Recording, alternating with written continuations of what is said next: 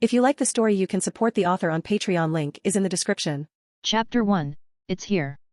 Rarg, groaning incomprehensible sounds, he fell to his knees while staring vacantly at the trees. Trying to push himself forward in hopes of reaching the singing tree, but try as he may, he couldn't exert as small a force to tilt his head in its direction.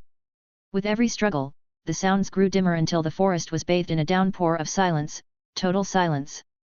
A silence so heavy that even the insects sang in its muted melody, leaving only the beating of a heart to echo through the forest as the owner fell into slumber. Hours later, under the call of morning birds, a person could be seen walking absent-mindedly without a sense of direction, seemingly asleep. The moment he got to the edge of the forest where traces of civilization could be seen, he woke up. Taking a look at his surroundings and also at his naked form, he couldn't help but say the first thing that came to his mind. Arg! Whatever that was in any language. The moment a dawn or realization kicked in, he panicked at his situation, something that could be called a superstitious occurrence. Try as hard as he may, he couldn't calm himself down. He tried to remember what happened to him before he woke up, and he could only see flashes of images that somehow seemed familiar and also alien. The moment he tried to force himself to remember more, he was assaulted by a severe headache, no, not headache but pain. Pain so gross that his entire body felt it. It was so monumental that even after minutes, his body still shook just from the memory of it as he lay sprawled on the ground. Minutes later, he picked himself from the ground since the pain had subsided, and he started walking to where the plants and trees were fewer, and he found what looked like a frequently used path. Taking a last look at his naked visage, he stilled his heart and walked to the direction where he could hear cars moving. Walking slowly, he tried his best not to think about anything as the fear of pain gripped his heart. If possible, he wouldn't want to feel like that ever again, but the more he tried not to think about it, the more his mind wandered towards that direction. He tried hard not to push his thoughts more than the surface of his memories, as he felt the mind-boggling pain stir up every time he did. Flashes. Images. None complete. He tried to view the next motion of these images, but every time he did, he felt a prickling pain assault his mind. Since he couldn't do anything with these images, he tried remembering something more instinctual, like his name, but came up blank. His home? Nothing. His family? Still nothing. How old was he? Unlike his memories of images, he couldn't feel anything pointing to who he was. While he did feel something like a block preventing him from remembering more from the images, nothing came up when trying to remember anything about himself. Getting increasingly frustrated at his lack of remembrance, he didn't know how to feel. On one hand, he was angry, at what? Not even he knew. On another, he didn't know how he felt. Slightly miffed at his situation, depressed at his lack of identity, were some of the things he felt as they slowly coagulated in anger. Shaking his head as he tried to vent his emotions were not enough. Seeking a better way of release as he felt something building up in his lungs, he let himself to his instincts as he horn. Barely getting to himself as he jumped back to avoid the truck that almost rammed into him due to him losing himself in his thoughts. Get the fuck out tha way, kid! Yelled the truck driver as he stopped to do a double take at the naked kid coming out the woods looking like he was just raised from the dead with pale white and sunken skin. Stopping further ahead, he pulled on reverse and drove back to the kid who stood rooted in the same spot looking like he just saw a ghost, which was kinda obvious considering he was still in shock since a truck almost ran him by. Stepping down from the truck, the driver looked at the naked kid a second time, and he couldn't help but curse at what kind of psycho would strip a kid naked and starve him, then throw him into a forest in the middle of nowhere. "I kid. Got somewhere to go?" The zombie kid just looked at him as if he was seeing an alien or saw men. "You know what? Just climb on and I'll give ya a ride to the nearest town 2 miles out," the driver said while clicking his tongue and muttering something about mad freaks. He gestured to the boy who was looking at him waringly. "Well, come on now. We gotta get you clothed up and fed," he said as he nudged the boy and lifted him up to the seat. Quickly turning around, he got into the truck and rummaged through to find a blanket or something to wrap around the kid since it was freezing out and the boy probably had been there all night, judging from how white his skin was, possibly hypothermia, goddammit. Finding a worn-out cloth, he wrapped it around the kid and took off his jacket and covered the boy while he slid up the windows, preventing any of the chilling air from entering the truck. Confirming the makeshift shelter he managed to procure for the boy, he hit the gas, towing the speed limit, seemingly rushing to the nearest county 2 miles away. While driving, he searched through his pigeonhole for a half-eaten sausage roll and a bottle of water and passed it to the kid who had his eyes glued to it. "Figures. Slow down on the chomp, tiger, it ain't going nowhere," he asserted to the kid who just started wolfing it down as if he'd never been fed for a week. So you got a name, kid? He asked the boy who stopped eating and stared at him, opening and closing his mouth but getting no words across. Can't speak. Followed another inquiry which was met with silence. What about parents, someone to call? This one was however followed by a shake of head. Fuck. Okay then, how about a name or where you from, hey? You gotta help me out here, kid. Well, no matters, hopefully there's a missing persons report or something when we get to town. No matter what he said, all he got was silence and the not very often shake of head. Blasted freaks. He couldn't help but curse out again when he thought of whichever psycho did this to a little wee behind the ears kid. Looking at the kid again, he didn't look all that old, possibly 12 or 13 maybe, because he couldn't actually tell with the scrawny looks and pale skin. The rest of the journey was covered in silence as he focused on the road while taking glances at his passenger, while said passenger just kept looking forward, not saying anything that could help his situation a bit. Driving for a little over 5 minutes, he passed a sign at the side of the road, "Welcome to Beacon Hills County." Well kid, we almost there, so just hang on and hopefully someone out there is probably looking for you. Driving into the county, the driver made a beeline for the Beacon Hills Sheriff County since that was the only place he figured the kid could get help for whatever he had going on. It took less than 5 minutes to reach the Sheriff County, which was a 2-story building with a few police cars parked at the front and some cops walking around, probably going on patrol. The driver alighted the truck and went around to help the kid down and rightfully garnered looks from the passing cops. Not paying much attention to the stares, he went into the station and went straight to the front desk. "Can I speak to the sheriff, please? Got some and a little disturbing," was all he said as he and the desk lady shared a look before straining their eyes to the boy holding his hands. Chapter 2, Chapter 01. Noah Stilinski was a very busy man who took his job seriously, even though most times things always seemed relatively normal as nothing much could go on in a little town like this. But the thing was, the most times where something out of the blue happened with no rhyme or reason. Although times like these were few and far in between and were hardly reoccurring through the years he's been on the force, but every time it occurred it was always something that stomped him or wasn't in line with what he would call a natural phenomenon. He could remember what happened all those years ago, especially the event on the day his wife died and the incidents around it, so no matter how he looked at it, the present case gave him the same feeling. While he wasn't a superstitious person, he was someone who trusted his instinct, and that alone was enough for him to proceed with the utmost caution while paying the maximum attention to the most minute of details, because if any of its precedents was anything to learn from, then this would likely be another case on the unsolved pile, which he really hoped wasn't. No matter what, he would try his best on this seemingly unusually normal case. He didn't become a sheriff not doing so. He could really use a bottle of whiskey anytime now. Snapping himself from his daze, he refocused his attention on the 13-year-old boy in his office and the 40-ish-year-old truck driver who brought him in. "From the top if you will, please," he said, addressing the truck driver without peeling his eyes from the kid. Name's Giggs. Like I told the front lady, I was coming from the next town over since I was delivering some lumber to Old Will's, then 2 miles out, I almost ran into the kid coming straight out of Beacon County Natural Preserve. Sucker stood like a deer caught on Christmas Eve, all frozen and scrawny looking. Lord ha' mercy on the fella. He's been mute since I picked him up.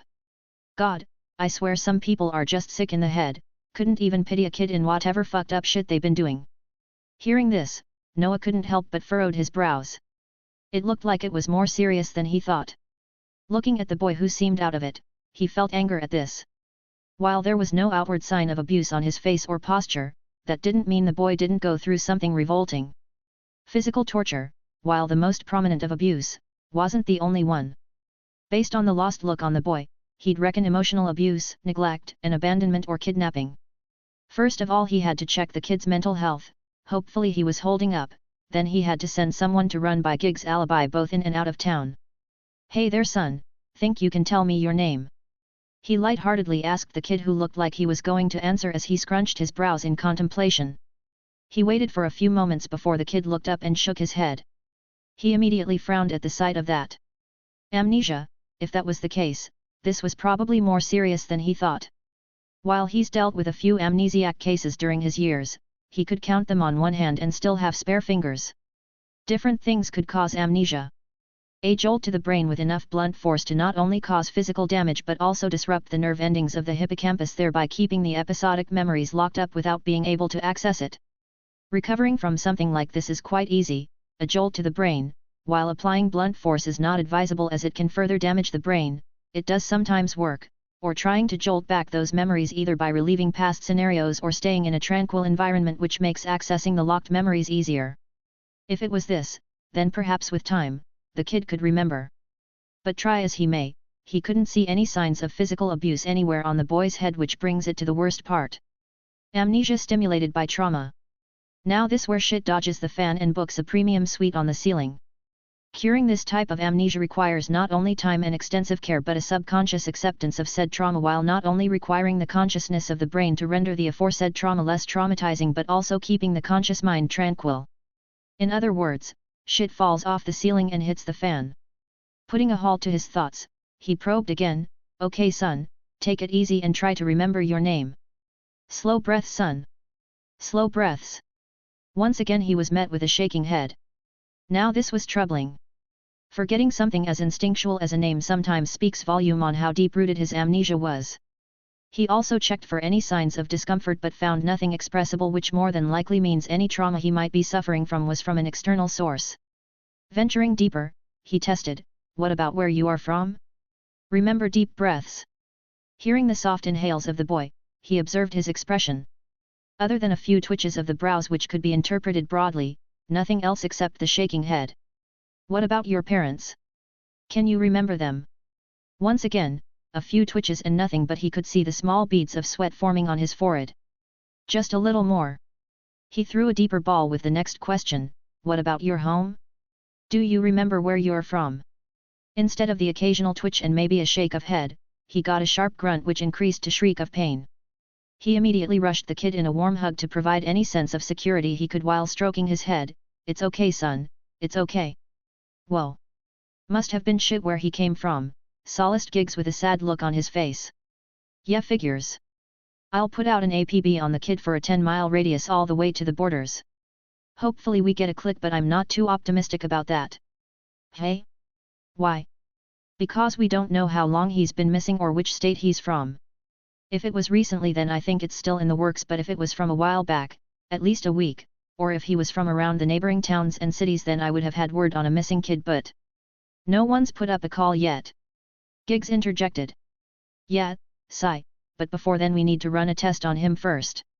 I doubt hypothermia and malnutrition are the only things he suffered from. We still need to do a brain scan to know how worse his amnesia is." "I hear ya. You'll think that peeps still have at least the decency to spare a child, but they just make it a lot harder for them lil kids. Don't know what we turning the world to. Well sheriff, thanks for the kid, but I think I'll get out of your hair for now. Still need to tow them lumber." Noah shook hands with Giggs as he escorted Giggs out of the office with the little boy at his side. He took the little boy's hand and went to the front desk before he called out to the policewoman stationed there. "Hey Simone, I need you to check if there's a bolo for anyone with a description that matches this kid for a 10-mile radius." Turning to leave, he paused at the door and continued. "When you're done, take him to the hospital to get him checked up for any signs of illness or diseases he might have gotten from exposure, also for hypothermia and amnesia." Saying that, he turned to the kid who was quietly looking around and said, "Son, do you think you can wait here with her so she can get you checked up?" He asked as he didn't know if the kid would be okay with meeting too many new people within a short span of time in order not to get him riled up. But to his relief the boy simply nodded his head in affirmation. Looking over the boy once more for any signs of discomfort or agitation, he nodded at both Simone and the kid before going back into his office to go through any recent kidnapping and missing persons reports while also making some calls. Today was going to be a long day and he knew it. He just couldn't wait to get home and drink away his frustrations, and maybe listen to his son's ramblings. He didn't know how, but he could understand these people. He didn't really understand what they were saying, but he replied in the most primitive way he could. What did his answer mean? What did they ask? He didn't know. He didn't know, but he could understand. He worked on instinct, replied with what came first to his mind. While he didn't fully understand what language they spoke, he knew what they meant. His name. His parents. Where he came from.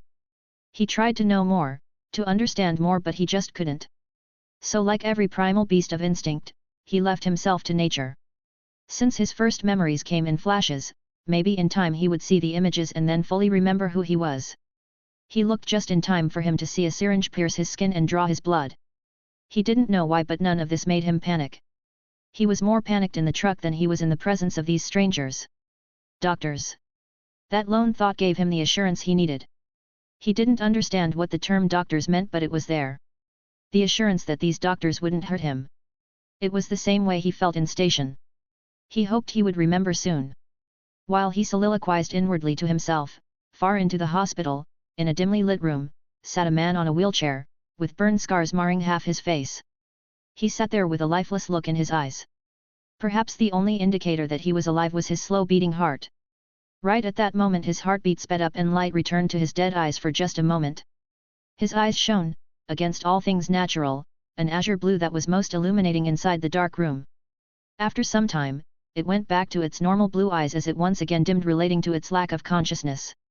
There he sat once more, no different from a dead man except for his beating heart. All his thoughts unknown to no one. While with the boy, all he did was sit and listen to what the doctors were saying, trying to at least understand the meaning of the words they were speaking.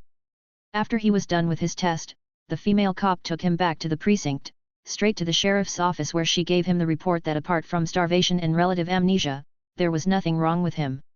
This could either be seen as good or seen as bad depending on circumstances. Hopefully he was kidnapped and then abandoned in a forest, which would mean that he had at least a family somewhere looking for him. Simone, I need you to tell Paul and Tallman to take some of the boys and search the woods around Beacon County Preserve with a 5 kilometers radius. If he was kidnapped and ran away, or was abandoned, they would have had to take him inside the forest to throw him away. Noah ordered. He then continued, we need anything we can find. Trail marks, footprints, anything. He then let out a sigh. How in the hell were they going to get a trail leading to God knows where in the middle of a forest? They would have more luck finding a print of Bigfoot than finding a supposed kidnapper's trail. If he truly was kidnapped, then this case would be solved pretty quickly once they put out word or heard a reply from their neighbors, but if he was just abandoned, then that in itself was just damning the case even further. Were there any clicks on the blood scan? Noah asked, since if by any chance the kid was from Beacon Hills, then he might have had a blood test through the years, and since the hospital kept records, then he would be able to identify whose kid this was. Negative, sir, replied Simone, who then turned to leave in order to fulfill the sheriff's command. Seeing her leave, he once again heaved a sigh. I really need a bottle right about now. Chapter 3, Chapter 02. Huff huff. He didn't know how much time had passed, as the only thing he knew was day and night and not the number of hours they embodied. He ignored the shouts from the angry drivers, not that he knew why they were shouting when all he did was cross the road like every other person before him. He was at ease in the night, something he had found out recently, and he also was highly afraid of it, or rather it didn't appeal to him like everything else. It was something primal, almost instinctual, but his danger sense was so low that he couldn't tell the difference until it was very apparent to him. The moment he found himself in the forest, his rising heartbeat calmed down, the meaning of this action eluding him. He felt more safe here than he felt at Simone's house. He felt more free. He didn't know how long he had wandered, but it must have been very long, as he started feeling pangs in his stomach. It got so bad that his pace became very slow and he started clutching his stomach. HRRNNG. Rarg. He tried to stop it by expressing himself, but it did nothing except bringing him down to his knees as more pain wrecked his body. Pain. Stop. Hunger. He didn't know the relationship between the three, but he knew that he had to make everything that was currently happening to him stop. He rolled and rolled, beat his stomach with his fists and cried out at the loudest he could, but all it did was make the pain more fierce. He tried pushing himself forward one step at a time, hoping that where he didn't know he was going would be able to stop the pain. Only being able to focus on the pain he was feeling, his legs got caught in some vines, and feeling the last bit of strength he had leaving his body, he fell down the slope path he was walking on and started tumbling down. All he could do was unintelligibly cry out in pain as his little body hit the trees and stones on his descending fall. Splash! And landed on a body of water. Feeling the state of something familiar, he reflexively swallowed and a tiny bit of his pains were assuaged. Understanding that he could finally fight the pain, he started gulping large amounts of water and felt the pain greatly subside until he started choking on it.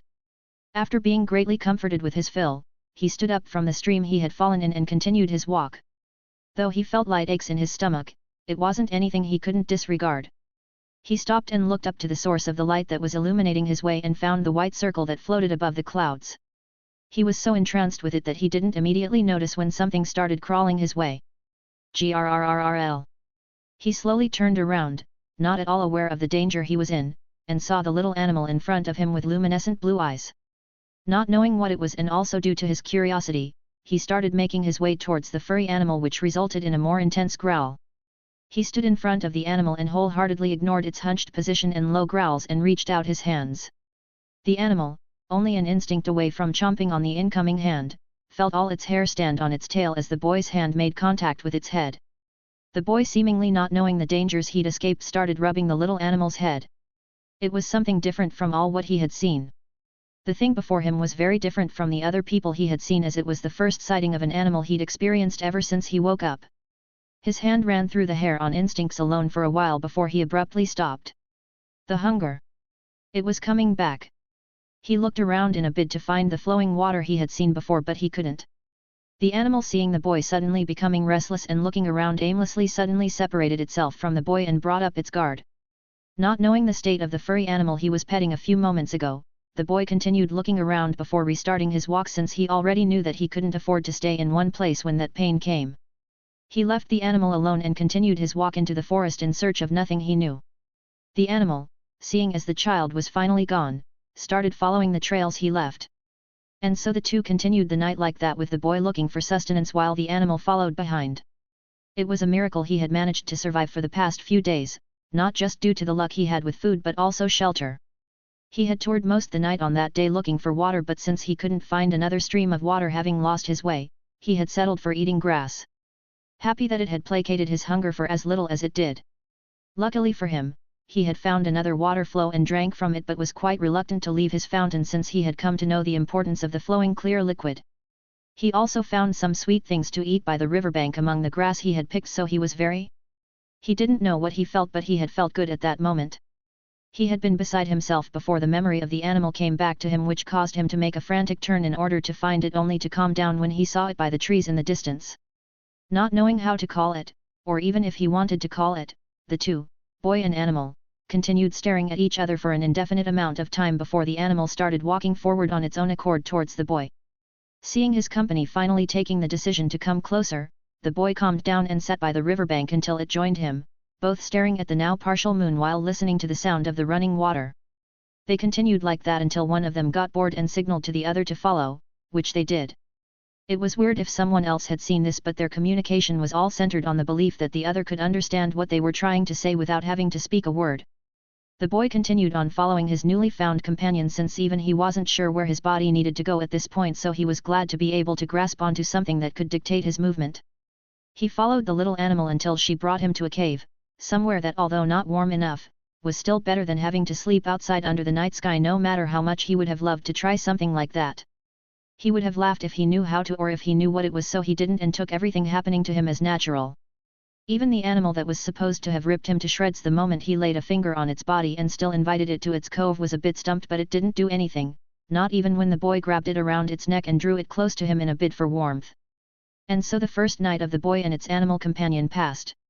He was quick to learn the importance of food from his companion, as a few hunger pangs were enough for him to grow accustomed to and dislike the experience while also knowing how to remedy it. The only problem he had was with his companion. Sure, they understood each other in some levels, but communication was still key to cooperation.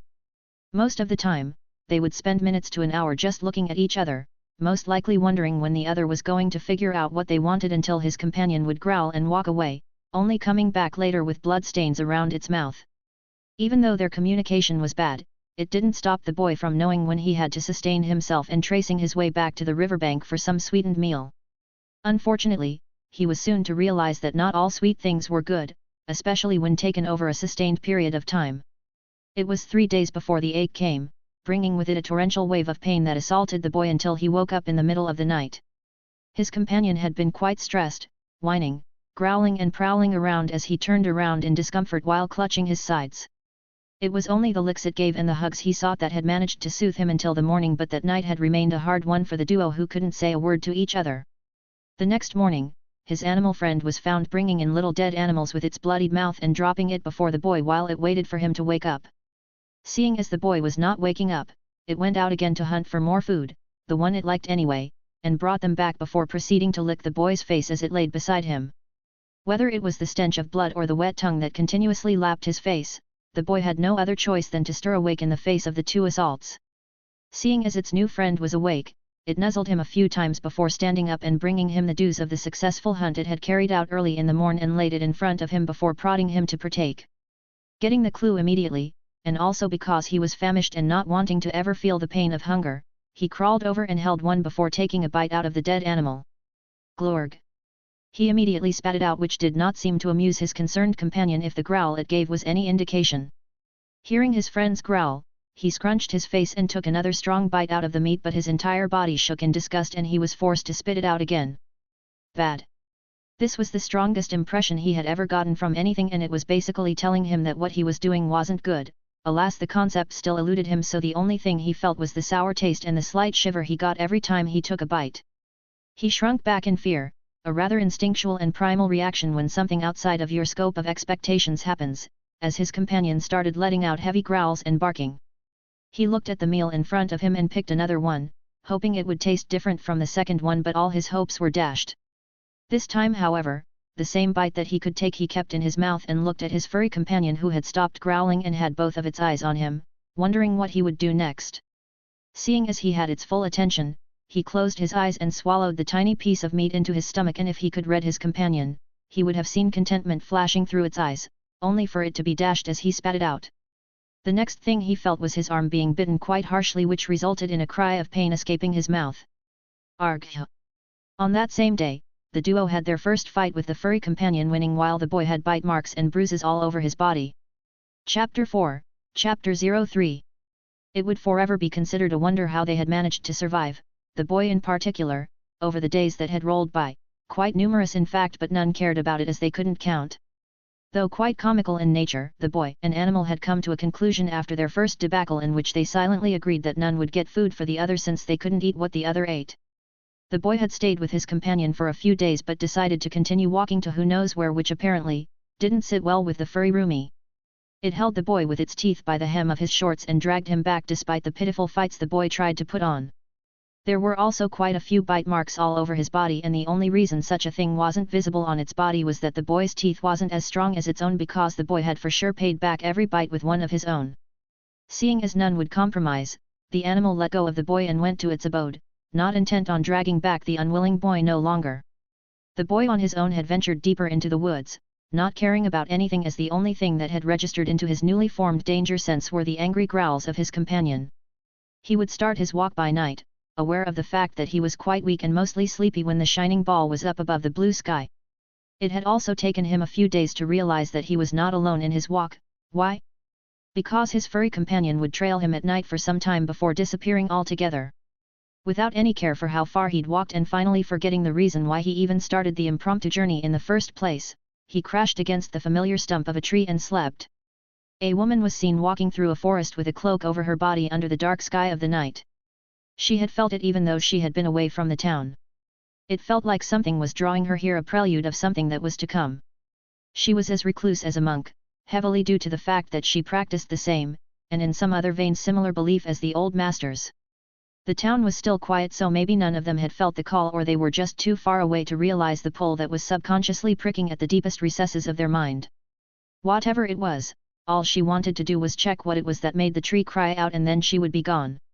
She was not needed, and she was also too old to participate in whatever storm was brewing. As she contemplated the changes whatever was coming would bring, she felt something entering the scope of her senses and keeping track of her. Turning around, all that could be seen beneath the cloak was a pair of scarlet-red eyes that seemed to terrify whatever was lurking in the shadows, but the moment the eyes fell on the intruder, it just as quickly lost its ethereal glow.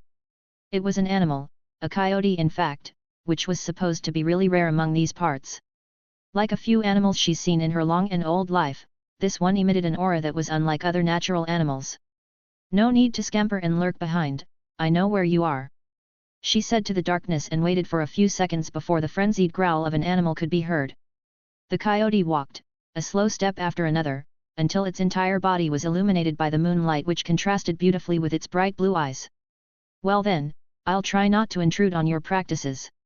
She nodded at the coyote, not at all bothered by the clearly not normal creature, and continued on her way even as it trailed behind. It continued like that until the woman stopped in front of a clearing where a giant stump laid cleanly cut and at its foot was a boy. Before she could take a step further, the coyote who had placated itself by trailing behind her rushed forward and stood in front of the boy defensively while growling at the woman not to come near. The woman was quite surprised when she saw this, but the actions of the coyote didn't impede her steps. Seeing the intruder not heeding its words, it snarled in anger and pounced on her, faster than any normal animal could react to, only for its snout to be held tightly before she threw it away. It roared in anger, clearly not a fan of being thrown aside, and proceeded to rush at her once more, only to have its steps falter as it once more came across the haunting red eyes of the cloaked figure. It shook its head in a bid to shake away the creeping fear it felt while roaring out its hate on the figure, but the figure didn't flinch the slightest in fright and continued to stare at it. It had wanted to take another step towards its enemy, but its legs went weak and its belly touched the ground in submission as it heard the roar of the Red One. The roar of a king. Most predators roar. They do so in the case when they confront something that opposes them, but there is one known consensus of a roar that every animal of the jungle knows. The roar of an alpha. A call to submission. One sounded by the one who ruled above others, and at its call, all those under it were bound to submit, and submit it did. You are rabid. An unbefitting state of any such as us. I am not here to harm the boy. She spoke to the quivering coyote who lay sprawled on the ground in fear. It is a miracle that something like this can even exist, an unfettered supernatural and a human boy. I would have thought you would have ripped him to shreds at the very first moment you met, but no. You'll even go as far as to protect him from something you have no hope of facing, even now. She said, and stopped where she stood, a few meters from the boy, and watched as the coyote dragged itself on the ground to place itself between her and the boy. A very commendable act, and one so pure that it could never be attributed to something that was next to an animal of the wild. The coyote stood in front of its charge, head down in fear but with a growl in its breath, doing its pitiful best to keep the boy safe from what it considered a threat. It wanted to run, it wanted to flee with the fastest haste it could muster, but at the end of it all, it wanted to protect. It wanted to have something to hold on to even if it faced a sure death at the alpha's hands. It let out a pitiful whine as it felt the alpha coming closer. It seemed as if the force on ground suddenly became thicker as it found it hard to continue standing in its pitiful form as the beast of all beasts took another step forward. It had been ready to risk it all for a lunge at the neck the moment the alpha came within its striking zone, but all those thoughts were washed away as soon as her hand met its head. I'm sorry, little one. I guess even the supernatural world still can't escape the vast unfairness this world has to offer. I'll protect the boy if that's what you wish. She said before withdrawing her hand and going for the boy, whose danger sense was completely non-existent, that he didn't even stir awake due to the noise and growls they were making, and picked him up. She started going her way but had to stop when she looked back and saw the lifeless blue eyes of the coyote. The beautiful sky blue of an omega was dimming, leaving it with the darkened eyes of any typical animal. It was only then she understood why it stood its ground against her to protect the boy. A/N, for clarification, blue eyes don't symbolize an omega. It symbolizes a beta who has gone through a severe traumatic experience that scarred them, or a beta that has taken an innocent life. Omegas are lone wolves, a status that is either by choice, member of a fallen pack, or one kicked out. The boy was its anchor. And she almost took that away. Truly, we are the most unfortunate. The coyote looked at the ground, unable to bring its head up and check if it had truly protected the boy, because it knew, not instinctually but quite possibly, that it had failed. He was its to take care of, but its strength failed. Follow me. Wallowing in self-pity won't help your current state. It heard the voice of the alpha and was prompted to look up and find the boy cradled in one arm while the other beckoned in it to follow. Having nothing to do, and also besides itself with the possibility of losing its charge, it followed behind the alpha to a destination unknown. Noah Stilinski was hit with a huge dose of depression after his recent failure in securing back the child that he had had to drink more than a few pint of bottles until Styles took it away from his drunken hands. Simone had even opted to retire on her own since they couldn't find the child after the first few weeks of his, that it was taking a huge toll on the young woman's psyche. Noah could understand where she was coming from, so there was nothing he could do to convince her when she handed him her resignation letter. They had tried their best in locating the child, even going deep into the preserve, but they couldn't find its trail, almost seeming as if they were walking in circles. The worst part of this whole messed up scenario was that no one, not even a single person, had reached out in lieu of the boy. Even all the way to the borders, none of his contacts had received a call claiming to know who the boy was.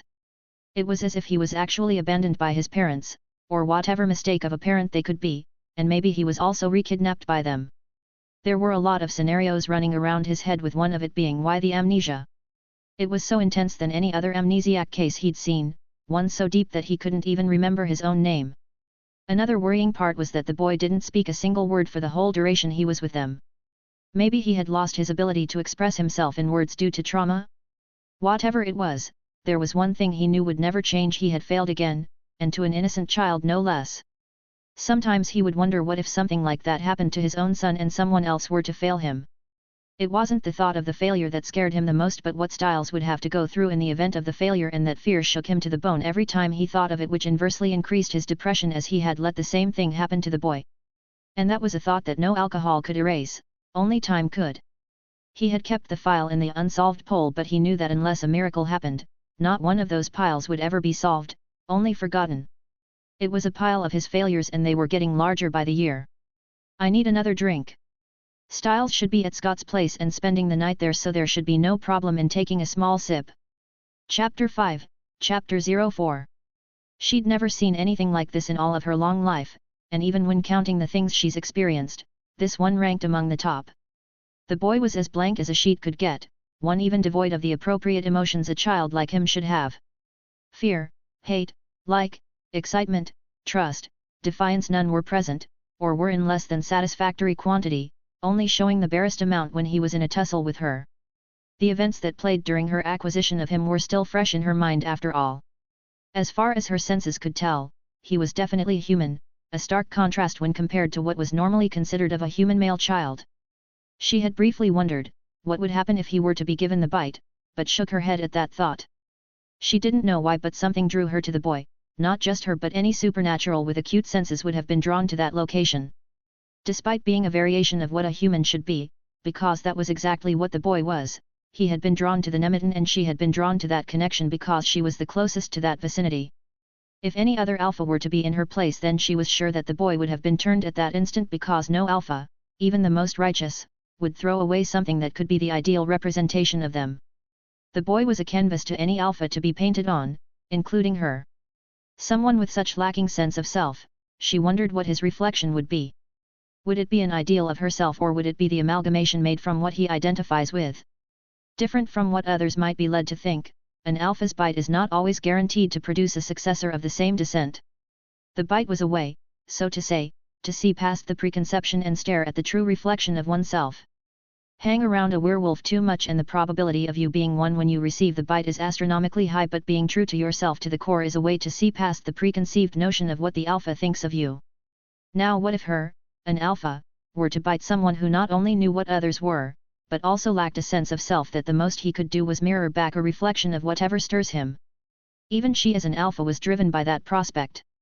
He had no name, no memories, no vibrant emotion to show off, and no concrete impression of anything.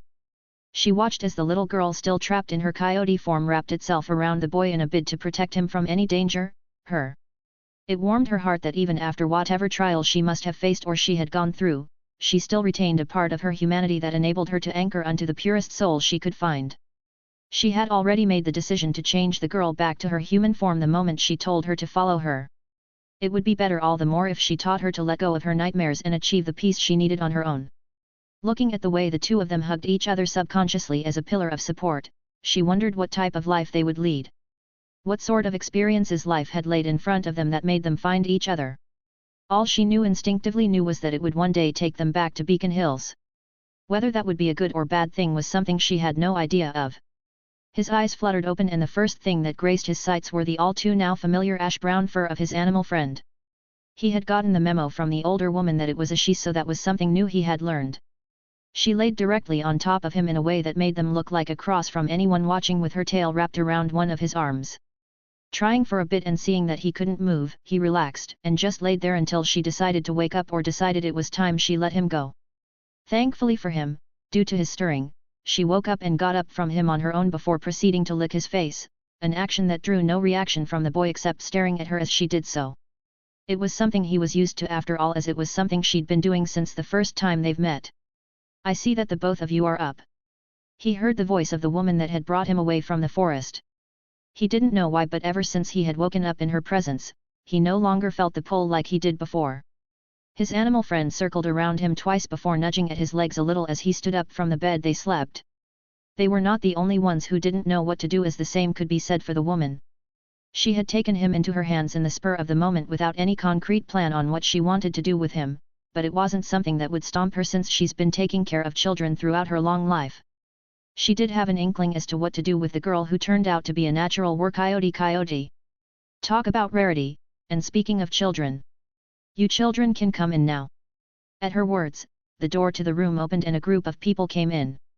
They all stood behind their alpha awkwardly as the boy just stared ahead at them while the coyote growled in a lone voice threateningly until Satomi began with the introduction. These are my family, my pack. I hope in time you will learn about them and come to see them as your own family, your own brothers and sisters. She looked at the boy and the way his eyes glided through everyone let her know that he at least had understood what she was trying to convey. The only problem lied with the little coyote. While it was very easy for her to force the unruly girl into submission, the act of doing such a thing was against her beliefs. Satomi-san, are you sure about this? He's human, right? Or do you plan to turn him? One of her older pack members asked. It was a point that had occurred early on to the aged members, as they knew that not all the betas in the pack could control their shift and their intense emotions, mostly during a full moon where everything was heightened to a 10. Having a human nearby was akin to dropping blood in an ocean of sharks, it would easily rile up their inner monsters. I do plan on giving him the bite, but not yet. I feel as if he's not yet ready. When he is, the choice will ultimately belong to him. She said. While it was true that she was tempted to give him the bite and find out what type of supernatural would he be, even as a werewolf there were still a few distinctions that a bite could give, she felt like doing it now would be robbing him of something, a sense of self. So can he, understand what we are saying, or are we going to start learning sign language? Lori. The mouth of the girl who asked the first question was quickly covered by the boy beside her, which quickly drew the attention of all the occupants, including the new arrivals. Satomi let out a small laugh at the antics of her children but waved of the girl's concern. The boy can understand, though to what extent is something I have no idea of. The coyote however mainly understands intent, so know that when you attempt to speak to her. At her words, the gradually bubbly atmosphere of the room suddenly plummeted. Even though she hadn't said anything about the coyote, everyone understood that something traumatic must have happened to have made her take that form that reduced her to her baser instincts, and the worst part about it was that they've all seen her blue eyes. The sky blue eyes of someone who's taken a life. But even with that, none of them faulted her, as even though it was clear that she had taken a life, her current state was enough to garner pity from them, not that it helped her in any way. They only have each other, you can clearly see that. I want you to care for them as you care for each other. Their past matters little and shouldn't be the first criteria we judge them with. Hopefully in time they'll open up to us as well. She addressed that to not only the members of her pack but also the two people she was introducing into it. She then walked towards the two of them, the boy just taking in everything with the most innocent and blank gaze she's ever seen, while the little girl never once stopped regarding her with hostility. She knelt down in front of the duo, the coyote being the only one who reacted, and her brown eyes turned blood red. The coyote seemed to shrink back at the front of her gaze, and for the first time since she's met them, the boy reacted violently. Grrrrrrll. He outright growled at her just like he had seen the coyote do so many times. He didn't know why she growled, but he understood that it must be something that was used to steer threats away. This time he was the one who was at the front of his companion, which was different than what it used to be. Instinctually, the eyes of all her pack members glowed yellow with very few glowing iridescent blue, and they all glared at the duo, one shivering behind while the other stood at the forefront, not displaying even the tiniest bit of fear. He knew not fear after all. Ruoor. The entire room vibrated, but the boy didn't move a step back but instead used one hand to hold the spasmic and shivering form of his longtime companion, while also glaring at Satomi with the first true emotion he's ever shown. Hate. Murderous hate, and a pure one at that. He even made even the most vile of emotions seem innocent. Oh, how she truly wanted to give him the bite right now, but she held in. He needed to grow first. Whimper. The boy's focus immediately changed as he felt that the soothing fur of who he was holding immediately changed to that of the smooth skin of a girl. And for the second time that day, the boy showed another apparent emotion. Confusion. Genuine confusion that seemed as if it was taking him a hard time to understand. But even at that, he never let go of the girl he held. He turned to look at the woman and found that her eyes no longer looked dangerous, and so were those of the people in the room. It was the definition of what a pack was. All for one, and one for all. If a pack member was ever to be threatened, the rest will grow out their fangs for retaliation, regardless of what the threat represented. Loyal to a fault. Bonds thicker than that of family. A Wolf's Pack. Chapter 6, Chapter 05. It has been over a month since the boy and the girl started living with Satomi and those that were still present in her pack. At first it was quite hard for the family of werewolves to properly communicate with them, and that was due to various reasons. First being that the boy had next to no impression on anything. He had a little understanding of English, so the communication between him and the rest of the pack was okay, and he had recently started to respond back, only a few words, but that was progress in and of itself. Second was the girl, Malia, as they've come to learn. She was quite as reserved as the boy, but she was pretty violent if someone got into her space. Satomi had said that it was due to her still not being used to controlling her emotions, and luckily for her, she was in the best place to learn something like that. Another thing was how glued they were to each other. Everyone could see how she had most likely imprinted on the boy, and the boy had done the same. While he was not supernatural or animalistic in any way, it was still clear that they both had a high level of dependence on each other. It was a surreal experience for the pack to see a human learning how to be a human from a pack of wolves. So far, all what he'd learned before meeting them could be attributed to mainly instinctual responses, like knowing that fire burns because you touched it. The boy was just too blank. They couldn't even call him innocent because he wasn't, he just didn't know what bad actions were. Arg. That's not it, Tristan. Brett almost felt like pulling off his mutated ears, but unfortunately, the target of his frustrations only looked at him with confusion. Tristan, the name chosen for the boy, as they couldn't just keep addressing him as boy and you. Not surprising for the pack, Malia had been the one who strongly advocated for the name after they had pitched over 12, each of them having their own choice. The reason for Brett's frustration came from the fact that Tristan still thought, even after all these while, that transforming to an animal form was something all of them could do, and by all of them he meant himself too. Brett wasn't the least bit amused by the path his development was straying on, as Tristan, for some unexplained reason, thought that Malia of all people was someone to be taken as a role model. The girl was brash, crude, rude, outspoken, no decency for tact, aggressive, and every other thing he could think of that made the girl a problem to deal with. The older members of the pack could easily understand where the girl was coming from and could tell that her emotions were rather raw, more so than the normal adolescent teenage wolf. It sometimes made them wonder how the boy could be so natural in her presence and she his. Most of Tristan's and Malia's time of the day was spent meditating. Satomi's pack was a rather hermit one, as they all kept to themselves, and meditative practices was one of the things they always did, either as a group or in their privacy. Tristan, like always, took the training as something normal, a very good mindset to have, and was quite accomplished at it, even though he didn't know the importance and benefits or the practice, while his other half Malia was having quite the hard time at it. She wasn't one for subtlety, and sitting still in a room in silence with legs crossed was a very daunting task for her, even if Tristan was there with her. The level of dependency that was shared between the both of them was too high for it to be healthy, something that even the youngest members of the pack took note of. It was weird to see a human reflecting the action of an animal's imprint, in Tristan's case, that he would growl at anyone who hurt the girl, even during her self-control exercises. Even Satomi was forced to step in at some point to make sure the boy would not be mauled to death by an irritated member of her pack. Out of all of them, the people the duo were closest to was Brett and his sister, Lori. Or rather, in Brett's case, they were the two people Malia decided to bear her fangs on, something which irritated the male werewolf to no end. Lori, on the other hand, was quite cool with Malia, being able to talk to the girl without drawing a negative reaction from her, and was also someone who could be called her closest friend, after Tristan that is. The reason she was close to the boy, to the point of it being dangerous, was made clear to everyone after her first full moon as human coyote. Satomi had personally seen to that event, as she was the one who brought them in, and also due to the fact that she was the pack's alpha, and something like a first full moon transformation was quite special to any were supernatural.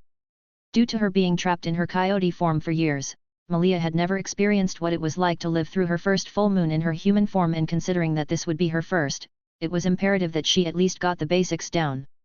The other young members, even some of the older ones, had locked themselves inside their room as they prepared to live through the night without even shifting a hair, which left only Satomi and Tristan with Malia. Malia sat cross-legged with her fingers intertwined together and took in deep breaths as she felt the draw of the moon. She felt her baser instincts being rattled and battering against her barriers she had put up to stop her from tearing at anything she found unpleasant. It was flimsy at best, but it was all what she could manage given the 1-month time frame.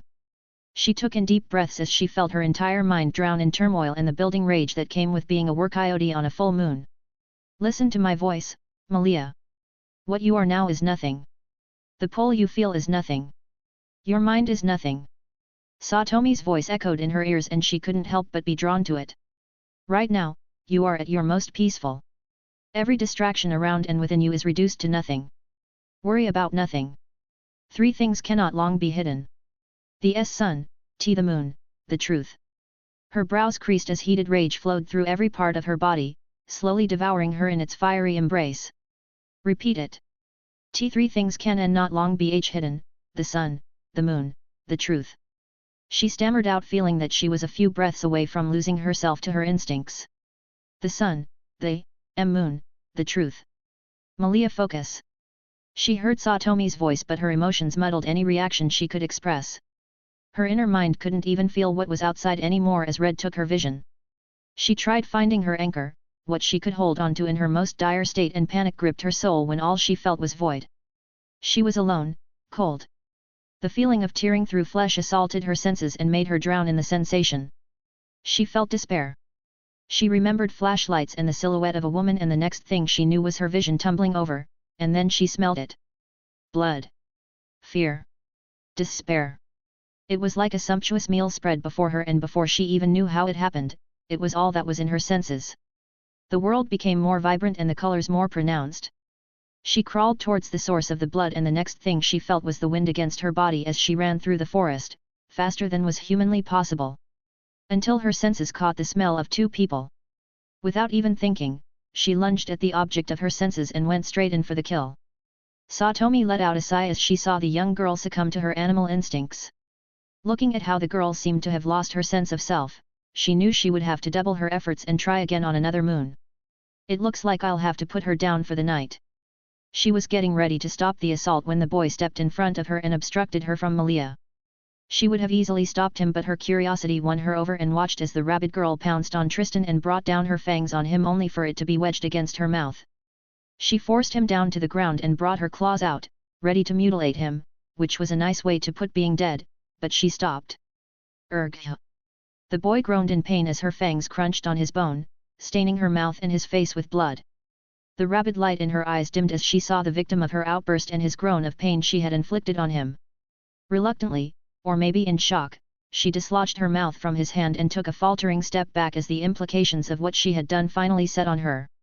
Trist, I so her words immediately died down, only for it to erupt in sobs as she felt his pull that forced her to collapse on his legs, only for him to start petting her hair.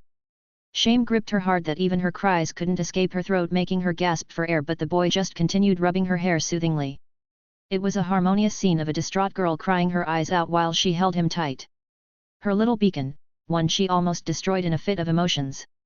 There were no words of explanation that she could give that would assuage the fact that she had hurt him and consequently almost killed him. Malia. He only spoke that one word, but all what he wanted to say was conveyed. There was no need for plenty of words between them, because only they knew what they meant to each other, at least had an inkling of what it was.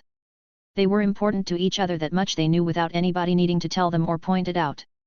Trist, I'm sorry. She bawled out again and held him tighter to the point that his bones rattled, but he didn't let out a wince of discomfort. He was her anchor, and her actions had been the equivalent of throwing him away at the turbulent sea without any rope connecting them together. He had more than enough reason to be scared of her, even if he didn't fully know what fear was.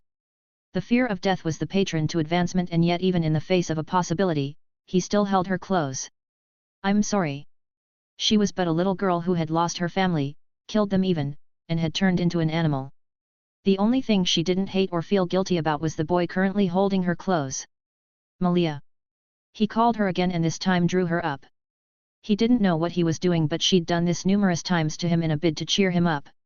He held her in a hug and muzzled her hair with his chin and kept at it until the full moon was over and she fell asleep. He picked her up, not minding the blood he'd lost, and took her to their room, an arrangement that was met because she couldn't sleep without her pillow, him, and he liked how warm she was. Chapter 7, Chapter 06. Bake-In. Two teens could be seen arguing at the section of a mall that sold canned livestock produce. The female had mid-length dark brown hair that she let loose at her shoulders and wore a red checkered baggy shirt and ripped jeans, while the object of her fervent argument wore a plain t-shirt and shorts with the shadows of a tattoo creeping out of the short sleeves of his shirt. He had the standard dark hair and brown eyes. Different from the girl, he had a packet of eggs as opposed to the bacon his partner oh so fervently wished for. The two of them had attracted a small crowd of amused shoppers as neither wanted to back down from their choice. Seeing as how her partner was still refusing her simple wish, she huffed and made to grab the bacon only for her wrist to be tightly held to the point that she was having trouble even twitching it. Eggs. The boy calmly said and directed his sight to the packet of eggs in his hands and nodded his head in assurance. Why eggs, Trist? You know I don't like them. We should go with bacon. She stamped her foot as bore her eyes into that of the teen in hopes of intimidating him to acquiesce to her demands, but he just stared back at her blankly, and if not for the fact that she had known him for a long time, she would have been led to believe that his blank stare was a sarcastic one. They both continued their stare down until she was forced to give up, as there was just no way she could win against him and his dead eyes. Too much bacon, Malia, was all he said as he put down the eggs inside their trolley and pushed it to another section of the mall. What do you mean too much bacon? How can someone have too much bacon? It's supposed to be the staple food for us considering who and what we are. She groaned and walked behind Tristan while her eyes darted left and right looking for anything that might catch her eye. She naturally caught the eyes of a handful of boys and a few girls, but she didn't pay attention to them as she was more focused on what she wanted Tristan to buy for her to complete whatever meal it was that they wanted to cook. Corn. Tristan paused for a moment in thought before nodding his head at her suggestion and focused back on getting their necessities while she picked whatever she thought was necessary. It was a synergy between them that made it harmonious despite their differences. Ham? No? Well, figured it wouldn't hurt to try. She kept the ham back with a little pouting in her tone, not that he cared in the very least. Even if he wouldn't never say it to anyone, Malia was quite a handful, and sometimes he wondered why it was virtually impossible to find a good reason to hate her. They were that joined at the hip. They continued walking around the mall, looking for anything they personally needed alongside their foodstuffs. Hey, I think we should get more knives. Who knows when we'll need 'em?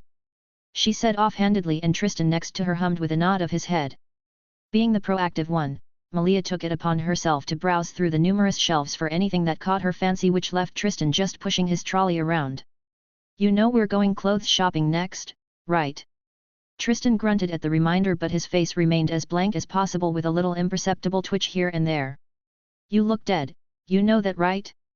I mean, it's not like a new look for you, but would you mind, I don't know, livening yourself up more? I mean, it's shopping. It's supposed to be a fun and refreshing activity. He glared at the outspoken girl who wouldn't hesitate to rip out someone's throat talk about having fun while shopping, not knowing that it was because of her that he was almost fed up with it. Not for the fact that she'd make him carry the bags, because he mostly doesn't, but for the fact that she could be quite tenacious when it came to things she likes. Though Satomi gave them more than enough money to tide the next few months over, Malia wouldn't hesitate to spend it all just for a short she liked, mostly because she knew she could strong-arm the no-nonsense alpha into giving her more. He looked at the watch strapped to his wrist and let out a pitiful wince when he realized it was just 11:34 a.m., which was quite early all things considered. Let's just get this over with. This was the most worded sentence he had spoken throughout the day. Now that's the spirit. Malia patted him on the back and continued on her part of the journey, which was picking up stuff that she thought would benefit them while Tristan would judge of its true worth. That would be $116.19. Paying in cash, they took what they bought in 3 big bags and made their way to a Toyota Prius that was parked among the sea of automobiles in the parking lot. Oh, I forgot. Devonford Prep is having a match against Beacon Hills and Laurie says we're coming. Malia said as they unloaded their bags inside the boot. Brett will obviously be playing, so it's a win for them, don't know why she insisted on us watching. Hey losers! An obnoxious shout drew the attention of the two, but only made one scowl as they saw who it was. Though they did not personally know him, not a lot of people owned a Porsche around these parts. A truck parked at the side of the Porsche, and from it jumped out a few boys who proudly wore the Beacon Hills jackets. A young smug boy and girl came out from the Porsche, with the former eyeing Malia while the latter looked as if nothing was more important than her nails. Great! A pack of jocks. Malia rolled her eyes and would normally have bared her proverbial fangs at them, but didn't in consideration of the boy by her side. While he couldn't care less if she roughed up a few people here and there, he was easily irritated and didn't quite know when to back off once he got off. They ignored the group of laughing adolescent normies who took it upon themselves to taunt anybody who passed and got in their car. Annoying. Well, they're specifically built that way. They are higher up the food chain, so they get to pick on those lower down. Malia said and kicked the car into ignition while Tristan just laid back and let her drive them to their next location. Malia hummed to the tune that played out while Tristan just bopped his head along. The silence was something that they'd grown up being accustomed to. Despite Malia being quite a loud person, Tristan was the very opposite, and even among the differences, they were able to find a common ground that neither took advantage of. The silence was one of them. They knew much about each other than they would have been comfortable with if it were someone else. They being from the same side of the veil also helped a lot despite their rocky start. Sometimes Tristan would burst into spontaneous low laughs as he remembered some of their days back in the woods when they would fight each other. Though Malia could just tear him apart, she somehow didn't make that decision but settled for giving him the scariest growl she could muster, and also the bites. Damn, those bites did hurt. It was still the same even now, as they would sometimes bicker, and though Tristan always did never say much, Malia understood all the tics he had. All of them. The number of times he had to stop Malia from killing people who pissed her off were quite numerous, as the young girl's aversion to taking a life was minute at best and non-existent at least. That also did in no way insinuate that she was the only bloodthirsty one among their two. He was just the one who was less to react. His pissed off point was about the same as Malia's, but he just lacked the necessary energy to show it most of the time. "We're here." Her voice woke him up from his half-asleep state with a groan as he found that the car was packed facing a boutique. "Why again?" he asked, not really seeing why they had to spend the next few hours just browsing through clothes while only a few minutes for paying. "Because we need new clothes. You might not care much since you pretty much sleep in every day, but I do. Your wardrobe is lacking in seasons and style." She directly quoted Lori, the girl who she'd taught her most of the things she knew about being a girl. It was one of the most irritating and embarrassing moments of her life, but she soldiered on as she knew how important it was. From hygiene to fashion, from fashion to sensuality, from sensuality to romance and everything else in between. Satomi's pack didn't huddle up every time as they had things to do and lives to live, but they made sure to stay in constant contact with each other in case one needed help or in case of hunters, though neither of them have met the fabled hunters, so they were in the clear for now. "Lori." Malia groaned because she knew how jack shit she was at lying, and nodded, but with a determined gaze that slightly started breaking as she started speaking. "She said you need to look more oomph. Something about getting girls to like you more and you trying to make friends outside of those from the pack." One of Tristan's eyes opened up slowly as a part of the sentence caught his attention. "Girls? Hey, don't look at me like that, I wasn't the one who said it." Malia raised her hand in defense at his slightly accusatory stare. Tristan let out a long sigh before he started speaking in a very slow and low tone. "Apart from the obvious fact that you'll tear any girl's necks off if they tried getting too close to me, I don't really see the need for that. And besides, it's not like you're ever going anywhere without me tagging along anyway." He knew exactly what it was she wanted to hear, and despite their connection with each other, Malia could get rather paranoid about unimportant matters. "Exactly." She beamed up before opening the doors in an all-too-good mood for some light shopping. "Come on, let's go. The clothes aren't going to shop themselves if we stay in the car all day," she said to him while peeking her head through the window because he remained sitting even when she got out. "And remember that we also have a game to catch up to this evening." The groan inside the car intensified as she said that before he forced himself out of the seat. "Come on, smile a bit, will ya? I don't think people frown and brood like that when going shopping. I can't imagine another girl handling all that brood and dead eyes like I can, so you should always be thankful you have me around." Even though he wanted to try and refute what she said, his mouth just wouldn't open because of a few reasons other than she was right. Sure, he'd learned how to express himself with gestures such as smiles and frowns from Brett, but character was not something he could learn from someone else, let alone a werewolf. And she wasn't all that wrong when she said she couldn't imagine a girl taking a liking to him as he was the same. Chapter 8, Chapter 07. Walking behind Malia into the boutique, he couldn't help but note that it wasn't as crowded as he thought it'd be, which was something he was thankful for. He didn't have any problems with crowds or people whatsoever, but if he were to ever be given a preference, he'd rather there was no there in the beginning. He was no loner by any means since he was pretty much around people most of the time, but that didn't mean he didn't prefer the solitude. Not to mention that he found most conversations mildly irritating since strangers often found the monotonous reply off-putting. It'll take a special kind of someone other than Satomi's pack members to fully understand what he wanted to say without him actually saying it. The members of Satomi's pack had grown rather used to his way of speaking, noticing early on that his preferred way of speaking was with the fewest words possible. Oftentimes, he'd just let his gaze do the talking, and even then, they'll still manage to get what he wanted to say. So it wasn't that he was socially awkward, he just didn't like prolonging things more than absolutely necessary. That was one of the numerous things he and Malia had in common. "Hey, eyes up front. We'll be starting with yours since it takes more time than mine." Without even giving him the time to answer her, she dragged him along with her and went towards the men's section. Despite his quiet nature, Tristan was awfully picky about his wardrobe article, which left Malia doing the shopping for him most times, as she knew his preference more than anyone. To an outsider with a superficial observation, it looked a lot like she was babysitting him and tending to his needs most of the time, but that wasn't entirely true. She was usually burdened with things he didn't attach a lot of significance to, like clothes shopping for example. If it was any other thing, he wouldn't even let her make any decision, since she could be pretty dumb at times, like getting foodstuffs for example. It was a silent agreement between the two of them that she'd take care of him while he'd take care of them. As long as he didn't show enough interest, she could pretty much drag him along into any of her shenanigans and he wouldn't show much opposition. Unfortunately, the unspoken arrangement seemed to favor her highly, as she always had something that needed him to be brought along. It was also a blessing in disguise, as that meant that he was mostly present whenever she had the urge to rip someone's head off. Finding a lounge to sit on, he let her wander around to look for anything that caught her eye, despite the fact that it was supposed to be his shopping. Due to his extremely picky tastes, he would only pick a few of the clothes that she brought for him to glance through, making her dive back into the fray of clothes. Similar to Brett, Lori, Cheng, and a few other young pack members, Satomi supported them financially with monthly allowances and took care of their schooling, since she apparently had some old money that she didn't let any of them know about, and despite the fact that they'd often butt heads whenever she seldom came to visit, it was pretty evident to anyone who watched them that she adored the young war coyote in her own stern way. A reminiscent fondness that always passed through her eyes every time she saw the headstrong girl.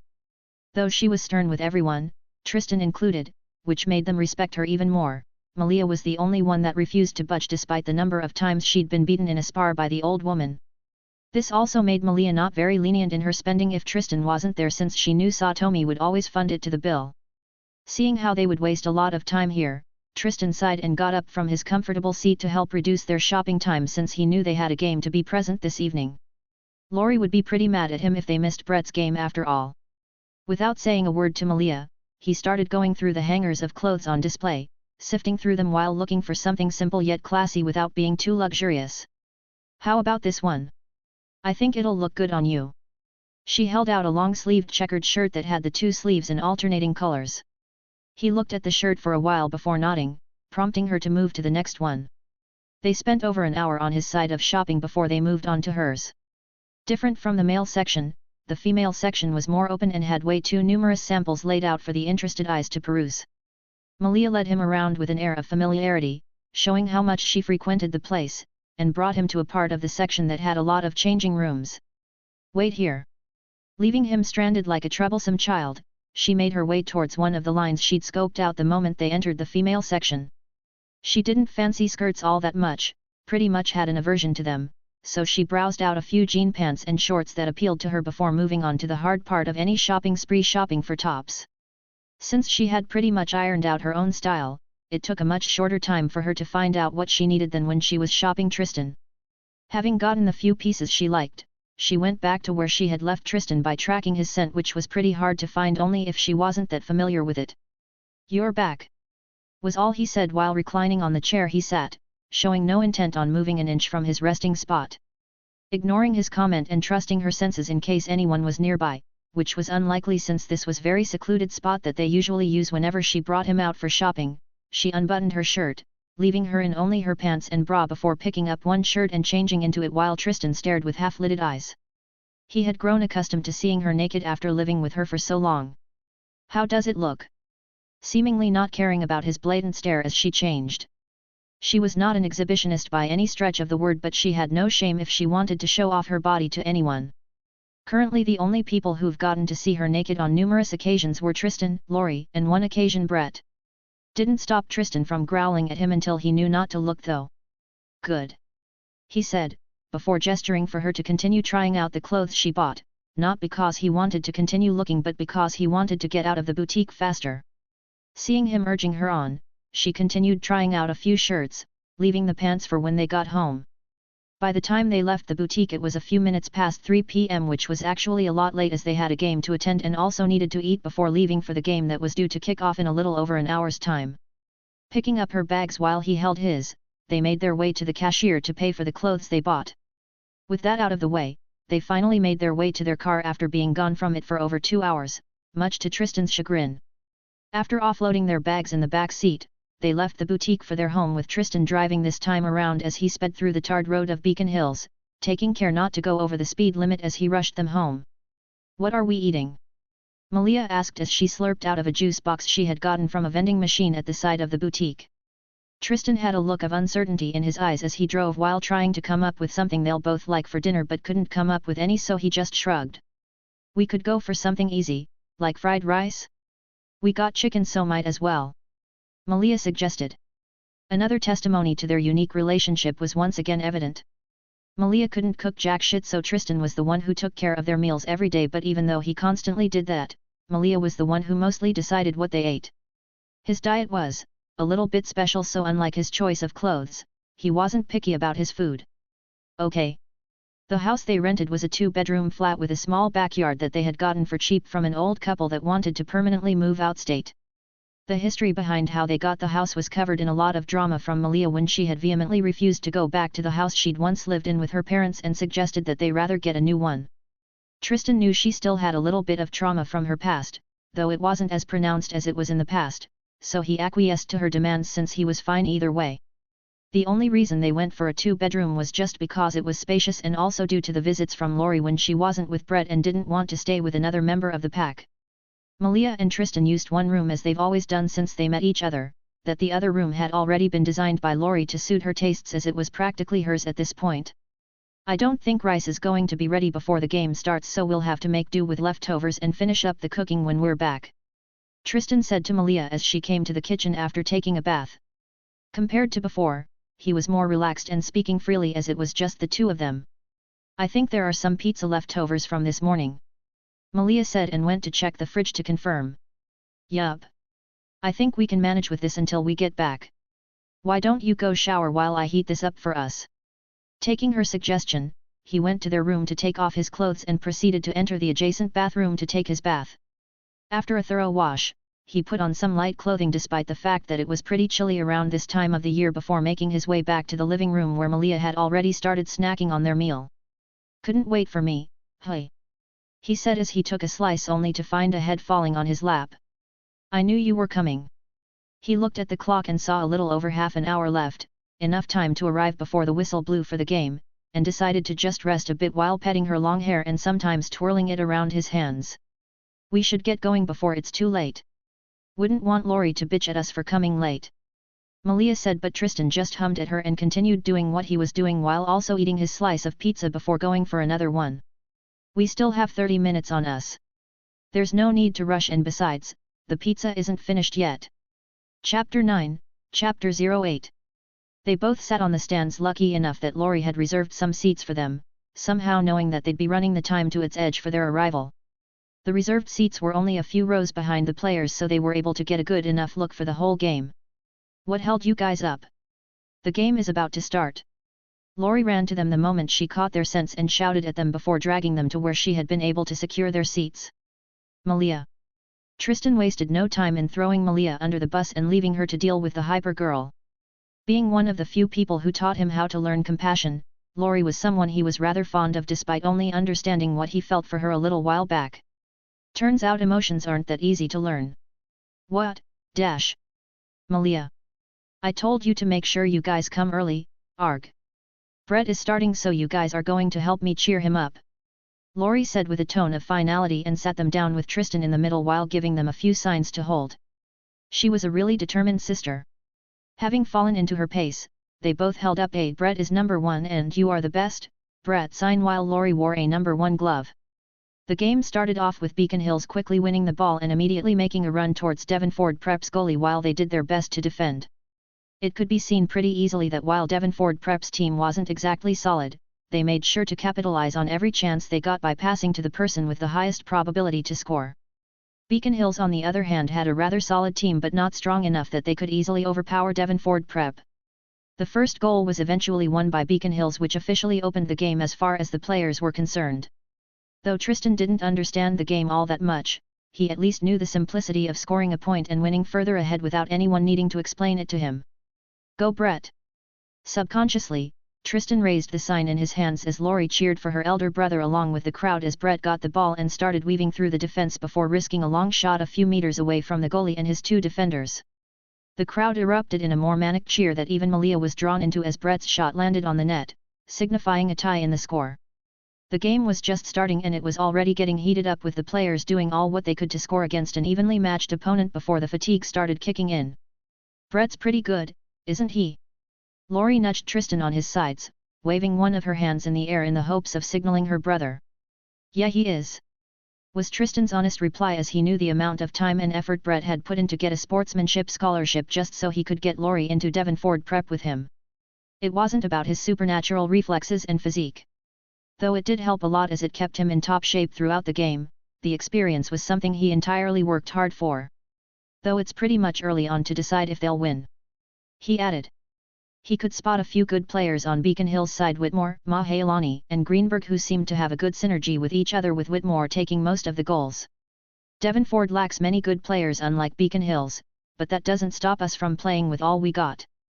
Brett might be a freshman but he's good enough to play first line. We've got a list of freshmen this year but most of them are still rough and the coach have no reason but to bench them. Laurie took her time in between cheers to explain the dynamic between the two teams and also what she'd learned from Brett to Tristan. Having grown up in the midst of the pack after they lost their family, Tristan and Malia were two people she'd truly open up to, with Malia been the airhead brute elder sister of sorts and Tristan been some sort of a younger brother to her, despite the fact that he was most likely older than her, which could be attributed to the fact that she practically helped raise him. It was a very weird relationship, but that was just how it was between the four of them. Unfortunately, even if Brett can hold his team up due to his supernatural physique, he can't cover the whole team, so they'll start to lose once his teammates can't keep up. The coach must have taken that into consideration given how Brett is doing most of the forward runs since he has the most stamina. It's a tight hoop, but they can win if they manage to hold on for some time and hope their changes can cover their apparent weakness. Tristan's eyes narrowed as he paid a lot of his attention to the game while giving his own observations to her. Despite hearing what he said and knowing how true it was since even Brett had pointed that out, she still forced Tristan and Malia to put up their signs to motivate her brother. They watched as Beacon Hill's coach called for a timeout and started shouting rather enthusiastically to one of his players. Even though they didn't strain their senses to hear what was being said, they all knew the player was probably getting a dressing down from Beacon Hill's infamous coach. The game resumed after a quick change on both sides, with Devonford being ahead with 3 points. Hey, Laurie! Tristan called out to the girl who had resumed her cheering after Brett had gotten the ball, but unfortunately he was tackled to the ground, which made him lose the ball. That's a foul, you stupid ref! She screamed at the ref, who didn't blow the whistle for Brett's tackle. You called me. She turned to him after getting it out of her system. Yeah. I was wondering which school to go to when the new year starts. I'm thinking Beacon Hills because of their lax system rather than Devonford. Satomi had asked during her last visit what they wanted to do, because even though she let her pack do as they wanted, she still valued productivity. An idle mind is the devil's workshop was something she'd always tell Tristan whenever they spoke.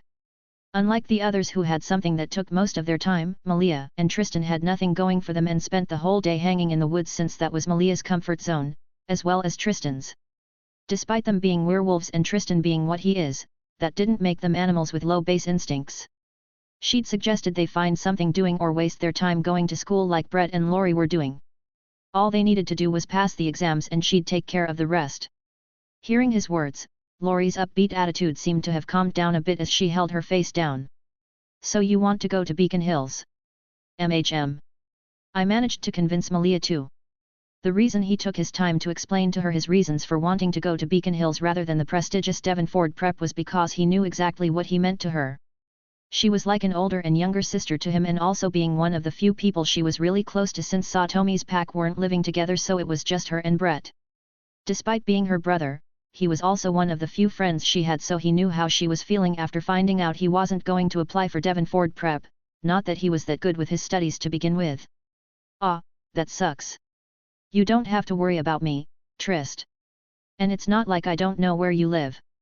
Looking at her eyes that seemed to be devoid of any falsehood, he nodded and focused back on the game.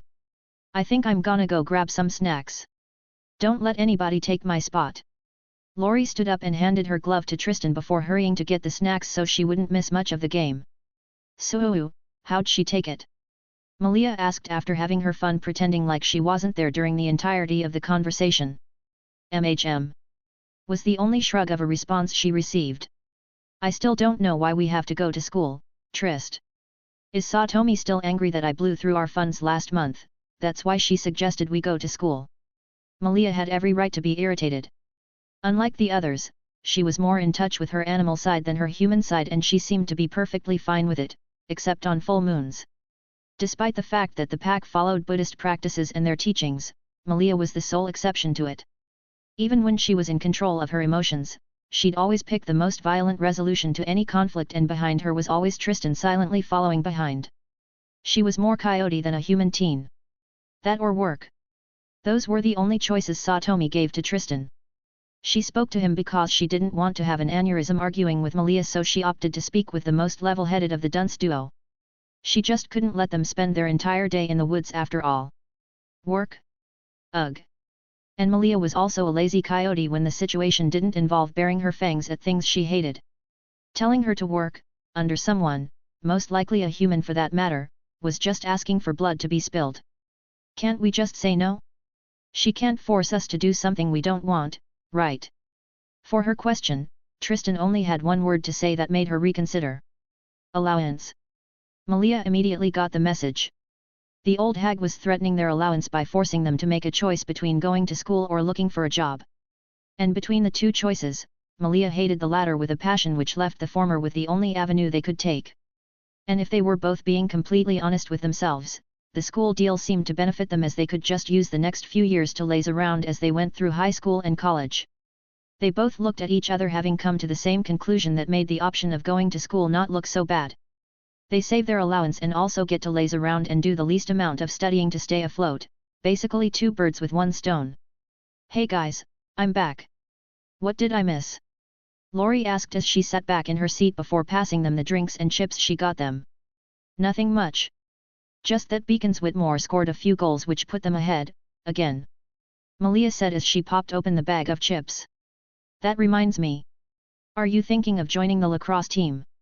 She directed her question at Tristan, who shook his head as he took a sip from his drink.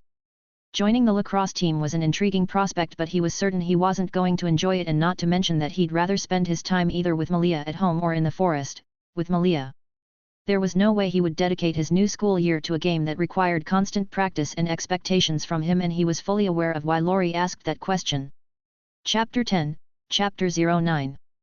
Halftime was called for the game, giving the heavily taxed players some respite and well-deserved resting time. Lori dragged them towards Brett, who had finally pulled himself away from their team planning for the last half. Hey guys! Didn't think you'd come. Brett waved at them as they made their way closer. Well, Lori said she'd drag us out if we didn't show up before the opening whistle, so we had no choice. Not to mention that I had to convince the emotionally deficient teen by my side. Malia's snarky comment gained a look of surprise and sarcasm from Brett and Lori, while Tristan just glared at her, only for her to shrug it off like air.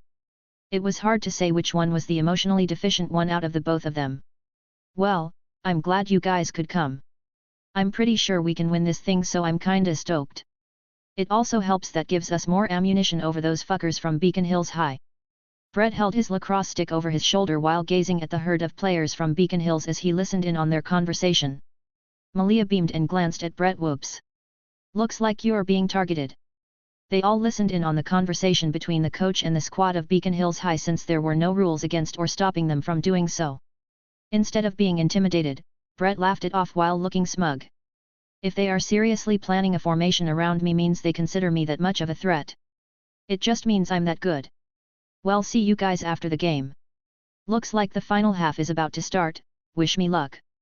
He put on his helmet and jogged back to the field to take his position with the rest of the players. Are you sure he's gonna be okay? I don't think the other team is going to be that lenient with taking him out of the game. Lori voiced her concern as they made their way back to their seats, which hopefully had not been taken. He's a born werewolf. He'll be fine. Tristan said as a matter of fact. What were a group of teenage human lacrosse players going to do to a werewolf like Brett? The most they could do was break a few things and he'll heal it back right up.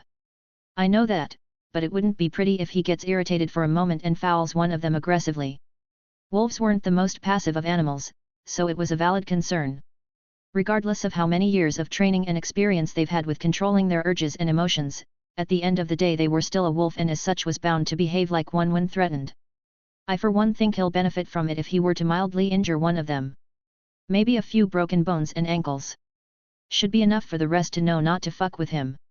Malia chimed in and said the most ridiculous thing with the most nonchalant expression she had. They went back to watching the game with gusto, at least one of them did, while the other two just stared on as if they could come up with a more fun activity within that time frame. Unfortunately, Beacon Hills High ended up winning the game by a few narrow goals, which made the hyper girl slump her shoulders, a reaction shared by the other Devonford students. Come on, it's just a game. There's no need to get that down.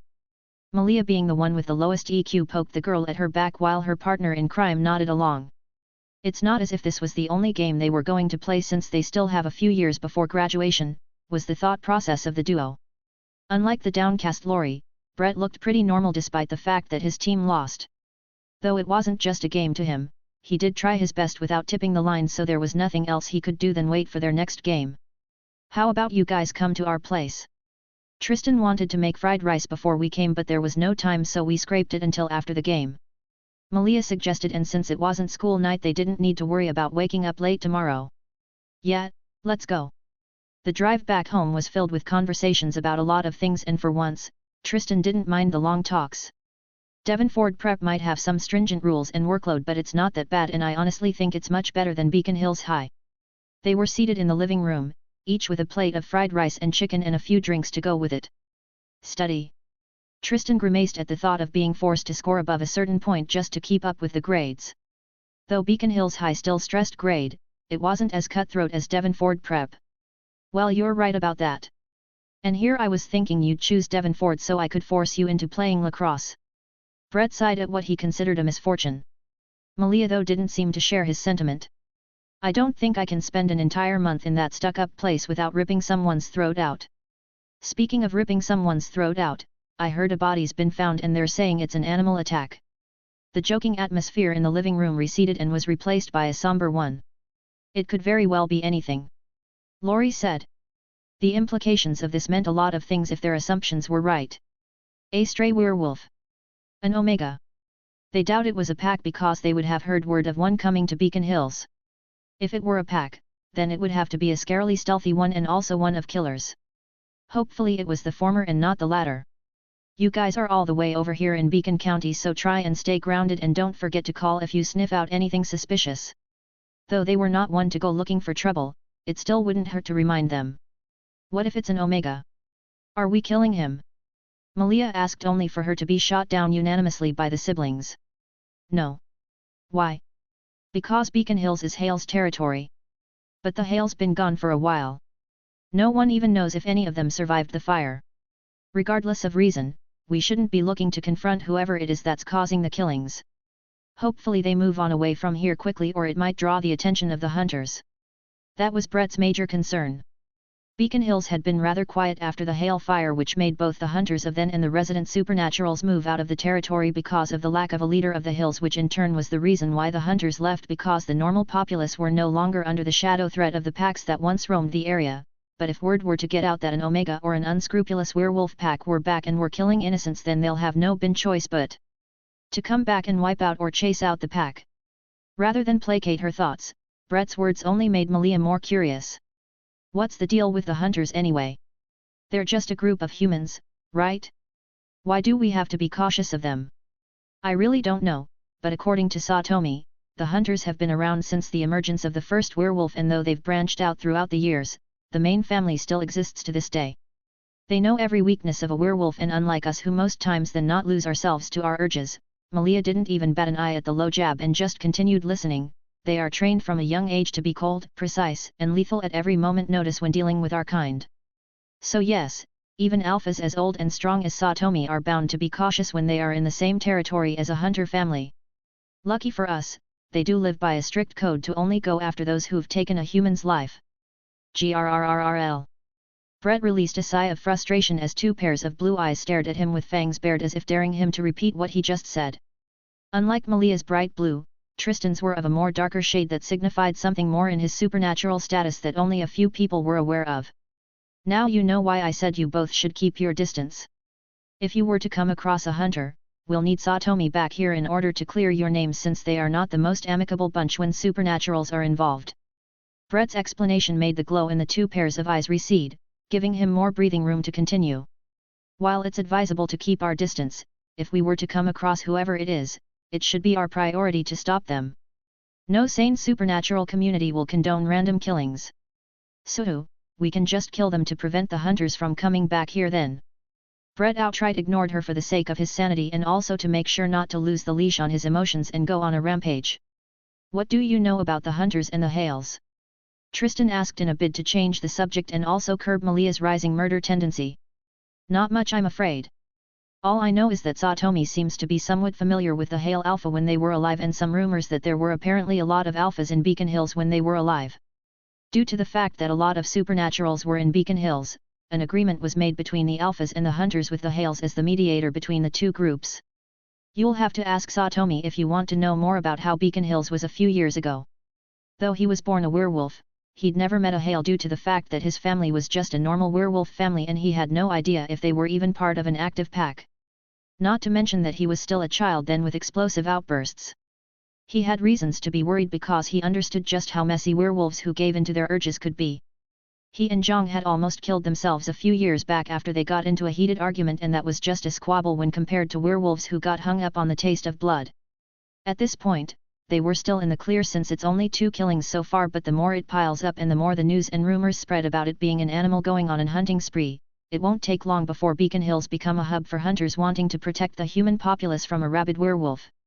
He would have preferred it if they stopped such activities from going too far, but Satomi's pack had been known, even by hunters, to stay away from other supernaturals, which was also the reason why he wasn't that fearful about Tristan and Malia being under the scopes of the hunters. Even renowned hunting families across the continent knew or have heard of the reclusive Buddhist pack. It wasn't their problem, so it was in their best interest and that of their alpha not to interfere, not even if a pack found guilty were to be wiped out. Going against the core tenets of the Buddhist pack was synonymous to betrayal. And if there was one thing the hunters hated most among the supernatural community more than werewolves were omegas. The lone wolf. The one who prefers betrayal to family. The taint of a wolf's pride. Chapter 11, Chapter 10. Whoosh. Tristan dodged backwards to avoid the clawed swipe from Brett, only for him to welcome the kick that connected too fast to his midsection that forcefully took the air out of his lungs. You're still sloppy. I don't how you are able to react to anything happening to you and also be that sloppy. If I didn't know you as much as I do, I'd think you were zoning out mid-fight. Brett grunted as he massaged his shoulders that still had to deal with the morning cramps. You don't need to feel that bad though, since it'll naturally be hard to deal with me who've had years to get used to my heightened movements. Tristan nodded his head and pushed himself off the ground and patted his butt. It was basic knowledge that any supernatural should have at least some method of self-protection given the interchangeably relationship between them and their world. It took only a second for a hunter to turn hunted. It was the reason why supernaturals with greater physical capabilities than others often find themselves being exertive in their daily life, focusing on either sports or something that dealt with energy exertion or hard labor. It would be a waste to not put their gifts into use after all. Since Tristan and Malia spend most of their time indoors, they sometimes find themselves looking for alternate ways to expend the excess energy they accumulate every day, which fortunately Satomi was able to deal with by suggesting frequent spars, since they clearly weren't that much of the meditative sort, especially Malia. While they did keep to most of her teachings and also those of the ancient Buddhists, a wolf was a wolf at the end of a day, as Satomi would always say when their brute actions were brought to her notice. Too bad they ended up in a pack where self-productivity was their pivotal point, not that they were complaining. It's Saturday and apart from practice at noon, I'm free all day. We need to resharpen your fangs before the start of the new year. I meant that figuratively. Doubly so for Malia. Well, fuck me. Tristan cursed under his breath, not caring of the fact that Brett clearly heard him. It wasn't actually a fault on his part, as there were bound to be a few disparity when the person concerned had a very low danger sense when compared to other animalistic supernaturals in a quite straightforward, blunt, and literal way. Very quite often would he find himself remembering spontaneous moments of his earliest memories. Vivid picturesque motions of still nights, warm furs, and bright half-moons. It was the same reason why they, at most times, find themselves gravitating towards the forest. Those were the most serene memories either of them had and also the most peaceful. And despite though that their actions and thoughts were very different, they represented the teachings Satomi taught them in their own way, wanting nothing but serenity and yet always using the beast in them to strive for it in a way that was completely opposite to their teachings. For a pack, their every action and conduct were a reflection of the teachings of their alpha, as it was basic for all alphas to have their betas in line at all times, whether they were present or not. It was also very reminiscent of the way they hunt in packs and why every hunter who hunts a wolf should always expect to see the retaliation of its pack. No other animal in the wild and those domesticated by man showcased the strength and value of a bond as much as the wolves did.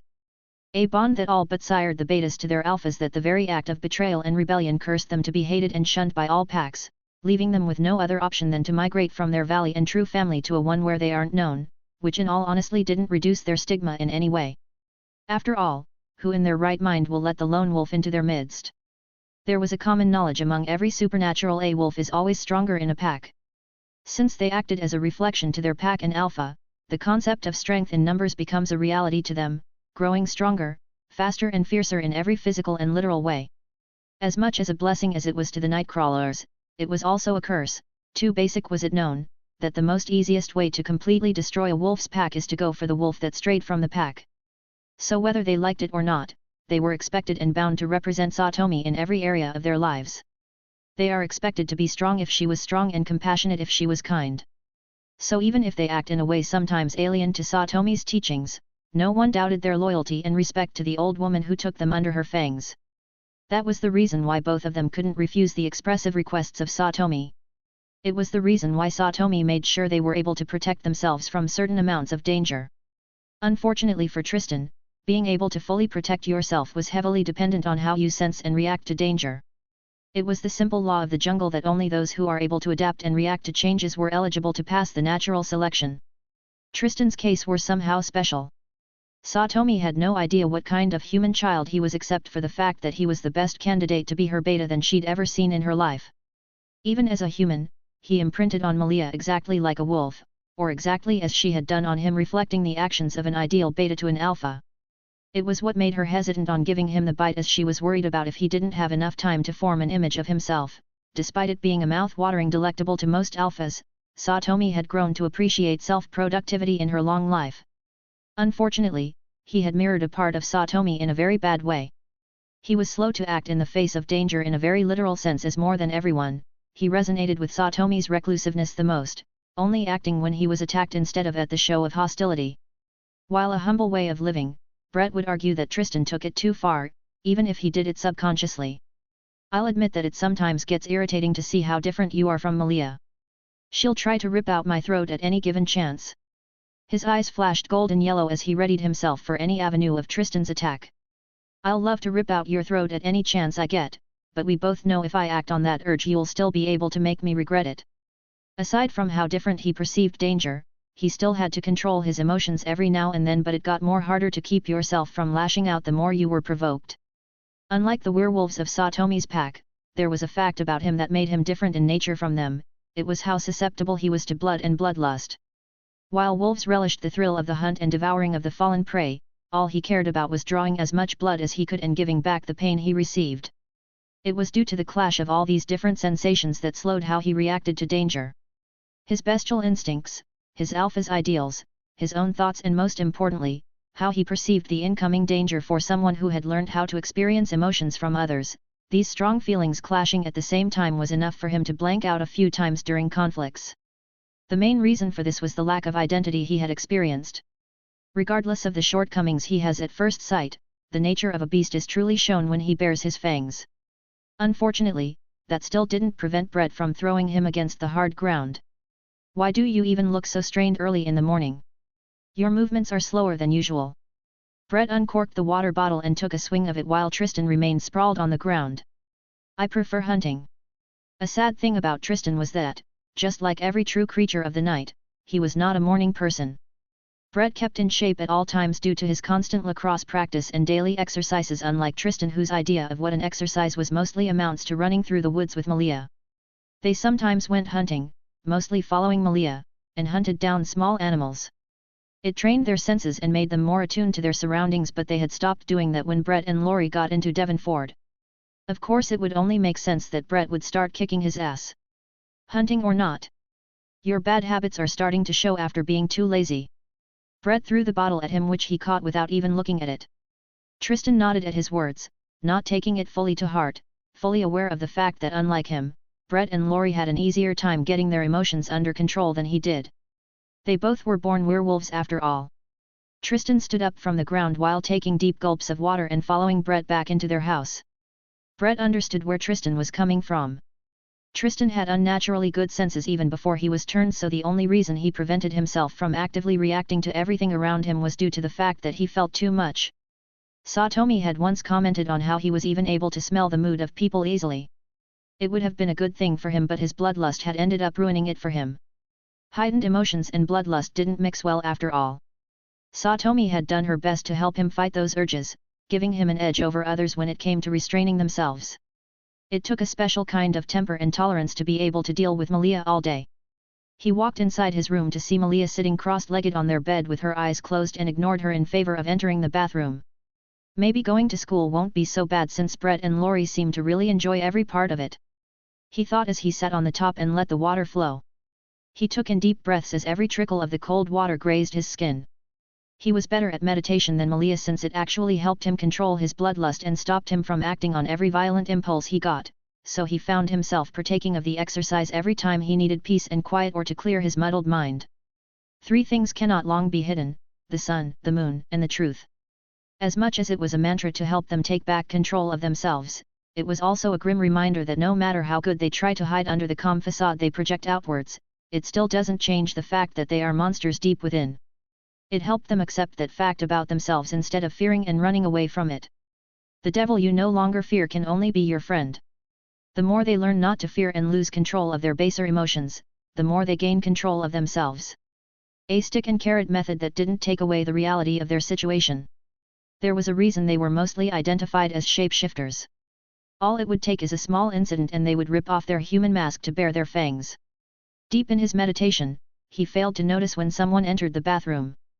Chapter 12, Chapter 11. Malia Tate POV.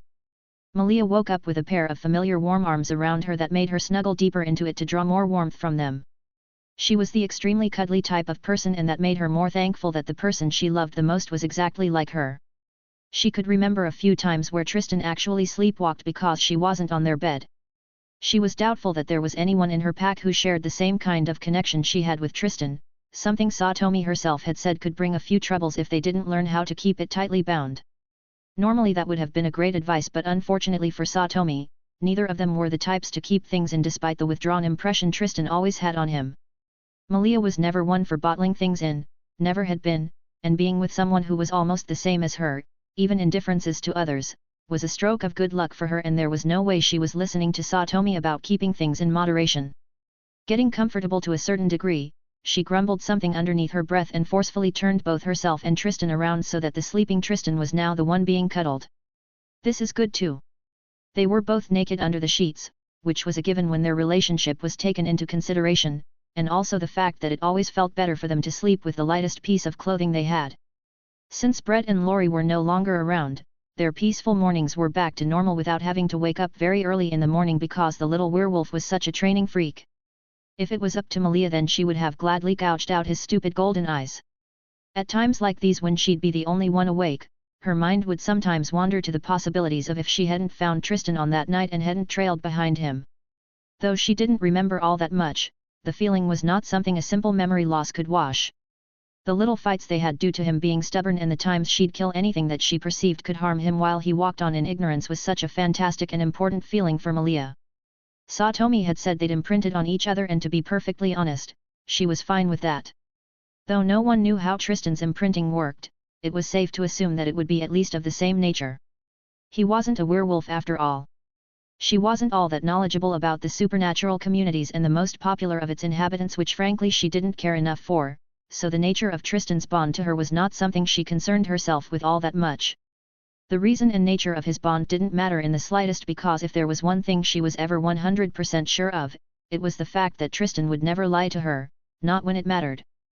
This was why she wasn't all that excited when Satomi continued her preaching of self-productivity and voiced the opinion of them going to school. It was somehow in the tip of her tongue, a feeling that made her instinctively know that it was somehow going to be a lot of trouble. Mostly to her. She would have preferred moving to another state to school there, but she knew both Satomi and Tristan, even Zhang and Tierney, wouldn't have let her. Satomi wouldn't even make them leave Beacon Hills because it was easier for her to keep surveillance on them, especially if they were in Beacon County. So it had unfortunately boiled down to the two schools she knew that held some sort of favorability with her, which further shrunk down to Devonford and Beacon Hills High. She didn't hesitate to remove Devonford when Brett had given her the required passing grade for their subjects. Though there were other slacking schools that had loose grips on their students' grades, she didn't know them all that much to be confident to choose them, so she had ultimately agreed with Tristan for their choice of Beacon Hills. The only good thing that came out of this arrangement was that Tristan was going to be at the same school as her. As for being in the same class, Malia wasn't that delusional.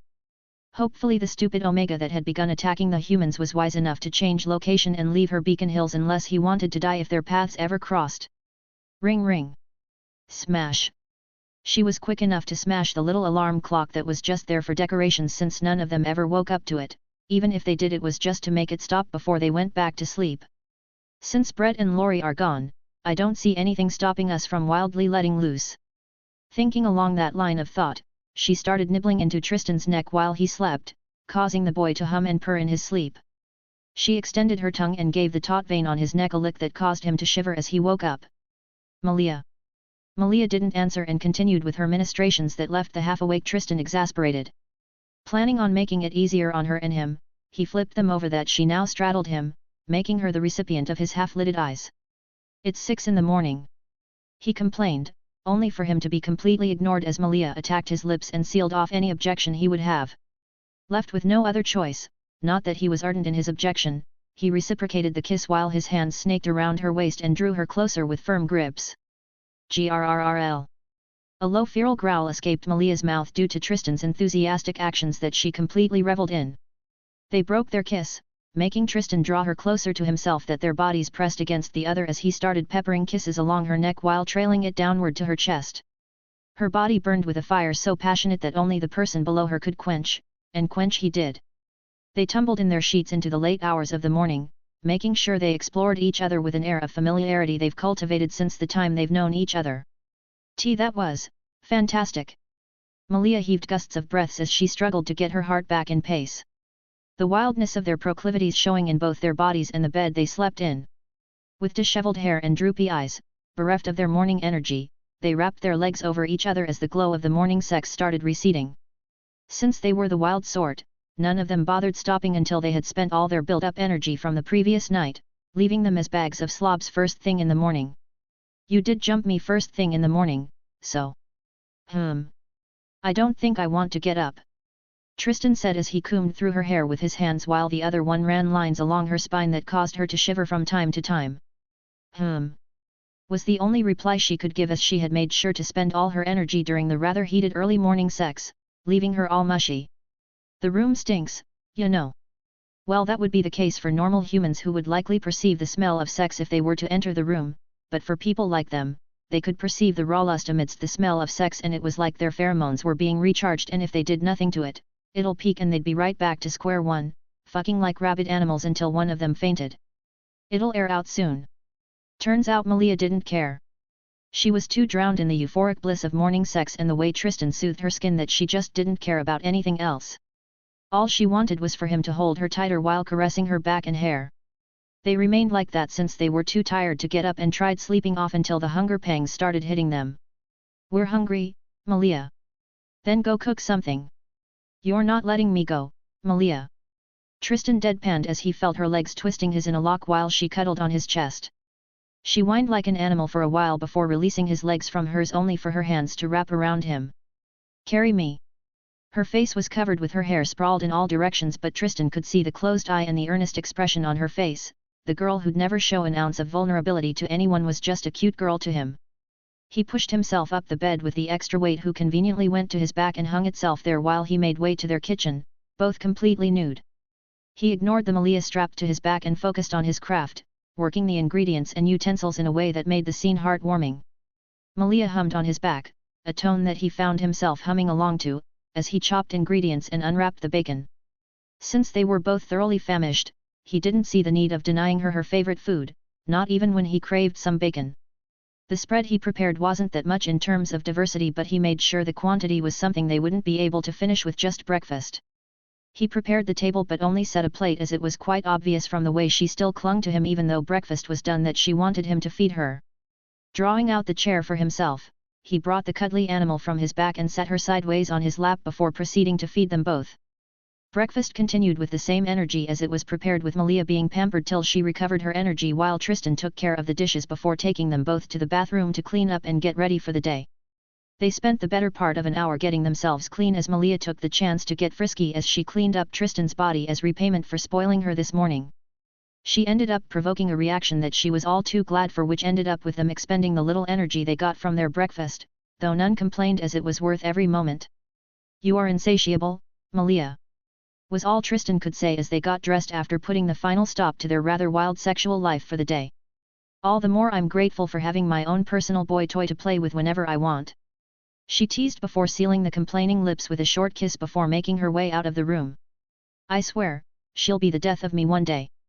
Contrary to his words, his lips were stretched to its end with a content smile, one that Malia mirrored perfectly. Days like these were the most perfect in their eyes, with nothing to sour their mood. "This is..." Two teenagers could be seen sporting frowns on their faces as they stared at the daily published papers that had an image of dead deer with a spiral at its side. "It seems like we were wrong. It's not just a wandering beta, at least not fully. Just when the new school year is about to start. Just our luck, hey." More than anyone, they knew just what signs like that meant, especially when it was a dead animal. Though they didn't know what pack that symbol belonged to, they knew exactly what it meant. Just one thing. Revenge. Chapter 13, Chapter 12. "What are we going to do about that sign?" Malia asked as they were both taking a morning walk at Tristan's suggestion, as the house still reeked of their arousal and them staying in it was just another prelude to another round of mind-blowing sex.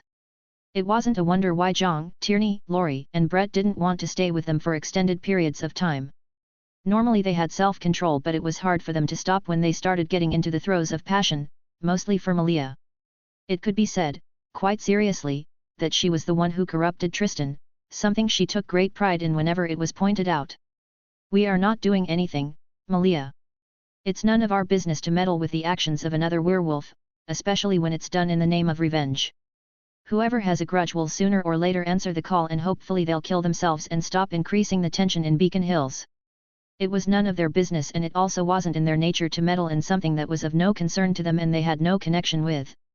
It would be a different case if the question of morality was brought up, but even then they'll still weigh their decision with the effect it'll have on the pack. And besides, vendettas were at most times a prelude to territorial wars, and what he needed the least was getting dragged into a squabble of a part of the supernatural community. Besides, it's not like we're the only werewolf pack on Beacon Hills. Everyone knows to stay in their lane, this way when the hunters come, they won't get dragged into the quagmire.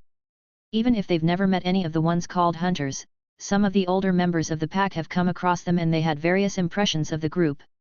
To some of them, the hunters were a self-righteous bunch, while others saw them as a hypocritical group of bloodthirsty demented humans. Whatever it was, hunters weren't seen favorably by any supernatural, least of all werewolves. Hunters hardly worried themselves about other types of supernatural unless when they were causing trouble without a smokescreen, but when it came to werewolves, it became personal. There was no hunter who had a favorable impression of a werewolf, just as there was no werewolf who could tolerate their presence. Though surprisingly, Satomi was one of the rare few werewolves who completely accepted the existence of the hunting families as a necessary force. Every other werewolf in Beacon Hills will be doing the same thing as we are, spectating. "Oh man. And here I thought we'd do something fun before we start school." Even if she might want some excitement before she starts dealing with other hormonal teenagers, she still understood why no one else was reacting. The situation might have been different if the Hale family were still present, but they weren't. "Where are we going anyway?" "We're meeting up with DeMarco. He called us to see if we could help him move drinks. I think the Beacon Hills graduating year are hosting a party and he got the gig for drinks." That got Malia's attention as the work coyote looked like she just got the best idea. "Oh, that's nice. Maybe we can just stay at the party after we're done with the drinks. It's a high school graduating party, so no one will notice." I don't see a problem with that, and DeMarco probably wouldn't, but I don't think surrounding ourselves with a booze-infected party and drunk high schoolers is such a good idea. He voiced out his thoughts as the reasonable party, but his accomplice wasted no time in shooting it down. It's a high school party, what could possibly go wrong? You know you just dissed Murphy, right? It's a high school party, Tristan. They are supposed to get wasted as fuck and make out with anybody who is anywhere as drunk as them. We on the other hand are a work coyote and you. We'll be totes fine. Thinking about it from her point of view, he had to agree that there was nothing they had to worry about. The only problem was making sure they didn't get as wasted as the others, and since they don't go to the school, no one would be able to tell if they were freshmen or sophomores. He only had to watch out for Malia's intake, because even if they had some sort of heightened resistance, they could still get drunk if they go over the limit of their tolerance. They walked over to a bar, owned by DeMarco, another beta of Satomi, and walked in through the back door. It wasn't the first time they've come here, so none of the day workers gave them a hassle. Hey guys! Surprised to see you both here. Their attention was immediately drawn to one of the tables as soon as they entered the bar. On the table were two people, a man and a woman, both being people they were familiar with. Like Tristan and Malia, both were also a part of Satomi's pack. Hey Joanne, Richard. How's it going? Tristan asked as he took a seat by their side. Though he didn't have that much interaction with them, all pack members were family, so he naturally treated them as such. Nothing. We just thought we'll grab a drink before we clock in for work. And I half thought you both preferred being stuck in your caves. We do. They both replied in unison, making them all pause before bursting out in laughter. What are you guys out here for anyway? Joanne, a woman in her mid-20s with short black hair, asked. We got hired as extra muscles. I think he just wants us out of the house, or out of the wild. Not caring about their reaction, Malia took Joanne's half-full glass of cocktail and downed it under the impressed gaze of those at the table. Right. I think I heard DeMarco talking about that. It's supposed to be some victory/graduation party for the Beacon Hills seniors since they won. What I would give to have fun at a high school party and just get wasted. Those were the days. Joanne said with a forlorn look on her face while Richard nodded. So high school is supposed to be fun. As the one who detested going back to school from the duo, Malia never spared a chance when she came across reliable sources and always asked them how high school was. So far she has gotten varying responses from the people she's asked. Most of the people still in high school either complain and bitch about it, or they say it's satisfactory, or any other mid-response they could give. Conversely, every other person she's asked who graduated high school only had good and fun things to say about it. The stark responses made her wonder if she was supposed to enjoy it after she graduated. That sounded like a lot of wasted time to her. Well, the experiences differ, so you'll just have to experience it yourself to form your own opinion. Oh come on now, stop making that face. Joanne drew the pouting Malia to her side while the two men at the table just enjoyed the view. It's high school, Malia. Not some old spooky traditional sacrifice. Better still, you have Tristan by your side, so whenever you feel bored just disturb him. Hey guys! Their talk was interrupted by a man carrying a keg with one hand and making his way to their table. DeMarco, what's up man? Richard shook the hands of the thick-bearded man that came to their table. Well, business been moving, so I guess that's good. Trist, Malia. You guys sure came early. He patted Tristan and Malia on their backs before excusing himself. Let me go drop this in the cellar and I'll be with you guys. Don't worry, DeMarco. Me and Joanne were thinking about leaving before you came in. Just make sure these two don't get themselves carried away, will ya? Richard said before they both took their leave and left DeMarco to attend his pub. So what have you both been up to? I think it's been a month since we last saw each other. Tristan lifted the keg DeMarco had been carrying with one hand and put it on his shoulders and followed him down to the cellar. With Malia around? Nothing much. We did watch Brett's game last week, but apart from that we've been doing nothing. The lacrosse game? Shame they lost, but Beacon Hills Cyclones is one heck of a tough nut to crack. They've won state championships for the third year in a row now, I think. I got some contacts with some of the players and they booked some ale for their victory party. He pushed open the door at the end of the cellar and led Tristan to a place where a number of kegs were kept and had him put it down. I heard you're going to Beacon Hills. How about trying out for their lacrosse team? Normally I'm more of a soccer guy, but I guess the home game has its own appeal. Dunno man. It looks like a place where people blow off steam, and blowing off steam in the middle of normal people doesn't sound like a good idea to me. Compared to Joanne and Richard they met before, Tristan liked DeMarco more because of his easygoing nature despite the hard back he could be once he shifted. Yeah, that doesn't sound nice at all. But I think it'll help in controlling your shift better than the mantra. You need to make contact with other people, that's how most of us learned control. As long as you know they are people at risk, if you lose control and you acknowledge that risk, you'll find it easier to keep your urges at bay. Honestly, you have it easier than most because not all of us are lucky to have an imprint like you do. DeMarco led him back to the pub where Malia was cleaning to keep herself occupied. Hey DeMarco, hope we're getting paid. The man looked at the girl for a few seconds with nothing words coming out of his mouth before turning to the boy beside him. Keep your girlfriend on a leash. Wouldn't want her clawing her way into someone's heart. And I mean that in both a figurative and literal way. With that he left the two alone to load up the other kegs out back. I think I'll help serve drinks. And remember to be po. Say the word polite and I swear to God, I'll gouge out that tongue of yours. That's what I thought. Are you guys sure you want to stay over? I'm asking because I'm concerned as none of you are exactly a people's person. I don't want to receive a call from the sheriff about a party turned bloodbath. We're just having fun, DeMarco. Who knows, maybe we'll make some friends before the next year starts. Though she said that, none of the people in the car believed a single word from her mouth. Sai, just help me load this up and let me get out of here. They rolled the kegs over to the house that was booming loudly with music and was welcomed through the back door, as they'd most likely interrupt whatever was going on that two of them didn't want to participate in. They could smell a few intoxicating substances being passed around, but they paid it no mind. Standard teenager stuff. Having gotten his payment, DeMarco left the two of them at the house reeking of drugs, sex, booze, and teenage thrills and went back to close up for the day. This is a high school party? I like it. Due to the casual way they dressed, they immediately blended with the rest of the people and made their way to the heart of the party. Tristan, you need to loosen up some, come. She dragged the boy by her side by the hand, ignoring the regretful look on his face, and made way to the dance floor. Chapter 14, Chapter 13. Yeah. Malia screamed at the top of her voice along with the crowd of students as the DJ showed them how he earns his pay. Though they were careful not to get inebriated, the steady stream of alcohol had reduced some of their inhibitions, mostly Malia's, as she had lesser restraints about trying to get wasted at a party. Unlike Malia, who had gotten into a party mood, Tristan couldn't help but notice how out of environment he was.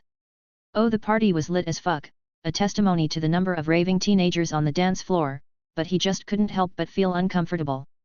Maybe because he had to keep an eye on Malia and constantly stop her from pummeling some sorry fool who wanted to get frisky with her, not knowing how territorial a coyote could get. So far he'd stopped her from lashing out at up to 8 boys who wanted a feel of her. Him? He just kept an eye on her since this was the first party she's ever attended with just the two of them, so there was no way he would stoop so low and crash in on her fun so soon. He even went an extra mile by going along with whatever she wanted to do. Her fun was that important to him. So far, he partook in whatever was moving around the party except drugs. He had a natural hate for those kinds of substances. A/N, not me though. But it's bad for the kids, says the government. Somewhere in the middle of the party, Malia had dragged him to an obscure corner for a make-out session to calm her raging nerves, and he had been more than okay to accommodate her urges. Hey handsome, wanna dance? A girl walked sultrily around him and traced his face with her finger. He had lost count of how many times a girl had proposed they dance, and the reply he gave them was always the same. Sorry, no. It didn't help that he could smell how drunk most of them were, and some outright smelled of sex. He also didn't want Malia to beat some poor high school girls.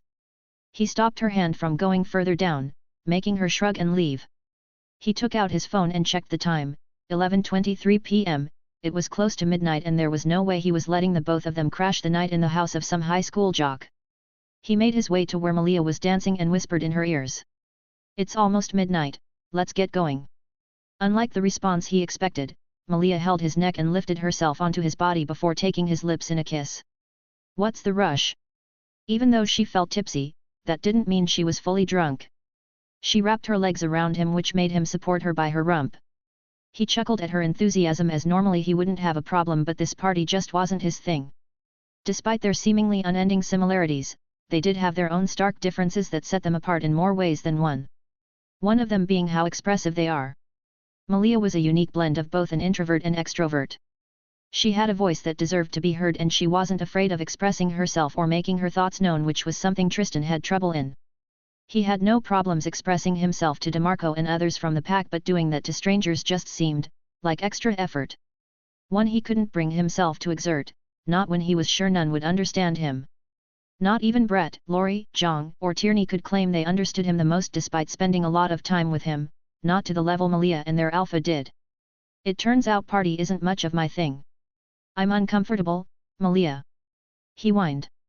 She huffed at him before patting his shoulder to let her down, which he did. Well, the party did have its good moments, but you're right. It gets stale as time goes on. I think you would have enjoyed it more if the others had tagged along. Tristan let out a groan of thanks that he didn't have to convince her much before she agreed. Well, it was an impromptu idea that sprung itself at the moment and I didn't want to disturb them. If these kinds of parties are constantly held by high school students, then I don't think it'll be that bad. Malia voiced her honest thoughts as they left the party, only for Tristan to pour cold water on her dream bubble. Keep dreaming. Who the hell would want to throw such a costly party for high schoolers at intervals? It was obvious that the party was organized by the graduating students, and it was for that reason, coupled with the fact that they won state championship again, that they threw such a big party. Well, we can't have them all, can we? They kept walking along the pavements as they made their way home, only accompanied by the few speeding cars that traveled the road at that time. On their way home, Tristan received a text from DeMarco asking if they wanted him to come pick them up midway and give them a ride home from the party as they left their car at home, but Tristan declined since they were enjoying their walk. Hey Trist, do you have anything you want to become after finishing high school? Malia asked out of the blue while skipping on some steps by stepping on them in twos. No idea. He thought for a bit before shrugging as he couldn't come up with anything. I think that's the whole reason for high school. It's meant to give us some perspective on which career to pursue. Why are you asking in the first place? He had known her for as long as he had known himself, picking up on the signs that something was bothering her needed only a little attention from him. I guess I'm still undecided. Life goals don't really matter that much to you when you're a coyote. It would be pretty dumb for me if I'm the only one of us who doesn't know what they want from life. The way she spoke showed how much thought she had given this particular subject. We're both dumb, Malia. It'll be a stroke of genius on our part if we suddenly made a good life career choice without even knowing what career means. Personally, I wish I could just win a lotto of 100 million and not have to worry about career choices. They weren't delusional to the point that they'd believe Satomi will just continue letting them leech off her for life, so they had to figure out how they wanted to live. How fucked up is it that we get hunters coming for our lives at every turn, but there's no monthly allowance for being a supernatural? It is the height of unfairness. Malia growled with frustration. Drinks were supposed to make her not give a fuck and not give her a new outlook on life, according to what she heard from DeMarco. Turns out he was just another fat liar. Right? I mean, we're pretty well off given our circumstances, but it wouldn't hurt to have a government-issued monthly stipend to soothe ourselves. Ha ha ha. They both burst out laughing at the image that formed in their head of being paid to laze around. Satomi definitely wouldn't like that. Well, don't think too much about it. If it's something important, then just leave it to me like always. We have a few years to figure out if we are civil class material anyway. Tristan said and nudged at Malia, making her miss her steps. Hey! He laughed at her expense, an expression of carefreeness only a few people he trusted more than anything had seen.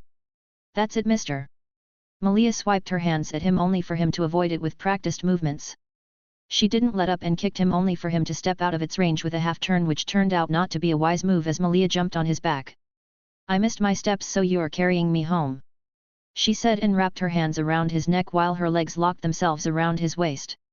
Tristan only chuckled at her antics and nodded before breaking into a light-paced jog. They were supernaturals, yes, doesn't mean their lives have to be complicated, they both thought as they made their way home. Ring ring. Ugh. Two groaning voices reacted to the blaring alarm clock on the bedstand, but none made the effort to turn it off until it gave its second ring. Ring ring. Tristan reached for the alarm clock and bopped it on the head to reset the alarm. He opened his eyes only for tufts of brown hair to obscure part of his vision with some in his mouth. Gently placing the head on his chest on the pillow next to him, he focused back on the alarm clock that for some reason rang earlier than usual. 7:16 a.m.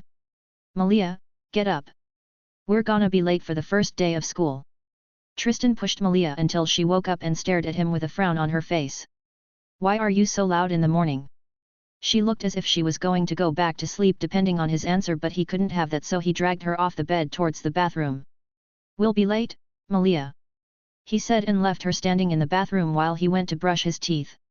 His reminder jolted her awake, and she grumbly went about with preparing herself, knowing that today was the dreaded day. Tristan left her in the bathroom and went to prepare something light, bread toast and orange juice, as they were pretty much spent due to the wolf moon the previous night. They didn't even have the time to properly wolf down their food, pun not intended, so they took it and ate it as they made way to their car. "You got everything?" "Yeah, I think so." "Books? You got your books, Malia?" he asked again as he failed to receive her answer. "Yes, Dad," she replied bluntly in a sarcastic manner that earned her a serious glare from Tristan.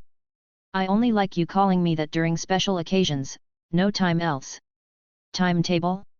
Pen?" "Yes, just drive." Tristan drove while keeping the car a few speeds below the community limit.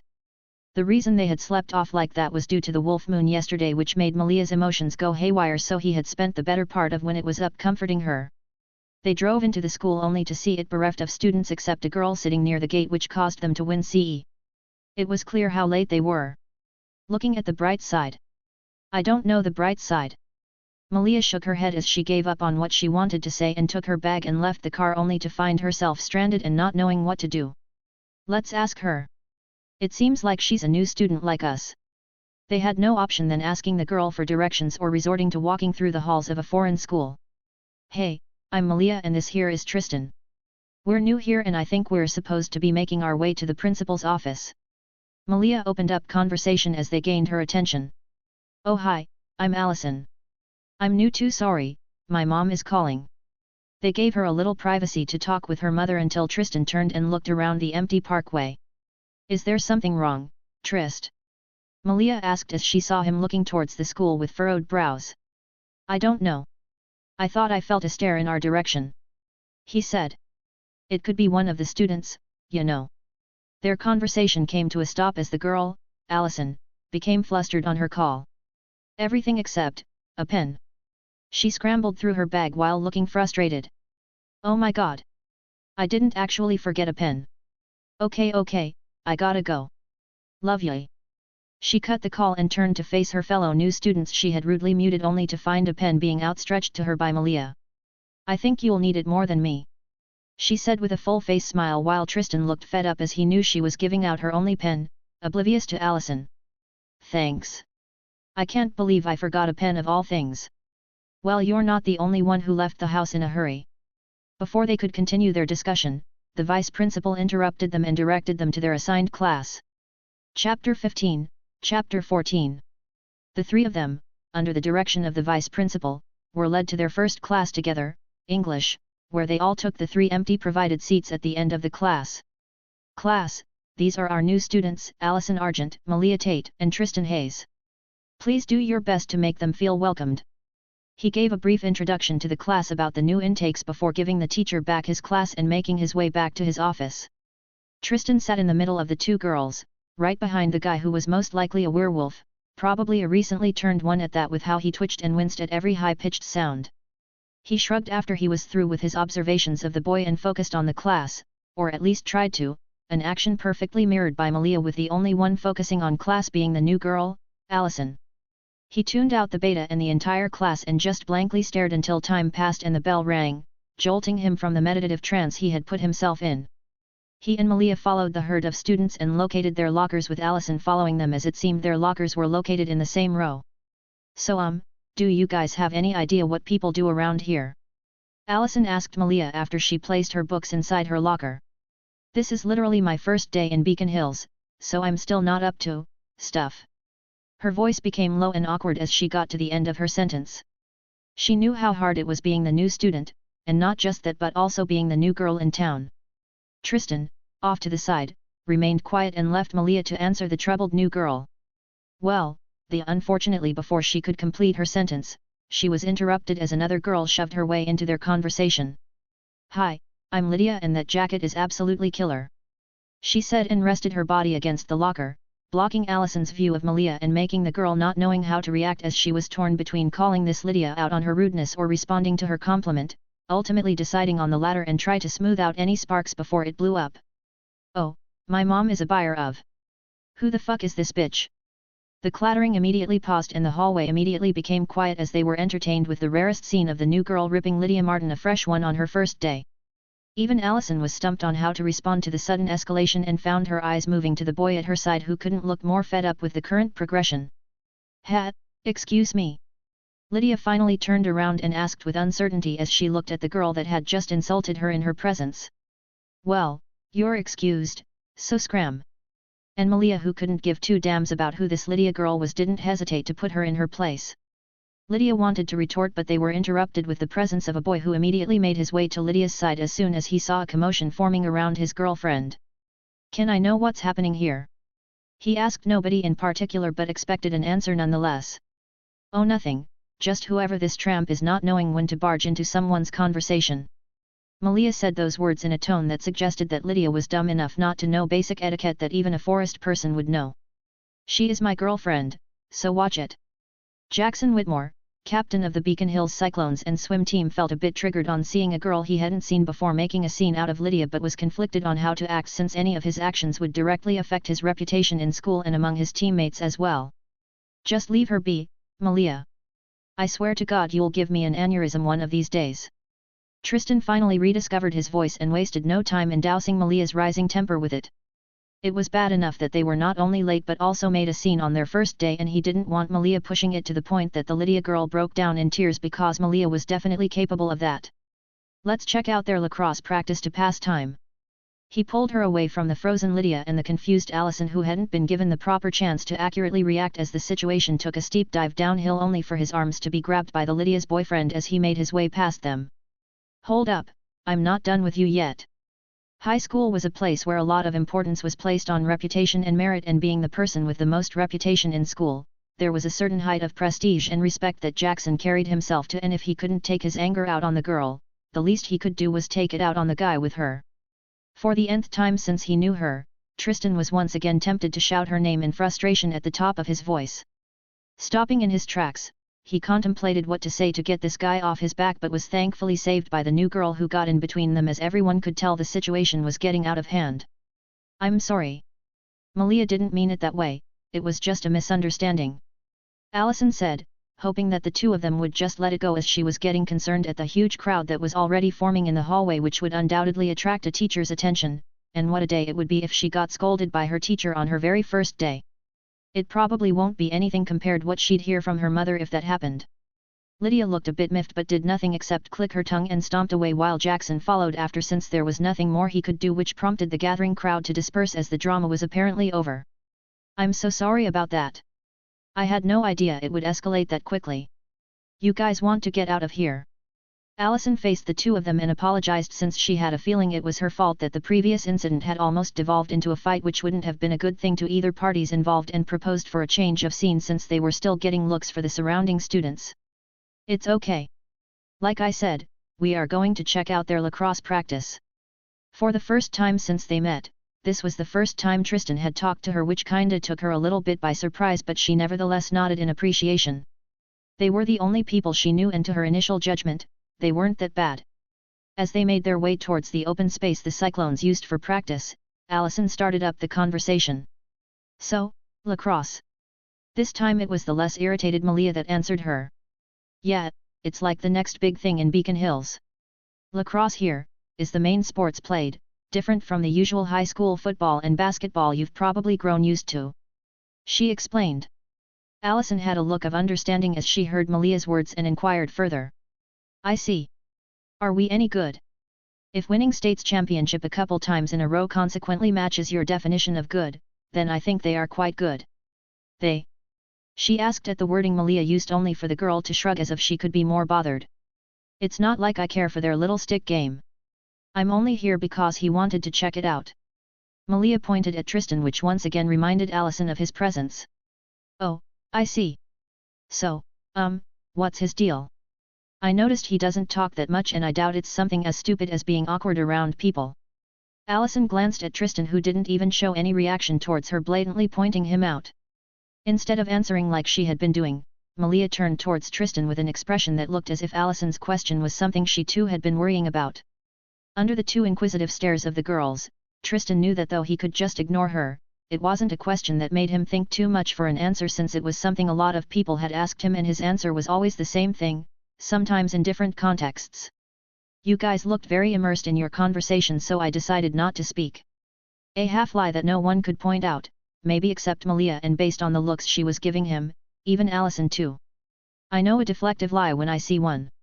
You don't look socially awkward and you're pretty fit, depicting your athletic strength, so it's got to be something else. Come on, tell me. Allison prodded him further. She didn't know why, but she was very natural when she was talking with them, since none of them made it an effort put on any mask when talking. From the limited time and observations she had done, even during class, the only thing she could tell was that Malia was very blunt in the way she talked. It was as if consideration was never a part of her speech, so she was naturally curious about Tristan's tick. Call her intruding, but she felt that he two of them were quite the interesting people pair, and that only meant one thing: gossip. Tristan looked at her as they made their way up the bleachers and thought of whether she'll finally let it rest if he answered her. It's nothing really. It's just that conversations can sometimes be a bore to indulge in if you're not interested in it or you are talking to a stranger. And no, I'm not alluding to being a loner or any such tendencies. He tried to keep his words as articulate as possible, not to create a misunderstanding. In a different column of the bleachers, the girl they met earlier saw them coming in and scowled in irritation and forcefully turned her head to focus of the opening warm-up game of the year. Back to Tristan's circle, Allison almost pumped her hand in a way that would have made her seem quirky due to Tristan's response.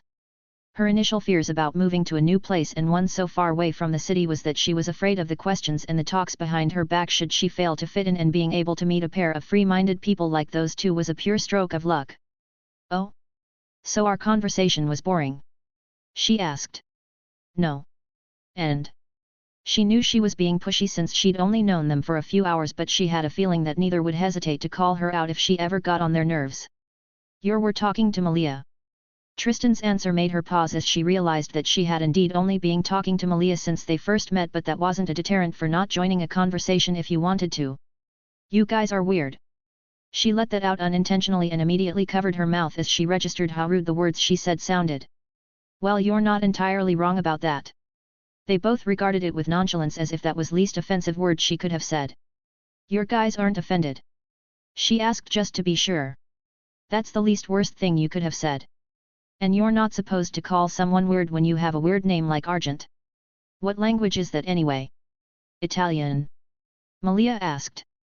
It's my family name and it's French. So far, the first day of school had been quite different than what any of them expected, but they just rolled with it. Chapter 16, Chapter 15. We just moved from San Francisco since my dad got a contract and suggested we all move together to Beacon Hills. Allison gave a brief rundown of the reason why she found herself in Beacon Hills. She had gotten quite the gist about them in a general sense. Malia was raw, in the most direct way possible. It was a surprise for her to see a girl with Malia's personality, and unlike what most might think, she loved the headstrong attitude which could be attributed to the tough personality of her family. Tristan, on the other hand, unlike her first impression of him, was quite the conversationalist, but he preferred if it was kept short and concise. He was the harder one to understand. She wanted to chalk it up to edginess brought by puberty, but it didn't seem forced or something he couldn't control. You said you've moved around quite a few times in the past few years. What exactly does your dad do? Tristan asked. He sells guns to local law enforcement. She said casually, as if it was the most normal thing for a parent to do. The game's about to start. Malia's reminder brought back their focus to the reason why they were here in the first place. Tristan. Malia's nose twitched as she caught a whiff of one of the players' smell and tapped Tristan to see if he caught it too, only to see him nod. It wasn't the fact that they met a werewolf that was surprising, since they've met a few, even those who weren't a part of their pack, but the fact that he didn't even have the basics down. It was apparent to anyone who paid a little observation that he was a newly turned werewolf. The reason they were able to pick up on his status was because of the basic lack of control of his heightened and erratic animalistic emotions that made him smell like an animal. And like the current scenario was foretelling, leaving a newly turned werewolf in a field of hyper-teens to play a strenuous game was just goading him to lose control. For them though, it was that they were finally getting to see something fun to balance their quite average day. Is that? Allison pointed at a player with the number 37 emblazoned on his shirt. Oh, him? That's supposedly their captain, completely forgot what his name was.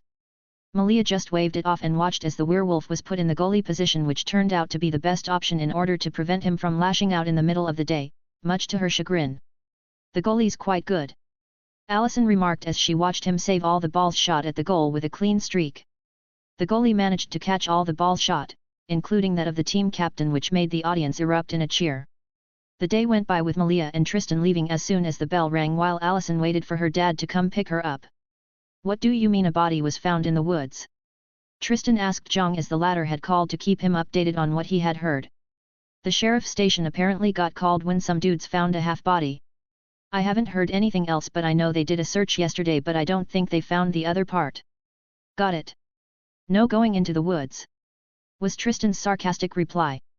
He didn't see the reason why he had to know about some poor person who got halved, even if they knew it was most likely the work of a supernatural. Seriously, man, you gotta watch your backs. Joanne even told me she heard an alpha's howl yesterday, so it can't be just a coincidence. People dying to animal attacks is already bad, and adding a bloodthirsty alpha is something that no one wants. Don't worry. We don't have any reason to seek out an alpha for their sporadic killings. Tristan wasn't that worried because he knew there were still some alphas hiding in Beacon Hills, and surely they'd interfere if one of them got too out of line. Yet. I'll tell the others the news if they haven't gotten it yet. Ending the call there, he turned to Malia, who was sitting on the countertop listening to the call with legs swinging. You don't think it's a coincidence, do you? The meaning of his question was clear to her. A new beta who probably doesn't know what's happening to him, and then Joanne confirming that she heard an alpha's call during the wolf moon yesterday? It's too aligned for it to be a coincidence. Malia voiced her thoughts. As far as they know, the very few alphas who were still in Beacon Hills had gone recluse since the hail accident, that they didn't even try and sire new betas, only for some killings to spring up, and all of a sudden there's news of an alpha and then the beta in school. There had been no killings for the past few weeks, so they thought that whatever beef was going on had been squashed, but the recent body the cops found threw all that away. Thought so too. I even tried sensing for any other werewolf around who could be keeping an eye on McCall, but there were none. The reason they put in this much thought into the recent happenings in Beacon Hills was for the sole fact that they would be able to avoid any complicated situations that may arise in the occasion that they crossed path with another alpha in their pack, since their own alpha was mostly a recluse and hardly ever in Beacon Hills. The last thing they needed was getting into a territorial war against any newly sprung up residing pack in Beacon County. So what are we gonna do? We could maybe tell that guy in class, McCall, whatever his name is, to schedule, or maybe pass a message to his alpha, Malia suggested. If Satomi was here, then none of them would have bothered with any of this, as she would have taken care of it like the mama hen she was, but unfortunately she wasn't. Tristan frowned as he pondered on Malia's words. I don't think that's such a good idea. At Tristan's words, Malia spread her arms wide, not understanding why he would say that. And why not? We'll just nip everything in the bud once we get our message across, and if they are the ones doing the killings, then we might be able to figure out their motive and also know whether more packs are migrating to Beacon Hills. That's 1, 2, 3. 3 stones with one bird. Releasing a sigh at her reasoning, which was understandable and normally would be the ideal action to take, he nevertheless made his point. First of all, that analogy is flipped. Secondly would be us stepping out of our line by a few margin steps. Just hear me out. He paused her before she could interrupt his words.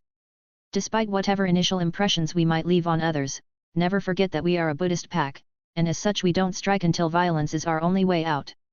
Compared to Beacon Hills in general, Beacon County is quite small, which means that territorial supernaturals are less likely to get actively involved, and we haven't heard anything about them hunting other supernaturals, so like everyone else, we'll play the ignorant role and observe from the sidelines. After all, it must be quite serious if even the alpha is getting involved. The reason he pressed down on the option of not involving themselves was because he was sure that Satomi was already aware of what was happening here in Beacon County, and since she hasn't said anything or given any directives, it was expected of them to continue as they were doing, which was refraining themselves from everything happening as much as they could. It would be an entirely different thing if they were the ones being approached. Ugh. This is the most interesting thing that's ever happened in my life, but I guess you're right. What was she to do when everyone's advice was the same? In a tinted frame SUV, a man and a teenage girl could be seen having a normal discussion with each other as the man drove. Well, it was an interesting first day, all things given, maybe except for some slight hiccups. Allison told her father as he drove her home. Hiccups? He asked. Well, it's one of those unavoidable things between teenagers. I wasn't the only new student, so it wasn't that hard trying to blend in, and I made some friends. She expertly avoided talking about the incident between Malia and Lydia that would have most likely gotten them called to the principal's office on the first day. Christopher Argent, Allison's father, had a public image of a legal weapons dealer, and while he was every bit as strict as he looked, the tenderness he showed to his daughter was obvious to everyone who observed their relationship, making him come across as overprotective. Hearing his daughter's recap of what happened on the first day at her new school, he nodded his head, glad that at least she wasn't as depressed as she was when he had informed her of their relocation to Beacon Hills. Well, I'm happy you made friends on your first day. Remember that you can talk to either me or your mother if you are facing any problems adapting. He reminded her, since he more than anyone was fully aware of how closed off she was to new people, since they always seemed to be moving around every time. I know, Dad. Besides, who would want to mess with the new girl whose dad sells weapons? She chuckled at the image that formed in her head, which her father also seemed to get as he too chuckled. He pulled over to the front of their house and let her get out. I have a few errands to run, so tell your mom I probably won't be back until dinner. You can go pick your car up later or have it be brought to the house if you want. Saying that, he drove off to attend to one of the business reasons that brought him back to Beacon Hills. Allison entered her house and was greeted by her mother, who was in the middle of unboxing a few packages. Allison, dear. How was your first day? It was great, Mom. She replied. Better than I honestly expected. Hearing that, her mother smiled in relief. That's good to hear. So. Did you at least make a friend on your first day? She asked, not minding the eye roll her daughter made as she sauntered to the fridge to dehydrate. Allison grabbed a bottle of water and drank it halfway before answering her mother. Yes, I did. They are also like me, new students. Oh, Dad said my car arrived and I can go pick it up later, and also to tell you that he'll probably be running a little late. Applying the same tactic as she did with her father, she successfully diverted her mother's attention from further inquiring how her first day went. I'll go freshen up before going to pick up the car. She headed straight to her room before her mother started another round of questioning. Today was a very good day for her, at least she had company throughout the day, and since she already had some semblance of acquaintance with Malia and Tristan, it prevented the whole repeating scenario of moving along with the flow when other girls started talking to her and she had to tell them why she moved and all those other little stuffs that girls were interested in. Speaking of Malia and Tristan, she wondered what kind of relationship they had. It was hard to figure out, as she first thought they were siblings only to find out their different names, and then she thought maybe they were dating given how close they were, but then they lived together, so it couldn't be that. Well, she'll just ask tomorrow. Chapter 17, Chapter 16. Tristan Hayes POV. Tristan, hey. Allison called out to me after class and skipped towards me, which made me slow my pace for her to keep up. I was on my way to meet up with Malia as our class schedules were different, which actually concerned me a little. Just like me, she was not a favorite of learning, or simply sucked at it, and was prone to become quite aggressively agitated when something kept frustrating her. Are you heading somewhere? She asked me as we walked together. Compared to how reserved she was a little bit yesterday, she seems to have a lot more skips in her steps today. I nodded. Malia. My ears caught the grating sound of metal, and given the direction it was coming from, it looks like I was right to be worried. I see. Well, not all our classes are the same, so it's unavoidable. She said and put on a thinking expression. Apart from the obvious love of lacrosse, what do you guys do for fun around here? We continued walking down the hallway until we came to the door of the female restroom, which caused a confused look to mar her pale face. I believe you can find whatever fun activity you are looking for in Beacon Hills. You'll only need people to enjoy it with you if you are the friend group type. I finally answered her question, but the expression on her face only told me that she had more brewing up in her head. Looking between the female restroom and me for a few seconds before she slowly nodded. Why are we in front of the female's restroom? She looked a bit awkward, wary even, as she asked that, and I could tell what was probably going through her head. Fortunately for me, none were correct. We're waiting for Malia. It was funny how her entire face changed at the realization. Oh. MHM. Oh God. She groaned as an embarrassed look settled on her face at the implication that I knew her train of thoughts. I didn't. I mean, it's not. I totally understand. Don't worry about it. She let out a breath of relief and composed herself after her previous blunder. How do you even know she's in there? I only shrugged at her question without answering and thankfully didn't need to say anything as Malia finally came out of the restroom and saw the both of us. I hate math.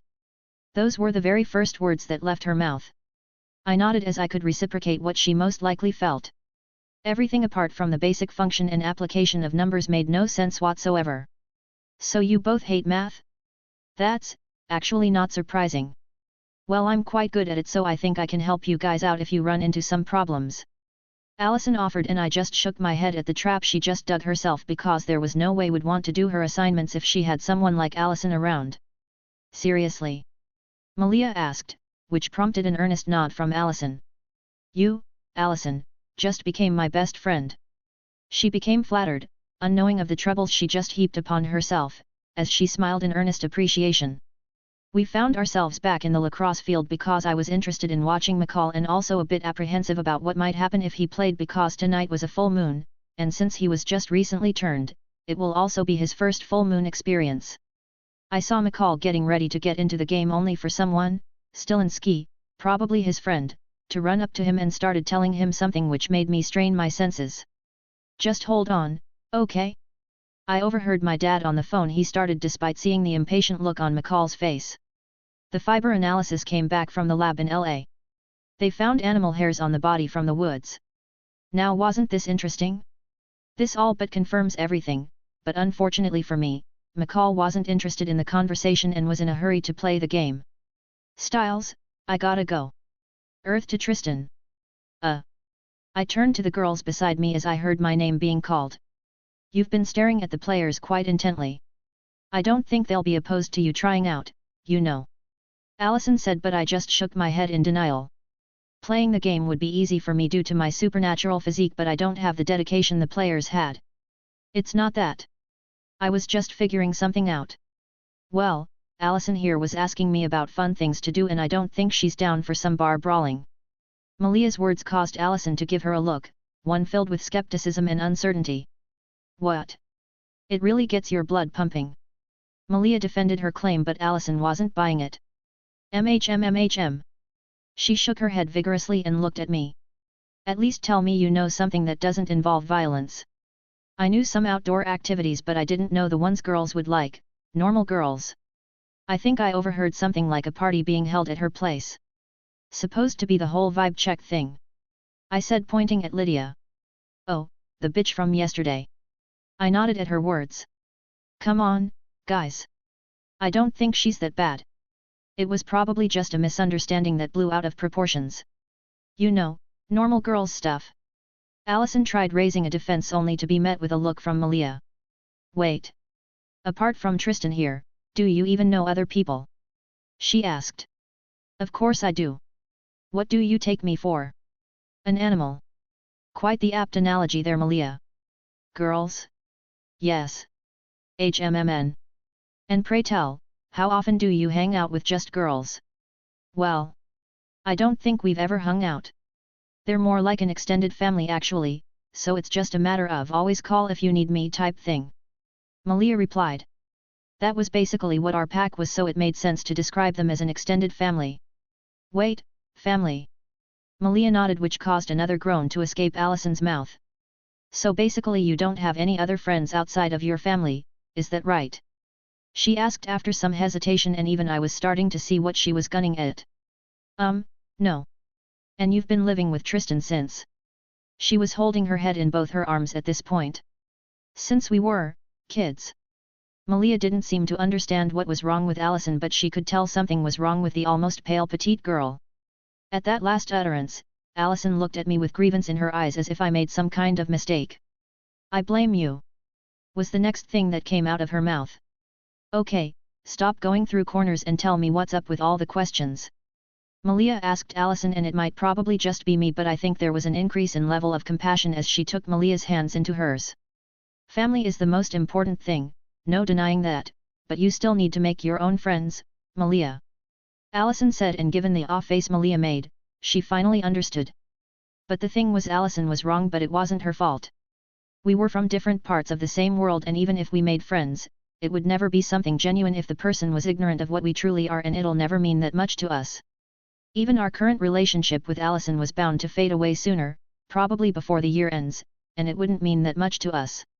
It also doesn't help that the person you are closest to is your best friend/brother. We need to, you know what? We are hanging out tonight.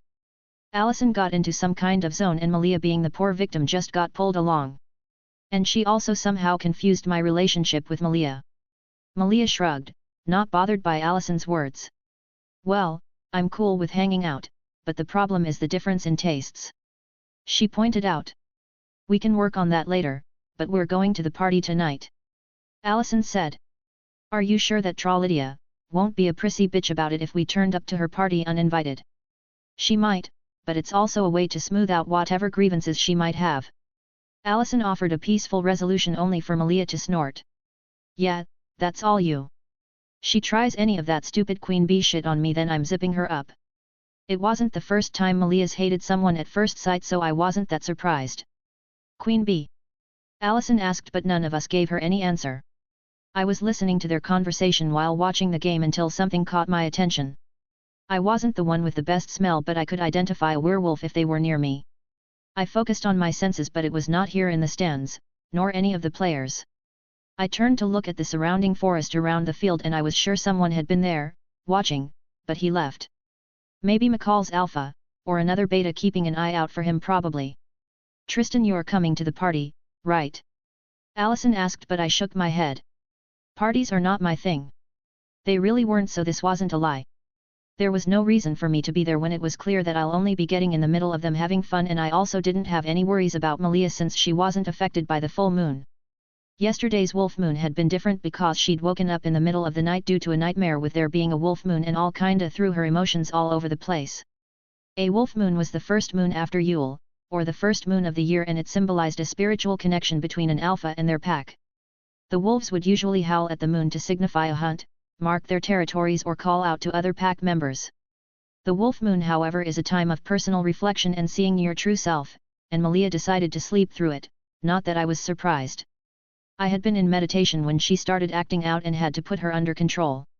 Seriously, you guys need to go out and make at least a few friends. So you're going to spend the night on your own while your classmates are probably out having fun? Allison asked, and now I was getting mixed vibes from her. What? Nothing. It's just that my image of you is constantly changing. I answered. Sometimes she gave you this shy feeling and other times she was almost as blunt as Malia but with a polite undertone. She sometimes makes me think she's a sheltered girl who tries not to mix much with wrong people, and at other times, she's just this. Something about her makes me want to sink my fangs into her neck. Thoughts like these sometimes flash through my head at random whenever she's talking or expressing herself. Maybe she's not the weird one, maybe we are, and she's just a normal teenager unlike us. So who's going to take us to the party? She asked, which prompted a deadpan from me. You have a car? I said. We might get a little tipsy, and I don't drive with a light head, and no, I'm not letting Malia drive either. She retorted. Then have someone, your dad or an Uber, come pick you up. I told her. I'm not calling my dad to come pick us up at a high school party, and really? Two drunken high school girls in an Uber? She asked as if what I said didn't make sense. This is not San Francisco or wherever she's from, so I don't know what's up with her Uber experience, but this is Beacon Hills. Nothing ever happens in Beacon Hills, rarely ever happens. What do you want from me, Allison? I asked as I got up from the bench and strapped my bag. Drive us. And besides, my dad would be less snoopy if he knew someone was taking me to a party and bringing me back rather than me going on my own. It's the second day of school after all. She pleaded. Well, it's not like you're doing anything at home anyway. Malia quipped at the side. Chapter 18, Chapter 17. Remind me again why I have to do this. Tristan asked Malia, who stood in front of the wardrobe searching for clothes to wear in just her panties and bra. Because, Tristan, it's quite normal for high school students to attend parties every once in a while, according to Allison. Malia quoted. Tristan rolled his eyes and asked. And how does that correlate with me going to a party? Hearing this, Malia sighed and turned around with her hands on her waist. Come on, Tristan. We both know I couldn't care less about some high school party or how high school students move on with their lives in general. But this is the first time since forever that I'm hanging out with someone who is not from our pack, and not you. Her face gained a soft look and a wistful smile stretched her lips. She's the first friend either of us have made and I think she's fun, in her own boring way. She further added. When all was said about her character and violent tendencies, all that was left to remember was that she was just a 16-year-old girl who's only lived less than 12 years of her life due to being trapped as a coyote for over 5 years due to an accident that she had no control over. The strong exterior and the bluntness was a way for her to protect herself with the only way she knew of. She was not as girlish as other girls were, which was something she had a natural dislike towards, and putting on masks was not something she could do, so the version of Malia you got to know was the same version everyone got, even Satomi, even Tristan. The only difference was that he knew her better than anyone ever would, after all he had been there with her the longest. She walked forward and sat at the edge of the bed and took his hand in hers. And it's not just for me. She intertwined her fingers with his. I want us to enjoy high school as best we can. We'll only live through it once after all. I am enjoying it though. Tristan said. It's just the second day, I'll gradually ease into it. Hmm. And then her eyes gained something that was rarely ever there, concern. I've seen the way you look at them, Trist, mostly Allison. I know how hard you're struggling not to mistakenly kill someone, so I can't actually fault you for keeping distance. Tristan let out a morbid chuckle. It's not as hard as it seems, and I've gotten pretty good at it after all this time. Then show me. She softly said. At her words, Tristan's eyes went from brown to an azure blue and the veins around his eyes grew darker until the sockets became a dark shadow with a pair of blue irises. Seeing his transformation, she drew him close and placed his hands around her waist while her hands went over his neck as she rested her head on his shoulders. Go ahead. You can never hurt me, you're not strong enough to. She nuzzled deeper and tightened the grip of her hands around his head, bringing his fangs closer to her exposed neck, where she could already feel his hot breath. On. A Prius pulled up to the front of a house that was situated in a nicely structured neighborhood. Are you sure this is where she lives? Tristan asked for clarifications since the place looked quite loaded. I guess selling guns must be some good money if they can afford this while moving around all the time. Malia commented as she looked at the house. Maybe we could be some kind of weapons dealer when we get older. Tristan hummed in agreement before checking his watch. I'm more of a medieval weapon guy, but I think we can pull it off. Sigh, let's just get this over with. He opened the door and stepped out of the car before walking to the front door with Malia in tow. Ding dong. Tristan wore a simple fading green hoodie with the white shirt he wore underneath tucking out below the waist hem and over the chest area while pairing it up with a pair of black trousers. Malia on the other hand wore a beige jacket over a white crop top and jean pants. Coming. They heard the voice of a woman scream out from inside and waited a few seconds for it to be opened by an elderly woman with short red hair and a raised brow. Hello. How can I help you? She asked with a soft smile on her face. She didn't tell you. Tristan asked only to see her confusion rising. Allison. We came to pick her up for a party at a classmate's. Hearing that, her face lit up in realization as she regarded the two students, presumably friends of Allison, with a welcome. Oh, sorry about that. I'm Allison's mother, but you can just call me Mrs. Argent. She mentioned a party but didn't say anything about anyone coming to pick her up. Tristan's face didn't show any emotion at Allison's blunder, but he nevertheless responded to her mother. I see. I'm Tristan, by the way, and this is Malia. She nodded at both of them and ushered them in. Well, come on in. I think she's still getting ready, so you can wait for her in the living room. Oh, we don't want to impose. Nonsense. You can tell me all about yourselves in the meantime. She waved off their concern and opened the door wider with a soft smile on her face. Though he didn't say anything, Tristan was sure as hell that had he been the only one here, she wouldn't have let him in the house but would have grilled him at the door. They both went in and had to take a step back to appreciate the interior, which had a mix between luxury and homely. Definitely rich. They both thought. Do you guys want anything? Drinks? No, thank you. Water will be fine. Malia answered, which sent the woman to the fridge to grab a can and some glass. Malia nodded as Allison's mother went out of sight. Yup. They're definitely doing something shady. Tristan didn't affirm or deny it but instead asked why she thought so. Just a feeling. Malia shrugged. Maybe they sell weapons on the black market too. Street gangs, or something similar. I don't know, but it just looks too clean. She stated. Before Tristan could answer, Mrs. Argent reappeared with 2 glasses of water and set it before them before taking the opposite chair. She stared at them with the same faint smile on her lips and only began her questioning after they've taken the first sip. "So tell me, how did both of you meet my daughter?" She asked a genuine question in pure curiosity as Allison never made mention about the friends she made. Malia was the one who answered her so that Tristan wouldn't have to talk too much. "We met on the first day. We just started Beacon Hills like her, so being new students and all."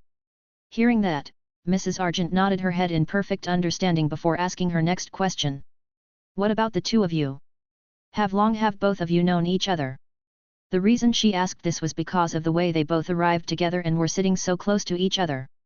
"Tristan and I have known each other for a few years," Malia said, and Mrs. Argent immediately got the gist of everything and was about to lay off the question for the night until Malia continued. "He's my boyfriend." Mrs. Argent was surprised for a bit but nodded in perfect understanding and even smiled in approval.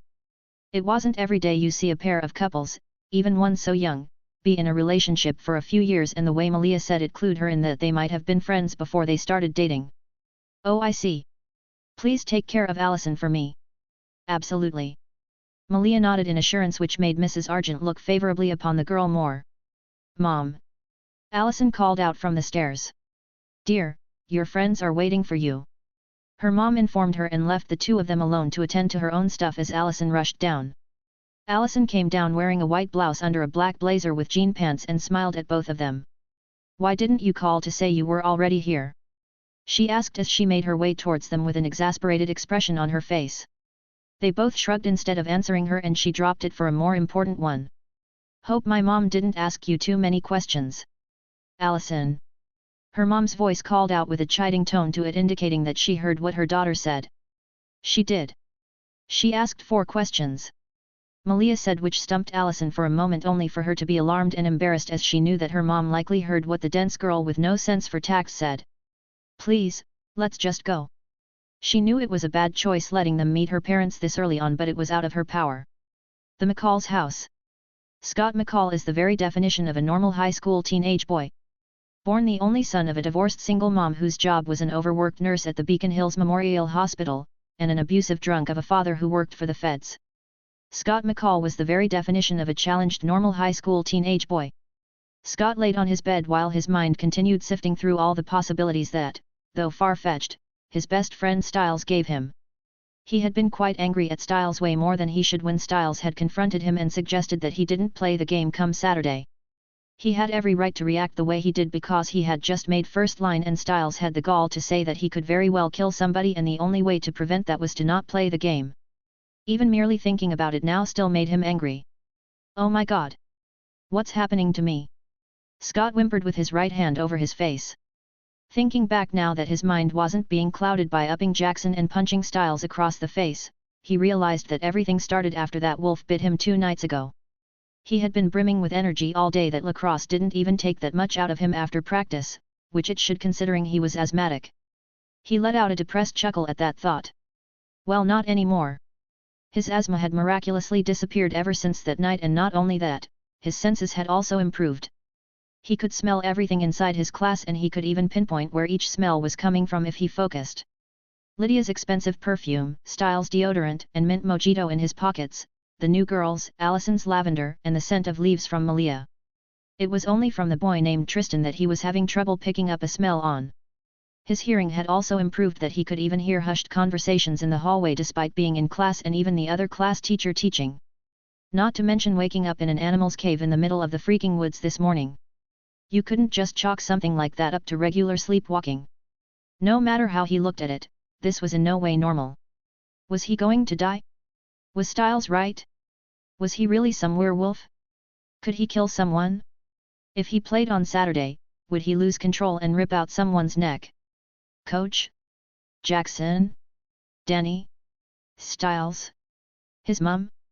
No, no, no. It's not my fault. He could cry. He was just a normal teenage boy who dreamed of making first line before all this started happening. It was that goddamned wolf's fault. Why did it have to bite him? Besides, it wasn't his idea to go to the woods that night, it was Styles'. Was it Styles' fault? It had to be someone's fault, and that someone had to be held responsible. Unknowingly his normal brown eyes glowed a bright gold and his ears started creeping out.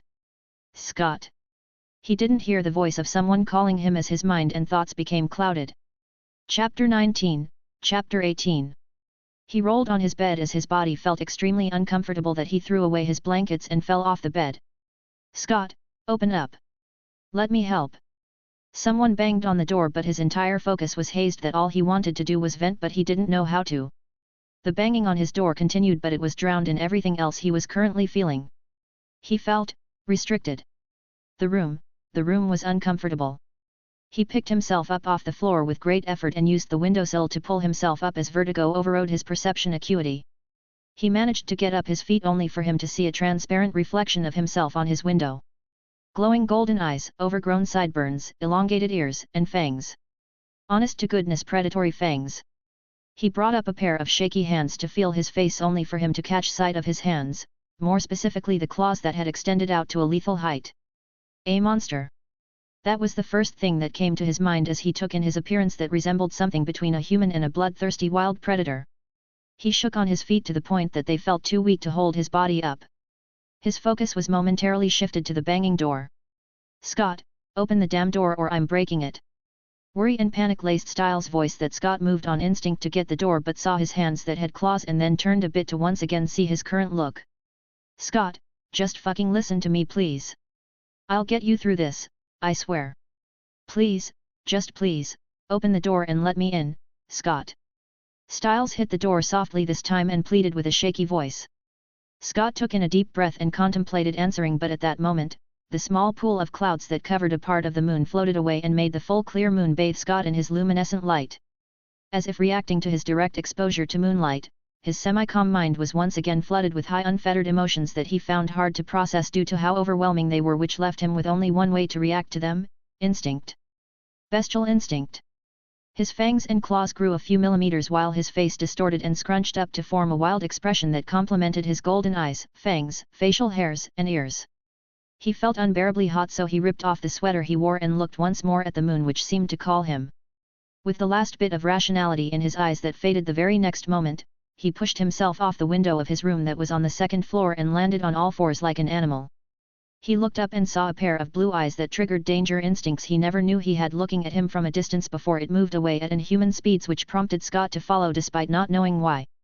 Up in Scott's bedroom, the door was forcefully pushed open by Styles, who rushed in with a bag on his back as he quickly surveyed the room and noticed Scott's apparent presence or lack thereof before noticing the opened window and shredded shirt near it, which made his worry become more pronounced. He looked through the window and apart from the indentation on the soil from Scott's deducted landing, he had nothing else. Fucking hell! He cursed in anger and rushed out of the room to get his car and look for his best friend. Meanwhile with Scott, he pursued the running man into the woods, not losing a trail of him thanks to his improved enhanced vision acuity and night vision. At this moment, the young innocent former asthmatic lacrosse player was gone and in his place was a beast of untamed emotions leaking through on an auspicious night like that of a full moon. He got closer to his prey as their speed decreased, and with the achievement of a successful hunt in sight, he followed his instincts and lunged at the man with claws at the ready and fangs ready to tear his flesh apart, only for him to be caught midair and slammed against the ground in an impressive show of speed and strength. Knock out of it, Scott! A young man pinned the wild teenage boy on the ground and restrained most of his wild movements. Stop! You're going to get yourself killed if you can't rein in your emotions. Derek Hale, the young man who held the young beta down, and also the younger brother to the girl whose body was found in the woods, and also a werewolf, cursed as his hearing picked up hasty movements in the forest. Shit, hunters! They just had to be patrolling on a full moon.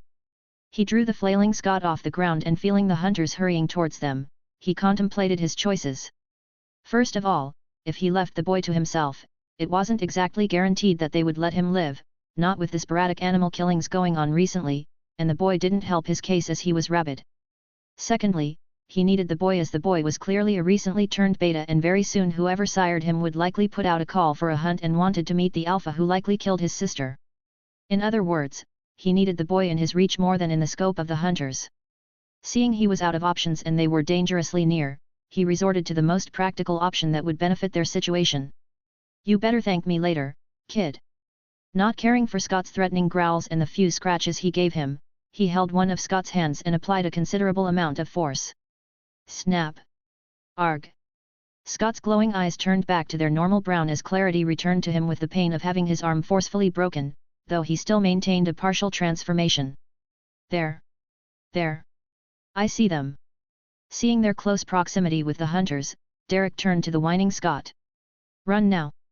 He dragged him by the hand to give him a tug, making the still out of it Scott to narrowly escape an arrow from skewering through him. The missed arrow brought Scott back to focus as his body automatically activated his flight response, making him follow Derek unconsciously, only for his legs to go faster as an arrow swooshed past him and impacted a tree, which resulted in a small explosion that he couldn't bring himself to focus on. Run faster, damn it! Derek barked and increased his speed, since he was purposely slowing down to keep Scott in his range, but now they needed to lose the pursuing hunters. Scott didn't react to Derek's rebuke in any way except pushing his legs to take him out of this damned forest of death faster. Who the hell hunts people with bow and arrows in the middle of the night? He cried inwardly. Thankfully for them, the hunters slowed down their pursuit as the two werewolves made their way deeper into the woods, a natural habitat for any wild predator. They continued running for a while to make sure they had lost the group of hunters before they started slowing down to catch their breaths. Scott crashed into the ground as the physical and mental fatigue of everything that had happened in the last hour hit him with full clarity. What the hell is this? Why are there people trying to kill me? His frustration bled out and morphed into fear and then anger. He was just a normal 16-year-old wet behind the ears high school sophomore, and he almost lost his life in just one night to some strange arrow shooting group that just opened fire without even asking any questions. Derek supported himself against a tree as he released measured breaths as opposed to Scott's panic-fueled large gulps. Hunters, Derek said. The kind that have been hunting us for centuries. Hearing Derek's words and knowing what the us implied, he flipped at the man a few years older than him, righteously vexed. Us? You mean you? You did this to me? Is it really so bad, Scott? That you can see better? Hear more clearly? Move faster than any human could ever hope? You've been given something most people would kill for. He stared intently at Scott to get his point across. The bite is a gift. Scott didn't hesitate to refute his words. I don't want it. You will. And you're going to need me if you want to learn how to control it. He bent down to Scott's eye level and put a hand on his shoulder and squeezed it reassuringly in a way that suggested no turning back. So you and me, Scott? We're brothers now. He then turned around and left Scott, who slumped further into the ground with a long sigh as profound exhaustion over the recent events and widened worldview washed over him. Scott trudged along the side of the road in only his pajama pants in the early hours of morning, after he had spent hours maneuvering through the forest with caution in order not to come across the hunters and risk death by about just hours after he managed to escape. An old sky blue Jeep pulled over next to Scott and drew his attention to see his best friend's face light up in relief. Stiles kicked the door open and urged Scott to get in before handing him a jacket, since the after-winter mornings were still cold. You good there, buddy? Stiles asked in concern, seeing his best friend's defeated look as he cushioned his neck on the headrest and stared unblinkingly ahead. I'm a werewolf. Scott muttered blandly. I know. How freaking cool is that, am I right? Stiles' hypermood at Scott's revelation plummeted as he saw the unflattered look Scott gave him. So maybe not revel in the awesomeness of you being a werewolf yet? He quipped awkwardly. So what happened, man? You just jumped out your window and ran off to God knows where. Scott grimaced as he tried bringing up memories of the unpleasant night he just survived. Don't remember much, but what I remember is being pinned to the ground by Derek. Stiles interrupted. Derek? Like hailfire Derek Hale. Yes, Stiles. He's the one who bit me and turned me into this. All Scott wanted to do at this moment was take a dip in his tub for the next few hours. Okay. That's not morbid at all. So what happened after that? Did he teach you some werewolfy secrets, like not ripping someone's throat off at the game or how to not turn into an animal every full moon? Hunters. There were hunters with bow and arrows who tried to kill us. Scott said in a very dead tone, as if he was describing the most useless experience in his life. Wait, hunters? Like Van Helsing? What? I've been reading up on a lot of things in the past few days. Stiles defended his prized knowledge at Scott's stare. So what now? Are you on the radar of some secret family that has agreed to slay every werewolf on Earth? Stiles asked in legitimate concern. I don't know, man. This shit is stressing me up real bad. God. Scott had another breakdown as finally started thinking of the implications of his new status. Hey, don't worry. I'll make sure we get through this, okay? I'll chain you up on every full moon myself and feed you live mice. Styles nodded assuredly but only earned a mix between flabbergasted and disbelief looks from Scott. I had a boa once. I could do it. Styles drove them both to Scott's house while brainstorming ways to help his friend live a semi-normal life and also ways to preserve his life. Chapter 20, Chapter 19. The lacrosse field had become their usual hangout spot after their daily classes for completely different reasons. Tristan because he wanted to observe the new beta and also maybe see if he could figure out who was the person keeping an eye on him. Malia because it was the only place she could relax and maybe enjoy the mildly violent game after going through the hell that was science class, while Allison was because her two friends just liked gathering there and it was also a great spot for relaxation and requiring the energy needed to continue the rest of the day. While she animatedly engaged in conversation with Malia about the different players and whose play she found interesting, Tristan on the other hand was focused on the not-so-focused McCall who looked like he wanted to be anywhere but here. On the field. Scott and his best friend, Styles, arrived at the field a little later than usual due to Scott's unusually unmotivated dull look concerning his favorite sport. Luckily Styles had spent the better part of the morning trying to rouse his spirit, both the one to live and the one to play, and so far he's had no monumental success. They arrived just in time to hear their coach Finstock calling out the first warm-up takes for the day. Let's go. One-on-one from up top. He blew his whistle and fired the players up. Jackson. Take a long stick today. The rest of you, keep moving your malignant asses on the field. Followed by an even fiercer whistle blow. Scott winced a bit, not from auditory sensory overload but from how high-pitched the whistle was.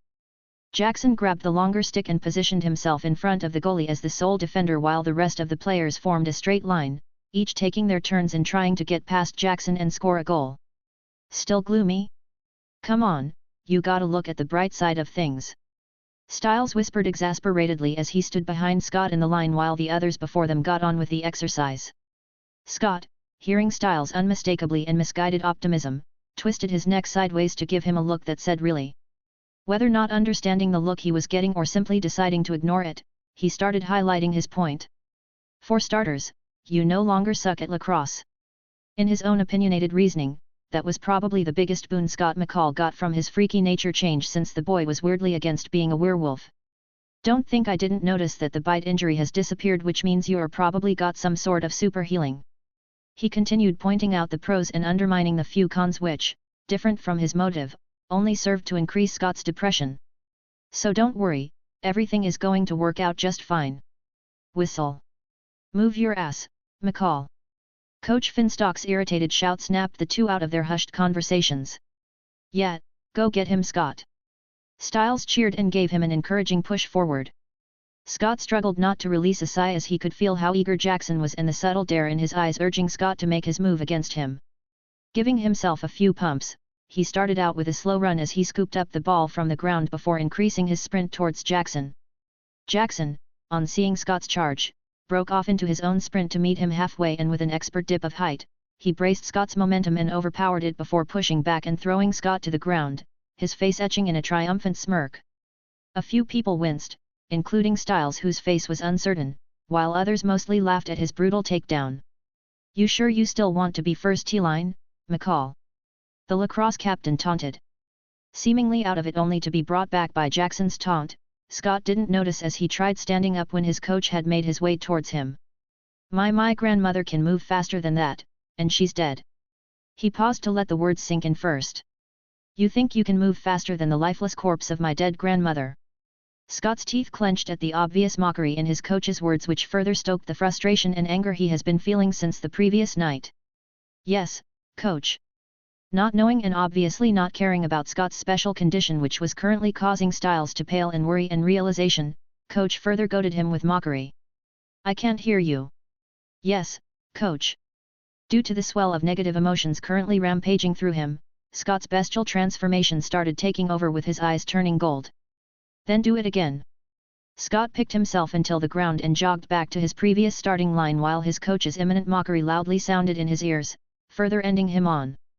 McCall's gonna do it again, McCall's gonna do it again. Jackson returned back to his previous location and prepared to foil Scott's second attempt to completely exert his superiority, while Scott finally regained a sense of clarity as the changes in his eyes receded, though for how long no one knew. "Let's go." Coach blew his whistle for the go-ahead, which immediately kicked Scott into a full sprint. Feeling irked by the determined eyes at which Scott came at him, Jackson too pushed on, his mind already seeing the expected outcome, which was a repeat of his previous failure. Alas, reality was often disappointing. Scott rammed into Jackson with an intensity that flung him over his shoulders with an extra twist midair, hitting his shoulder and collarbone at the same time, which already predicted Jackson's outcome. The entire field exclaimed in worry as they saw how Jackson landed roughly on the ground and his pained grunt, which caused them to run towards him in concern. Scott on the other hand fell to his knees as the violent urges started influencing his senses, prompting a shift even as he furtively tried to keep calm and failing at it. Ignoring the crowd's concern for Jackson, Styles, concerned for his friend, rushed towards him hoping he was fine after the hard collision, only to be faced with something else. "I can't control it, Styles. It's happening." Styles jerked back in alarm and questioned for clarification, hoping he, against all odds, had heard wrong. "Well, fuck it. Come on, come on." Placing Scott's hand over his shoulders, he pulled the triggered werewolf up and limped them both back to the locker rooms where they could be out of sight in case he ended up fully shifting and bringing down the Furies. Back at the stands, the game caught the trio's attention, Tristan more than the other two, as he wondered what the hell Stilinski thought he was going to do with McCall. Malia leaned in and whispered into his ears as Allison was currently distracted by the foul play. "I caught a smell. Definitely a werewolf." She pointed towards another part of the field where a man with clean-cut beards wearing a black jacket and jean pants stood, his focus on the direction Scott and Styles went. "At this point, it's no longer our problem." "Why?" "The only reason why I even bothered keeping an eye out was for this reason. Since someone's keeping an eye out on him means he's less likely to go on a killing spree. Probably why there was no report of a mauled victim yesterday," Tristan said before packing his things and preparing to leave. "You guys are leaving?" Allison asked as she saw Tristan's movements. "I'm leaving." Tristan left the both of them with those words and entered the school building, having closed out whatever caution he had about the McCall boy. Regardless of the reason, Omegas were a cause for concern, as in certain supernatural circles, they were called the Cursed Ones.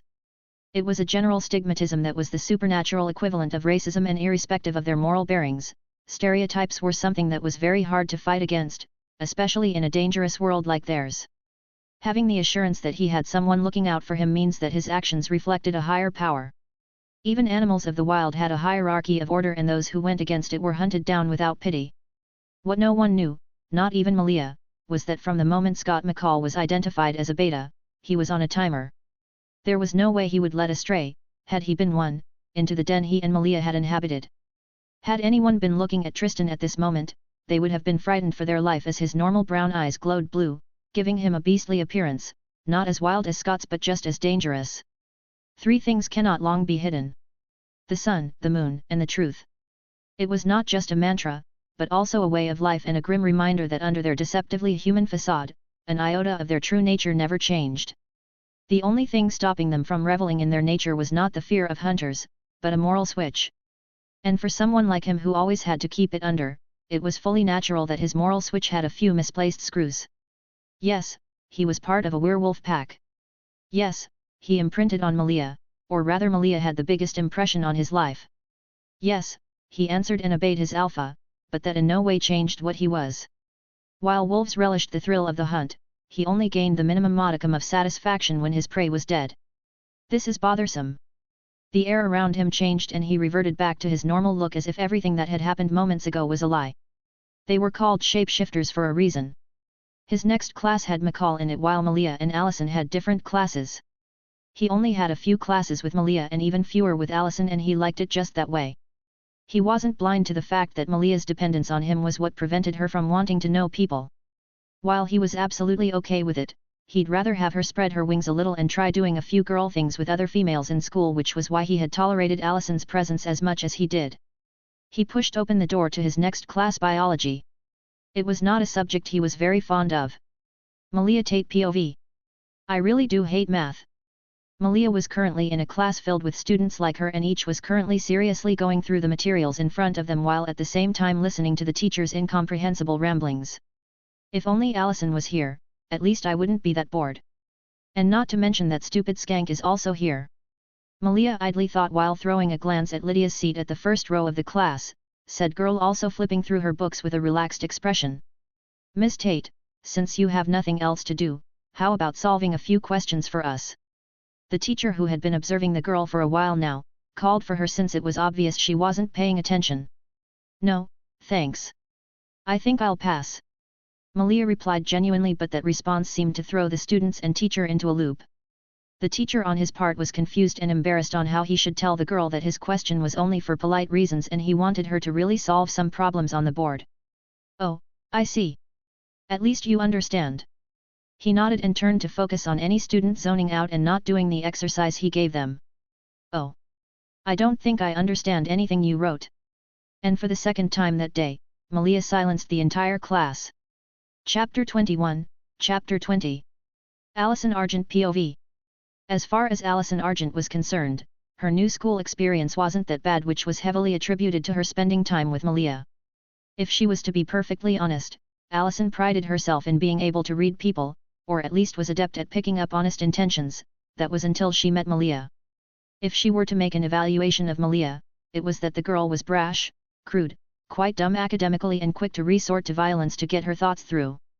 When every one of these behaviors were viewed from an objective point of view, the conclusion they would arrive at was that the girl known as Malia Tate was a very simple girl. She was as easy to read like a book and also as easily misunderstood. They haven't had that much time to really hang out, but that just made Allison look forward to when they did. While Allison herself was normally quite shy and reserved, she always found herself being swept along Malia's flow every single time the girl was around. She refused to comment on Tristan mainly because the signals she was getting from him were all over the place. More reserved than her, Tristan seemed like the type to always distance himself if the crowd got too big or the atmosphere got too warm. Like he would just up and leave if the surrounding got a little bubbly or if there was something attention-grabbing. It was like he abhorred the very idea of socialization and fun. She still hadn't gotten to ask them about their relationship with each other since it was clear that they were very close to each other, like very close. It didn't have an ambiguous air but a natural one, as if they were siblings. Maybe cousins. Could be. She mulled over the fact as she made her way to her French class, only to bump into somebody while coming down the stairs, and she would have fallen down if the person bumped into hadn't caught her as quick as he did. I'm so sorry. Should have watched where I was going. Her eyes widened at the close proximity and from the slight panic across the boy's face as he let her go. So did she? I was just trying to stop you from falling. Yeah, no. I perfectly understand. She waved her hands to stop him from trying to explain himself, as she was also at fault for not paying attention. They both stood there awkwardly, not knowing what else to say to the other party. I should get going. Yeah, me too. I have class right now, so. Yeah, me too. They both took an awkward step to give each other passage, only to block themselves, which increased the awkwardness of the situation, but thankfully the boy just nodded at her and took an extra step before walking past her. Well, that was awkward. Allison said to no one in particular. Malia Tate POV. She was seriously beginning to wonder if this was some kind of torture technique that Satomi had been concocting for years in order to use against her after the old alpha had gotten enough of her rebelling. School was not fun at all. Now she was absolutely sure that the only reason why people fondly reminisce about their school life was either due to the party, the sports, or when they were having fun with their friends. She was damn sure no one actually missed the main act of learning. And not to mention the boring people that swarmed the halls on a daily basis. She preferred wood hiking any day over those. She failed to realize the presence of another person near her on her lab table, only for the person to call out her attention. Hey, I see we're grouped for this exercise. Crazy coincidence, hey. She finally observed who the person that turned out to be her lab partner was, only to face someone that just looked like he was going to bore the hell out of day. My name's Styles. He extended his hand for a shake but couldn't decide if he wanted a shake or a bump as his fist just changed motions. Malia just stared at Styles in a dumbfounded way as he made the most awkward expression of someone that had no clue on what to do that Malia had ever seen. Just gonna ignore me, cool. He just sighed and whispered under his breath, not having the foggiest idea that Malia heard him as clear as day. The subject on this roster's hour was chemistry experiments featuring titration, a simple experiment that was done to observe the level of concentration of an acid-base solution using analytical methods. Remembering why she was in this class in the first place and the little promise to Satomi and Joanne about enjoying high school as much as she could while also trying to put in a little bit of effort, she mentally cursed her lack of academic intelligence, which ended in knowing how to read and write, basic sums and things you actually need in everyday life. I'm requesting an allowance raise by month's end.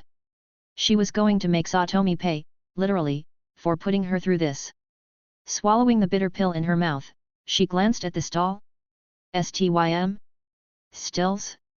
Yes, stills, and opened her mouth for the first time since entering this lab room. Hey, Stills, got any idea what this is all about? Reacting in a way that was too out of proportion that would have been perceived as over-exaggeration, Styles whipped his head to face Malia and dumbly stared in shock that she actually wanted a conversation with him. Seeing him blankly staring at her, she had to forcefully resist to verbally lash out at him and brought her finger between them, and when she was sure she had gotten his attention, she pointed it at their table and then the board where a few things were scribbled on. That motion of Malia's succeeded in snapping Styles back to reality, which made him cough in hollow embarrassment. Yes. Yes. The experiment. It's Not understanding why he was fidgeting and slowly resolving herself to sleep through the class if he turned out as dumb as she was or anywhere near her level, Malia nodded at him and silently prodded him to continue. Haha, sorry about that. My name is Styles, Stilinski. Styles took another approach after managing to get his stupid emotions in check when a beautiful hot girl started talking to him. I'm not Scott. Get your cool together. Malia. Malia replied succinctly. Right. So titration is basically just measuring how concentrated the given acid-base solution is. Styles started slow and gave the most basic explanation he knew because her question suggested that that was her level of understanding. It's not as complicated as all these test tubes and flasks make it seem. Getting into his comfortable zone, he scooted a little closer and showed Malia a diagram presentation of the assignment they were about to do. Honestly, what you need to first take note of is which liquid goes in which conical flask or tube. That way all you need to do once you start your experiment is just basic addition and subtraction and tabulating your results. He slowly explained.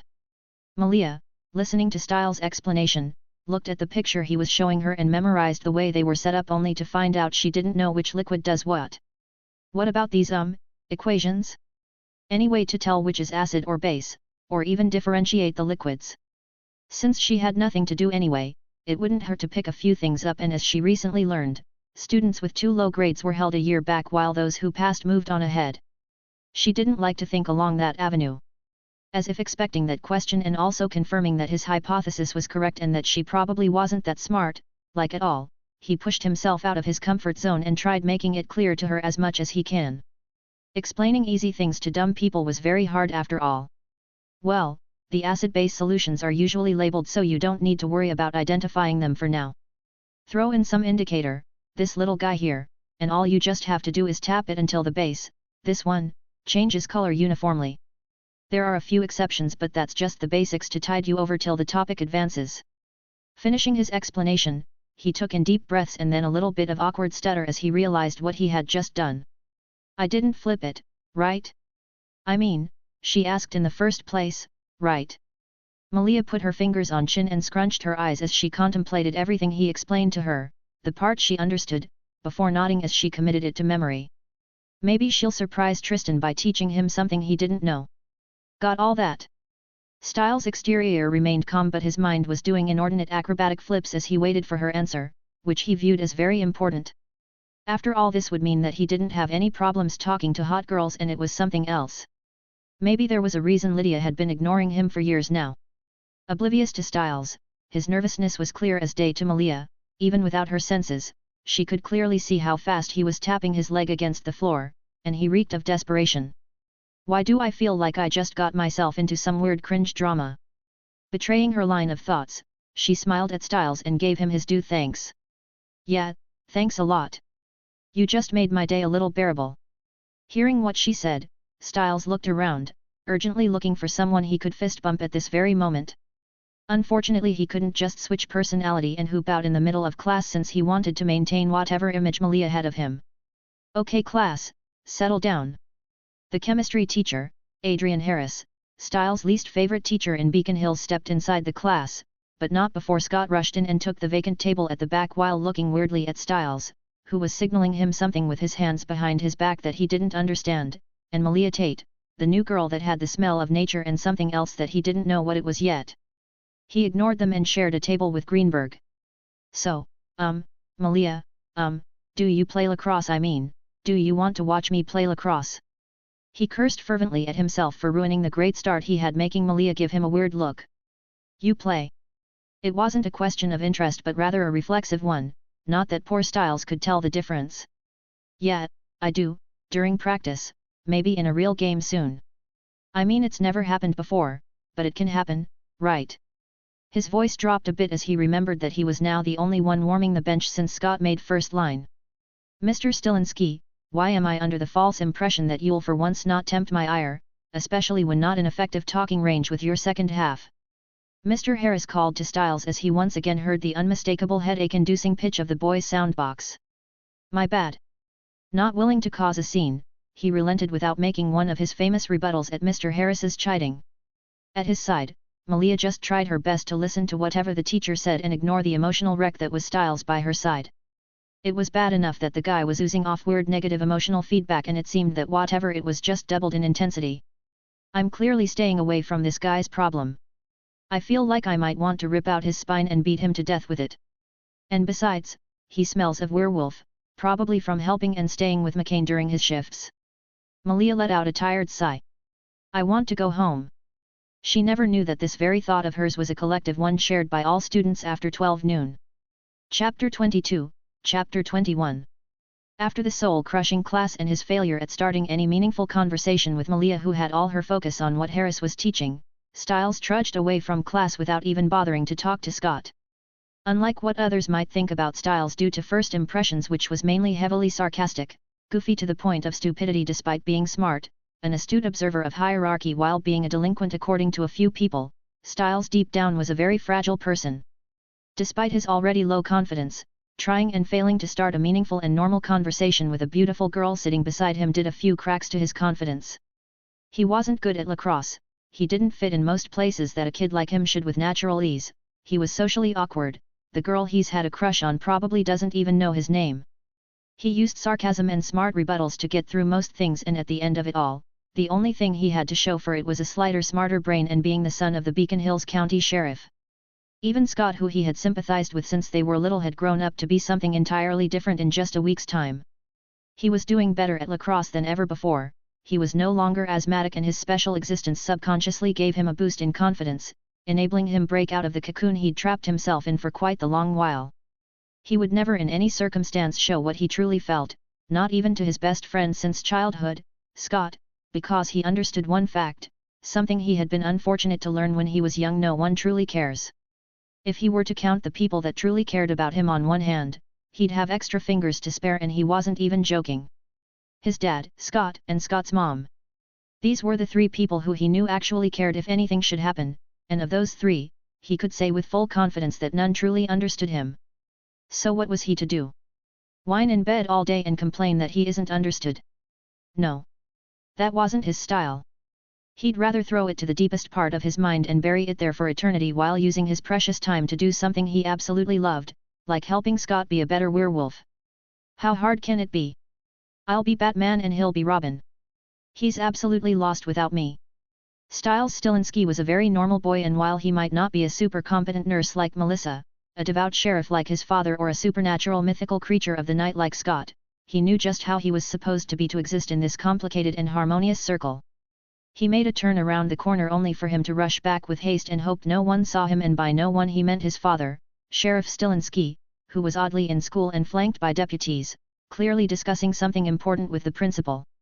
Styles was many things, and apparently a busybody was among those things, along with an almost instinctual urge to skid over the law as much as he could without completely crossing the line. Realizing that he was presented with yet another opportunity to scoop into his father's active cases, he made the brilliant decision of fetching the one person he knew that could hear whatever they were saying without being caught. He ran back from whence he came, searching for Scott, since he knew his father could leave at that moment. I really could use some werewolf nose right about now. Thankfully, he found Scott at the locker section and pulled him along as he walked. Hey, come here. What? Less talking, more moving. He pulled Scott as they hid behind the stairs with Styles pointing to his father. Tell me what they're saying. Scott followed Styles' pointed direction and found Noah Stilinski having a conversation with the principal. Scott focused his senses in their general direction, trying to pick the voices with enough clarity to hear. "Can you hear anything?" "SHHH." Focusing a little harder, Scott picked up the voices and listened in on what the sheriff was telling their principal to do. "Curfew because of the body," he said, referencing the body part they found on the night Scott got bit. "Unbelievable. My dad's out there looking for a rabid animal, while the jerk-off who actually killed the girl is just hanging out, doing whatever he wants." He scowled with expressive anger and irritation as Derek, who they assumed was the killer, was just walking around. Scott shrugged at Styles' complaint while stating the obvious. "Well, we can't exactly tell your dad the truth about Derek." Styles pondered on what Scott said for a few seconds before refuting Scott's words with a determined face. "I can do something." Scott looked at his best friend with skepticism evident on his face. "Like what?" "Find the other half of the body." Styles answered before storming off while Scott was left to reboot for a second before he scoffed at Styles' delirious statement. "Are you kidding?" Scott followed Styles, trying to find what kind of reasoning he thought up to come to such a decision. "Do I look like I'm kidding? Think of it, if Derek's put away, then you don't have to worry about hunters or going on some murder spree with him, and the town will return back to normal," Styles explained to Scott. "And what if he decides to kill those at the sheriff's station after he is arrested?" Scott asked, still skeptical and rightfully so, which silenced Styles for a short time before he shook his head. "You both ran from the hunters, and if they've really been hunting werewolves for centuries, then I'm sure not even Derek would want to face them, and him killing the sheriff county, and also possibly ousting himself as a supernatural, will more than likely draw them towards him with full force. So no, I don't think he will kill anyone at the station." Though he hypothesized that entire scenario, he still wasn't sure about Derek's motivation, and he had a hunch that knowing that would change everything and make this haze over them clearer. "That's a big if, and you know it. We have no idea what an alpha is capable of after all." Unfortunately for Scott, all his dissuasion fell in defiant ears, and he had to follow behind Styles, as was the norm between them from the beginning. Having heard all that the both of them were talking about, Tristan was plagued by doubt, since in his opinion, it was a suicide mission trying to strong-arm an alpha, especially for Scott, as no alpha will take pity on any of their beta betraying them. Even the pacifist Satomi would kill any of her beta who betrayed her family. He also picked up a few pieces of info from their talks, one of which was the presence of the hunters already being in Beacon Hills and having had a confrontation with whoever this Derek was and Scott. It had been purely by chance that he came across them after deciding to take his mind off the matter, and what they were talking about had intrigued him a little. Either Stilinski was very smart or stupidly naive, as it was clear that he really did not understand what the consequences of his actions could cause. If Derek really was the alpha as they insinuated, and he really was behind the recent killings, then it was entirely possible, assuredly in fact, that a Beacon County cell wouldn't hold him at all if he wanted to get out, and the first person to die would be Sheriff Stilinski and then McCall's parents before Styles, and then Scott would be the last to go. Ignorance truly is bliss. Not even him would entertain the thought of killing Satomi as he was, as that would spell death faster than he would realize. If such a thing were to happen, the first bunch of people to attack him would be none other than Brett, followed by Zhang, DeMarco, Richard, Joanne, Tierney, even Lori. No one should ever doubt the bond between pack members, as that would only weaken them against any attacking enemy. Seeing the two idiots planning their death with such assuredness, he couldn't help but feel glad, because at least that way, the alpha would probably lay low for a while from the hunters before siring a new beta. He made an abrupt turn in his walk and set his new destination to the cafeteria to get something to eat before going home and use that chance to meet up with Malia. Like always, the cafeteria was crowded, but there were quite a few empty and remote tables, so he could probably focus on his meal quietly. He got salad, beef, and juice to go along with it, since all he needed was something light to hold him until he got home. From the small quantity he got, it could be derived that he preferred small portions of nutritious food than large amounts of unbalanced diet and junk food, another area he differed from Malia. He finished his plate, and after waiting for Malia for some time and figuring she either wasn't coming or was held up, he got up and left. He saw Allison in a conversation with one of the lacrosse players, but just walked by, making sure she didn't notice him, and called to gain his attention. He left the school and got into his car, knowing that Malia would likely ride with Allison or call him to come pick her up. Driving away from the school's car park, he brought out his phone and rang someone he knew he could get a lot of answers from. "Good afternoon, Elias," he greeted as soon as the call was picked up. "Oh, Tristan? I wasn't expecting your call. How are you and the cub holding up?" From his tone, it was clear that this Elias was an elderly man, but apart from being an elder to Tristan, he was also an elder to almost everyone in Satomi's pack, as he was one of her oldest betas, Elias Town, having been following Satomi for over 50 years. Tristan allowed a chuckle at his question. She's been a little grumpy for the past few days, so I'm the one constantly getting bitten. Elias laughed over the call for more than a few seconds before calming down. So what's the reason for you calling? It's weird to receive a call from you when you could just visit.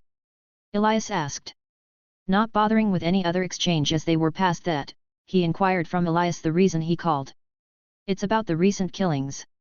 Someone in Beacon Hills got bit and it looks like their alpha's name is Derek. I was wondering if you knew anything about an alpha named Derek. He then described Derek's appearance as best as he could to Elias. Elias hummed over the call and silence flowed for over a minute before Elias spoke once again. I don't think I remember any alpha named Derek, so rather than being an old alpha, it could be one that killed for it, and I think that vendetta signage front quite a while back is heavily connected to it. While I don't know any alpha named Derek, I once knew a beta called Derek. Derek Hale, son of Talia Hale, whose family burned in the Hale fire over 6 years ago. It's not actually far-fetched for young Derek to become an alpha, as his family has been a patron to Beacon Hills for well over centuries. They practically built the place and even came to a truce, although short-lived, with the hunters. Tristan frowned as a whole web of complications started to unfold inside his mind. He could already tell that the story would be quite a deep one and extremely informative. He sighed. I'll talk to Satomi. Knowledge is power, but also a curse. He needed Satomi's permission and also input if this would be dangerous for him to know or could in a way endanger the pack. Don't worry about that. I'll take it up with her, I'm sure she wouldn't mind. Elias waved off his concern. While he wouldn't dare wave explicit orders of his alpha, he's known her long enough to know what she'll react to and what she considers not important. Thank you, Elias. He gave his gratitude, but the old man just laughed it off. Oh please. While we old people don't have much to teach the younger generation, we are never out of stories to tell. Chapter 23, Chapter 22. The Hale family were easily the oldest family in Beacon Hills and even one of the lasting ancient ones across the continent, and it wasn't just their longevity that made them renowned and respected across the neighboring communities. Unlike other werewolf families, most of the Hale descendants, of those who were born werewolves, had the special ability to completely turn into wolves irrespective of their hierarchical status. There was once a time, before the fire, where Beacon Hills used to be a beacon to all supernatural races with the Hale family at the top. Back then, they were synonymous with the spiritual leaders of Beacon Hills, and their family matriarch and alpha, Talia Hale, oversaw all alphas in Beacon Hills and its environs.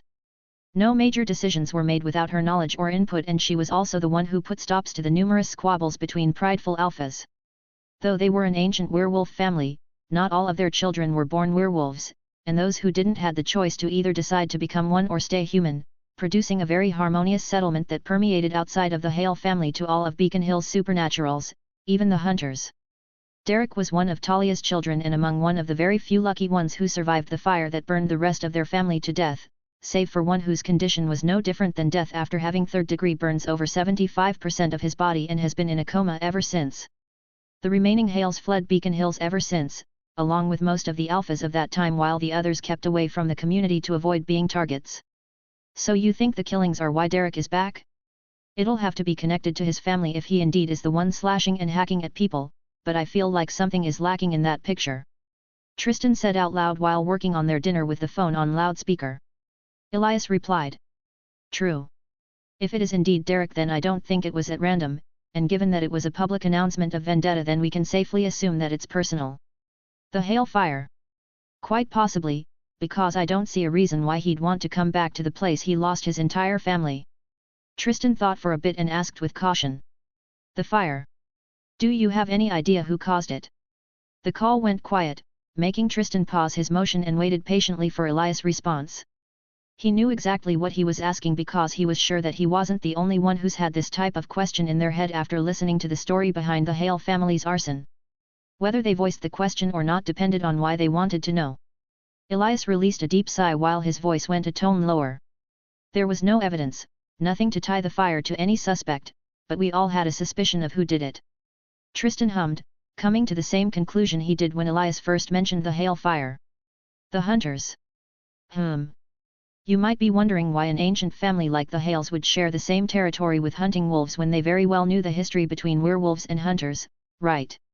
Tristan didn't say anything but nodded as that question did cross his mind, as he felt that was a very stupid decision on the Alpha's part, but also kept quiet because he knew it should have been something more complicated than a simple acceptance. Just like werewolves and other supernaturals that move in circles, the hunters had a code of their own, nous chassons ce qui nous chasse. French? Yes. While there are many other hunting families, the ones that resided in Beacon Hills then and now could be said to be the oldest in existence. It means we hunt those who hunt us, he revealed. Just like us, they too followed their code, only hunting packs and other stray supernatural creatures who enjoy feasting on humans. It was also for this reason why Talia and the other Alphas were able to coexist, for however long that lasted. Elias, though old, remembered what Beacon Hills had been like in the past and how it had been a haven for countless species of supernaturals, all living along the guidelines set by the Alphas of the territories and the Hale family. Alas, nothing can forever be hidden under the eternal gaze of the sun. The hunters struck and the packs bore their fangs. Fortunately or unfortunately, their pack had been away from Beacon Hills during that period. Elias, I don't understand something. Tristan called out. If the hunting families have their own code, why would they want to kill the Hale family when they were the ones keeping Beacon Hills together? At this point, Elias' voice had croaked a bit, showing his extreme distaste of the subject and how tired he was, but none of that prevented him from answering Tristan's curious questions. Different from us werewolves packs, the code, when in regards to the hunters, were less of a way of life and more of a guideline. They just had to know it was there so as to always be responsible for their actions. They decide if they want to skirt their own code. Tristan fell silent afterwards and tried seeing what such a code meant for the supernatural community. While he would agree that the code was moral and upright, and even something that was necessary to be set in place, at least to a certain extent, he also knew fully well that not everybody would be happy with such a code, as traditions seem to lack importance with every new generation. Just like in the rare case that a beta would betray their pack and become branded as an omega, so also, and more easily, can a few hunters disagree with their code and go off on their own, or commit some heinous deeds in secret without the knowledge of their family. Before I forget, you mentioned the hunting family that had been in Beacon Hills and just moved back. What's their name? They are called Argent, a French word for silver, mimicking and taking on the weakness of a werewolf for their name. They've been around since forever. I'll advise you to keep your distance should you meet anyone with that name. Elias' words suddenly seemed to have gained weight as they entered Tristan's ears, making him almost curse out loud. He clearly remembered what she said about the origin of her family name, but there was no way he could have known what it meant in a more literal sense. Tristan. Elias' inquisitive voice carried a worried edge to it which reminded the young boy that he was still on the phone. I think we might have fucked up big time, Elias. A groan escaped his throat. What happened, son? A girl, Malia's friend. She transferred in the same time we did. Her name is Argent. He felt as if a bile was stuck in his throat. Only the steady breathing of two people could be heard between the lines as unknown thoughts went through their heads. Malia. Was she hurt in any way at all? Tristan shivered as he heard the growl coming from Elias that indicated that depending on his answers, a lot of things could go wrong really fast. No. I haven't smelled anything wrong from Allison either. They've been hanging out with each other for the past few days, just normal girl fun. Tristan said slowly, and in his mind played all the memories from the past few days since he met the girl on that very first day. It doesn't matter. An Argent is an Argent. They are trained that way from young, especially their women. I'll have to talk to Satomi after this. If Derek is the Alpha, then his aim is probably to wipe out the Argents or die trying. If it were someone else, I wouldn't have bothered so much with their feud, but Satomi had been good friends with Talia. I don't know what her decision will be, but I reckon she wouldn't want to get involved. Derek is no longer a little child. If he truly is going to war with the Argents, then he should at least know how fierce their retaliation will be. Elias managed to calm himself down as his voice once again lost its edge and went back to that of a neighborhood grandpa. I'll keep an eye on Allison. That'll be way easier since I'm sure she doesn't know my affiliation. But Elias, if she so much as raise a hand against Malia. He didn't finish his sentence, but the intensity of his eyes and his deformed voice gave away his intention. Do try to exercise caution, Tristan, and try reaching Satomi as soon as you can. He didn't affirm Tristan's intentions nor did he deny them, only suggesting that he talked with Satomi. You shouldn't have to worry as much though. As far as I know, it is only the immediate Argent family that are in Beacon Hills, and I haven't heard any news about him being back. Elias said. Who's that? Tristan asked. Elias exhaled from tiredness and continued. Gerard. He's from the older generation, so he doesn't move around that much, and he is pretty extreme in his hate for werewolves. After exchanging a few less important talks, he hung up and absent-mindedly worked on the croquettes he decided to make as sides for the oyakodon he was making. Satomi definitely had an influence on the type of meals he enjoyed. He'll just have to wait until Malia comes back before breaking it to her. Sigh. Who knows how she will react? Probably violently. Maybe a little hurt. Well, if that happened, he'll just have another reason for wanting to rip out the pale girl's heart. Derek Hale POV. Derek Hale drove his car to the ruins of where their family house once proudly stood, casting its shadow all over Beacon Hills. How quickly things had changed. First, his family had burned to death in a fire save for his uncle and closest confidant, Peter, leaving only him and his elder sister Laura, who were fortunate to be at school during the incident, to move away from Beacon Hills and hide. They had been doing that for years until a few months ago when they saw the picture of the spiral that was sent to Laura's mail. Despite not wanting to, she had left to investigate it only for them to lose contact. Fearing the worst, Derek came back to Beacon Hills and was welcomed with the dead body of his last family member killed by an unknown werewolf who was presumably the new Alpha, and as if that wasn't enough, she was cut in half post-mortem by Argent hunters. At that point, he no longer knew what to do. He didn't cry because the guilt from the death of his family had dried up any tears he could shed. What he needed to do now was get in contact with the Alpha and find out why he was going around and killing people, drawing even more focus from the Argents. Maybe by a stroke of pity the world had on him, he was able to find the new Alpha's beta the day after he buried his sister's other half, and had been keeping an eye on him since, hoping to catch on to any trail that the Alpha left behind, but so far no luck, and worst of all, he had to babysit the self-important and stupidly naive beta. He's seen the Argent girl on one of his visits to keep an eye on Scott, and if his nose didn't lie to him, her friend was definitely a war-type supernatural, while the boy was probably something else. Unfortunately for them, the Argent girl already had them in their targets, and he can't risk himself further by being out in the sights of Argents. One thing Derek knew for sure was that when this was over, one way or the other, he would surely get his revenge. Chapter 24, Chapter 23. When Malia got home, she was met with the rigid face of Tristan and a neatly packed dirt of broken plates and spilled ingredients. I spoke to Elias. Tristan started. Malia nodded and dropped her bag on the couch before making her way to Tristan by the kitchen pillar. We talked for quite some time. He's doing well, by the way. She only hummed and took his hands and brought them close to her face, only dropping them when noticing they lacked the smell of his blood. Leaning forward, she kissed him on the lips, her expression light. Then I'm glad. It was unknown what she meant by that, but Tristan nodded. He let her drag him to the couch and didn't resist when she brought his head to her laps.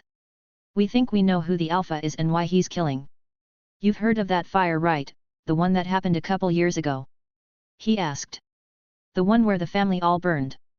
The story of the Hales dying in a fire was an event that basically everyone around this part knew. Turns out not all of them died. Their Alpha's son is alive. Tristan's breath faltered as she brushed a part of his head, making him shiver in pleasure. She asked. He's McCall's Alpha. Tristan slowly shook his head. Something about it just doesn't seem right, but yeah, that's what the general consensus is. But that's not why you flipped, is it? Something else happened. What is it? She asked.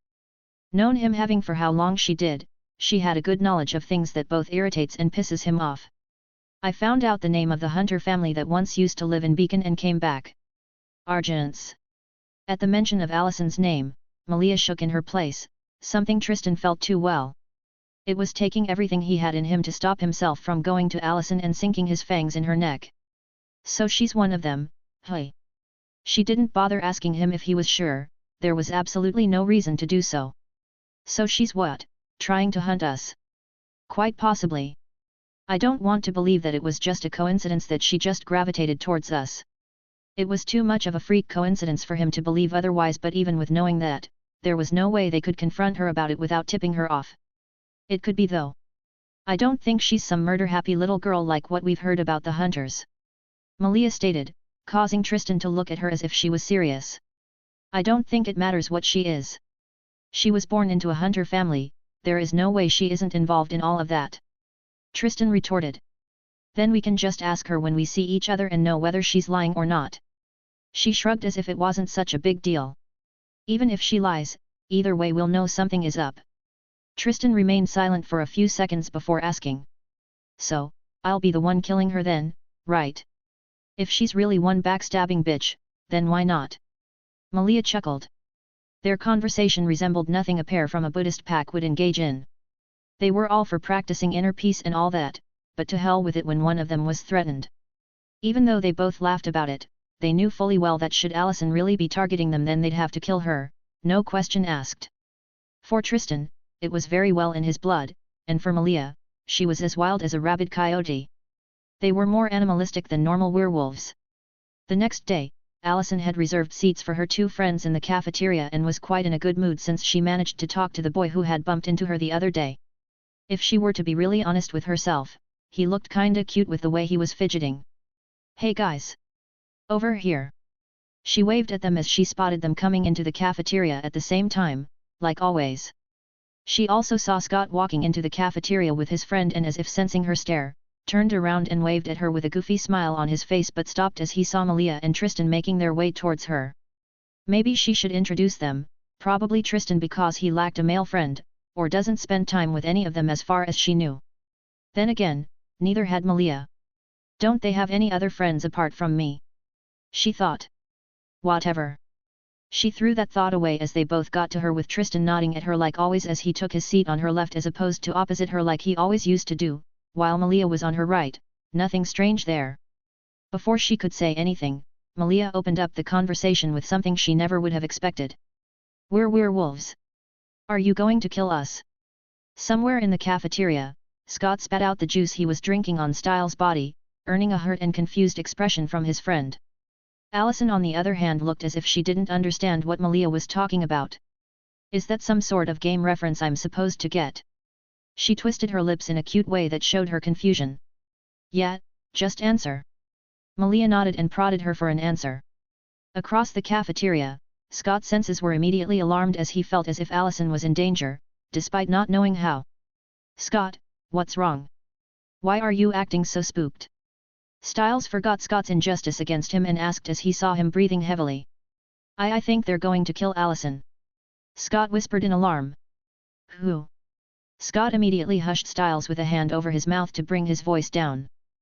Who? Them. Styles eyed the two students sitting beside the oblivious Allison. They're werewolves. Everything was proceeding too fast that left Scott out of a few loops. First of all, how come he'd never noticed anything weird from them? Styles became more confused. Wait, Tristan and Malia. At Allison's table, ignorant of the danger surrounding her literally on both sides, she nodded. Well, if both of you are monstrous werewolves who kill innocent people, then, yeah, I guess. Wait, what game is this anyway, D&D? The both of them stared at her, Malia directly while Tristan with a side eye, before he steadily removed his hands from her back and retracting his claws. Well, that was a surprise.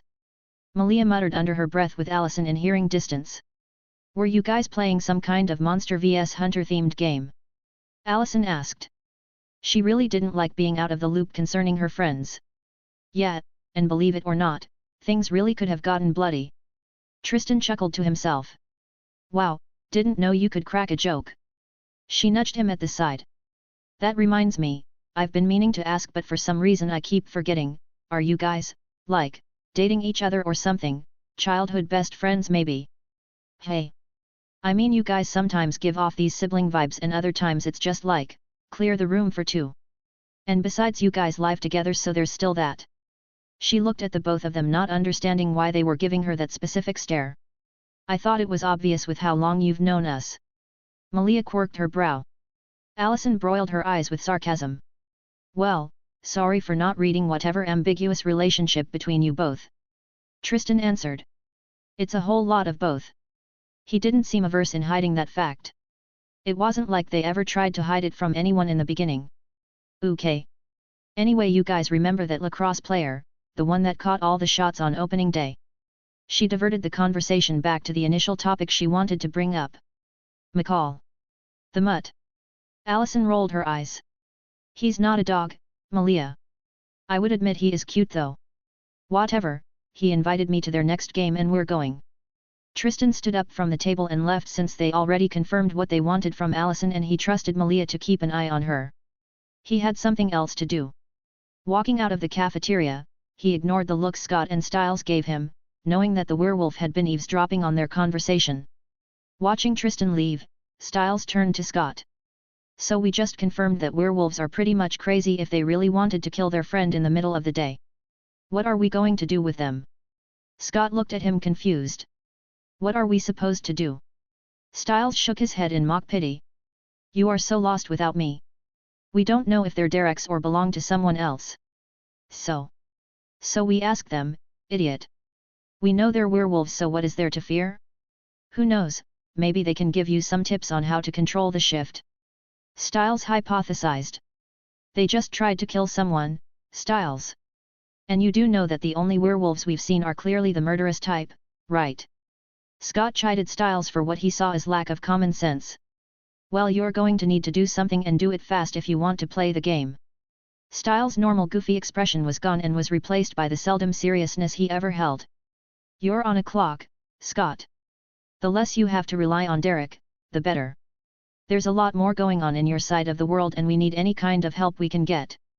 Styles naturally feared the worst for his best friend, one where he would be forced to kill by the order of someone stronger than him, and if anything he's read was helpful in any way, a werewolf like Scott disobeying the orders of his alpha could end very badly. It was way better to talk to someone their age, even if they were evil, than let Derek dictate what Scott could and couldn't do. Seeing Styles' urgency, Scott became even more tired. Derek already told him he couldn't play, and even if he really wanted, he couldn't deny that a lot of things could go wrong. Come on, let's go, he said dejectedly. Although Tristan's scent was harder to track, he was able to follow it to the boys' bathroom. That's not ominous at all. Not answering Styles, he pushed the door open and went in with Styles following behind. They saw Tristan washing his face at a sink, not concerning himself with their arrival. Hey there man. I just W. He's a werewolf, like you. Styles immediately cut to the chase, ignoring Scott's stuttering speech. Not answering the both of them, Tristan washed his mouth and took a towel to clean his face. Still not observing their presence, he made his way to move out of the restroom only to have Scott bar his way with a pleading expression. We just wanna ask you some things, that's all. Styles supplemented. I got bit recently and I don't know what to do. I'm constantly freaking out that I might kill someone if I lose my temper, and now I can't even play the game after making first T-line. I just need something, anything that can help me. Scott pleaded. From their entire conversation with Allison, he saw how neither of them seemed about to lose themselves even though they probably wanted to kill her. You're alpha, was the only thing Tristan said in response to Scott's plea. Yet, his alpha isn't that much of a good guy. Styles quipped off to the side. Eyes. Derek's eyes. What color?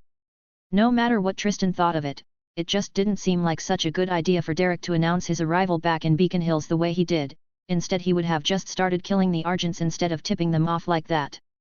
Maybe it might have been a way to get them back to Beacon Hills, but something still felt off about the situation. I don't think he's ever showed me his eyes, but I think I saw them doing the full moon. I think they were blue or something similar, not gold like mine. Scott stimulated his thoughts to remember the memory flashes of that night, and he recalled seeing a pair of blue eyes before he started pursuing him. What matters about his eye color? If it's blue, then he's not your alpha. Alphas are red, betas are gold. He left them with that and exited the restroom, leaving the occupants dumbfounded. Chapter 25, Chapter 24. Do you have any idea what that meant? Styles raised the question after they left the restroom. It means Derek wasn't the one who bit me. It's someone else. Everything was becoming more complicated the more he got deeper into it. What did he even mean by an alpha's eyes were red while a beta is gold? What does Derek's blue signify then? So we're back to square one? Finding the dude who bit you. Do you even think he knows you exist? Like, what if he's forgotten about you? Styles suggested. Who knows? Maybe he's gone around biting other people and couldn't give two shits about you. Scott finally lost it and shouted. This is not a joke, Styles. If anything, they just showed that werewolves don't have problems with killing people. Scott was hyperventilating. Styles shut up as he realized something else they both overlooked due to their insistence for help. Scott, wolves migrate in packs, right? What if, hear me out first, what if there's not just one alpha in Beacon Hills? If Malia and Tristan were not turned by the alpha that bit you, then doesn't that mean there's probably another, maybe even more? Scott's face became resolute as he pondered on Styles' words. I'm going to die, aren't I? He said it with absolute assurance as if it was a guaranteed fact. Well, it could be worse. Styles muttered offhandedly, which earned him a blank stare from Scott. Much worse. Scott sighed at the complications. I don't even know what to do at this point. Honestly, to me you're doing quite fine. It's not as if a how to do it manual came with being a werewolf. He said so in a bid to comfort Scott, at least not have him plunder into despair. That leaves me only one choice, I've gotta talk to Derek. He announced, much to Styles' astounded expression. You want to meet Derek Hale? The Derek Hale, the one who promised to kill you if you play the game. Styles grabbed Scott's collar and shook him as if he just said the most stupid shit. At least he's the only one who might know who the alpha is. And besides, he is the reason I didn't kill anyone on the full moon. Styles was stumped at Scott's reasoning.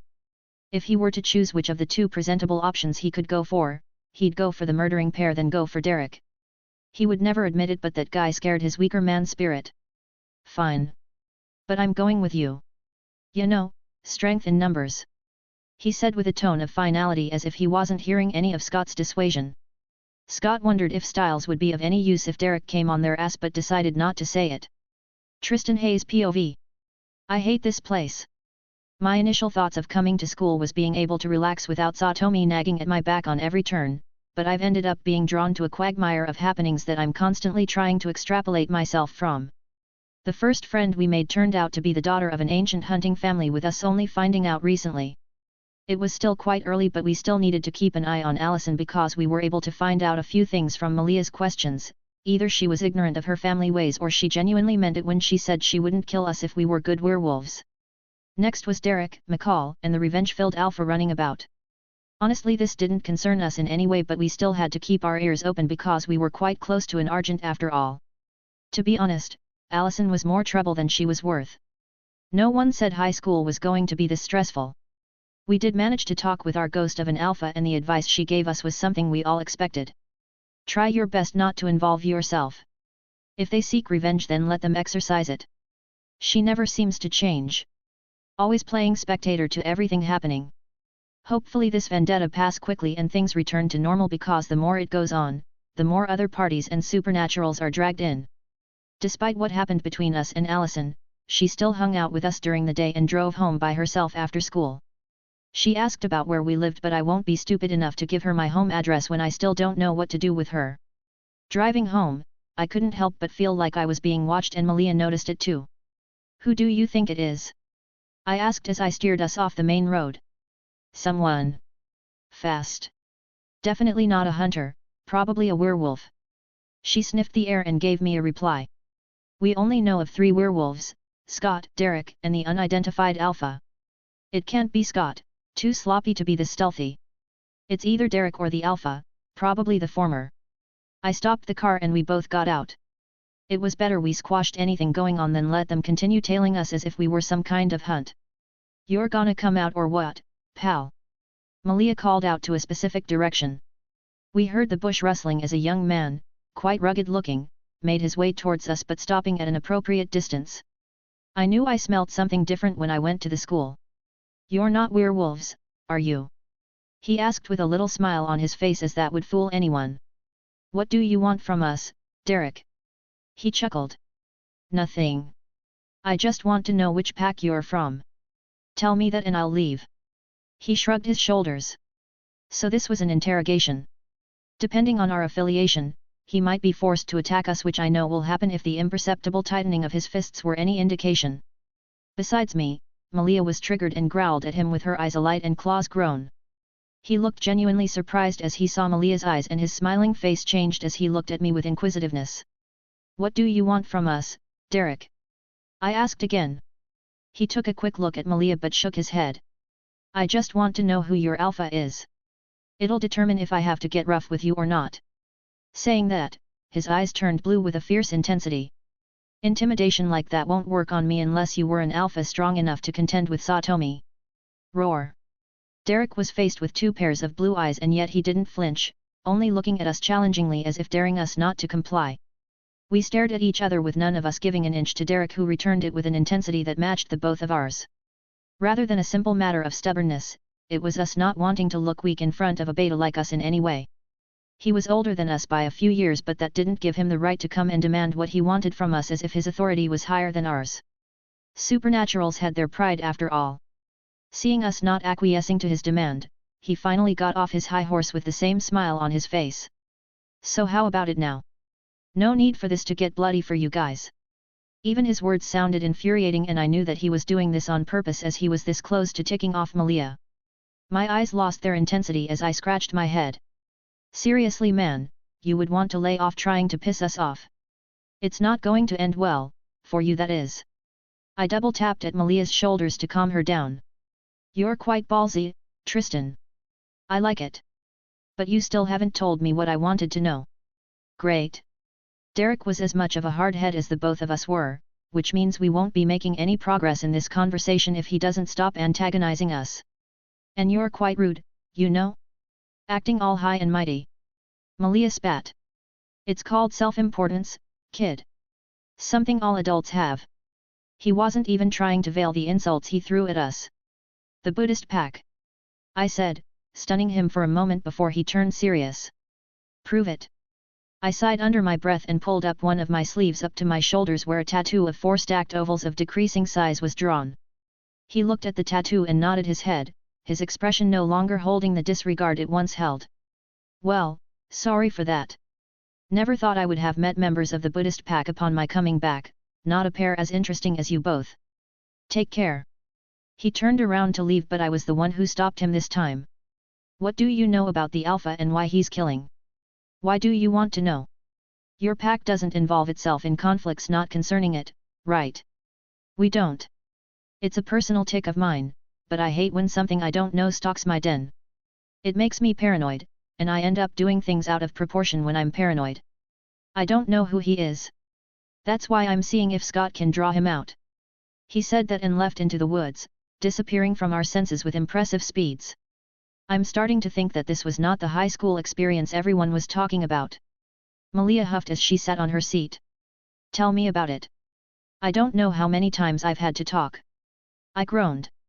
During Derek's confrontation with Tristan and Malia, Scott and Styles went to the abandoned Hale house where the fire had happened to look for the soul Hale. Derek. Derek. I want to talk to you. Scott called out, but he received no response and his senses told him no one was inside the house. Maybe he's not around. I don't think he lives here anyway. Let's go, we'll try again another day. This place creeps me out. Styles said as he uncomfortably looked around, shivering from the dreary atmosphere around the house. Scott cursed at Derek's lack of appearance and turned around to leave, only for his nose to catch a weird smell. Styles, hold up. I smell something. Hearing that, Styles looked around in panic. Well, what is it? I don't know, it's this weird smell. I think it's coming from the back of the house. Styles brought up both hands in the air and looked at Scott as if asking, what are you waiting for, and walked around to the back of the house, seeing nothing but a clearing and a weird flower. There's nothing here, Scott. He said. I think it's buried under that flower. Scott said and pointed at the weird flower he was sure he had never seen before. Now that you mention it, that flower does seem odd. Styles rushed to the flower and knelt down to observe it more. Scott. I think this is wolfsbane. And what the hell is that? Why should he care about a flower? You really are hopeless without me. Shaking his head at Scott, he uprooted the flower only to find a rope bound to its root. Pulling on the rope, he started drawing on it, forming a spiral pattern on the ground. Styles? Scott called out, looking at the ground with utter transfixion. The smell changed. I'm smelling dried blood.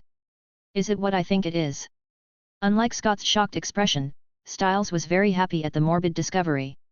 Come on, let's go get some shovels. He pulled Scott towards where he packed his jeep so they could drive back and go bring back some shovels and dig up whatever or whoever Derek buried there. Thanks for listening.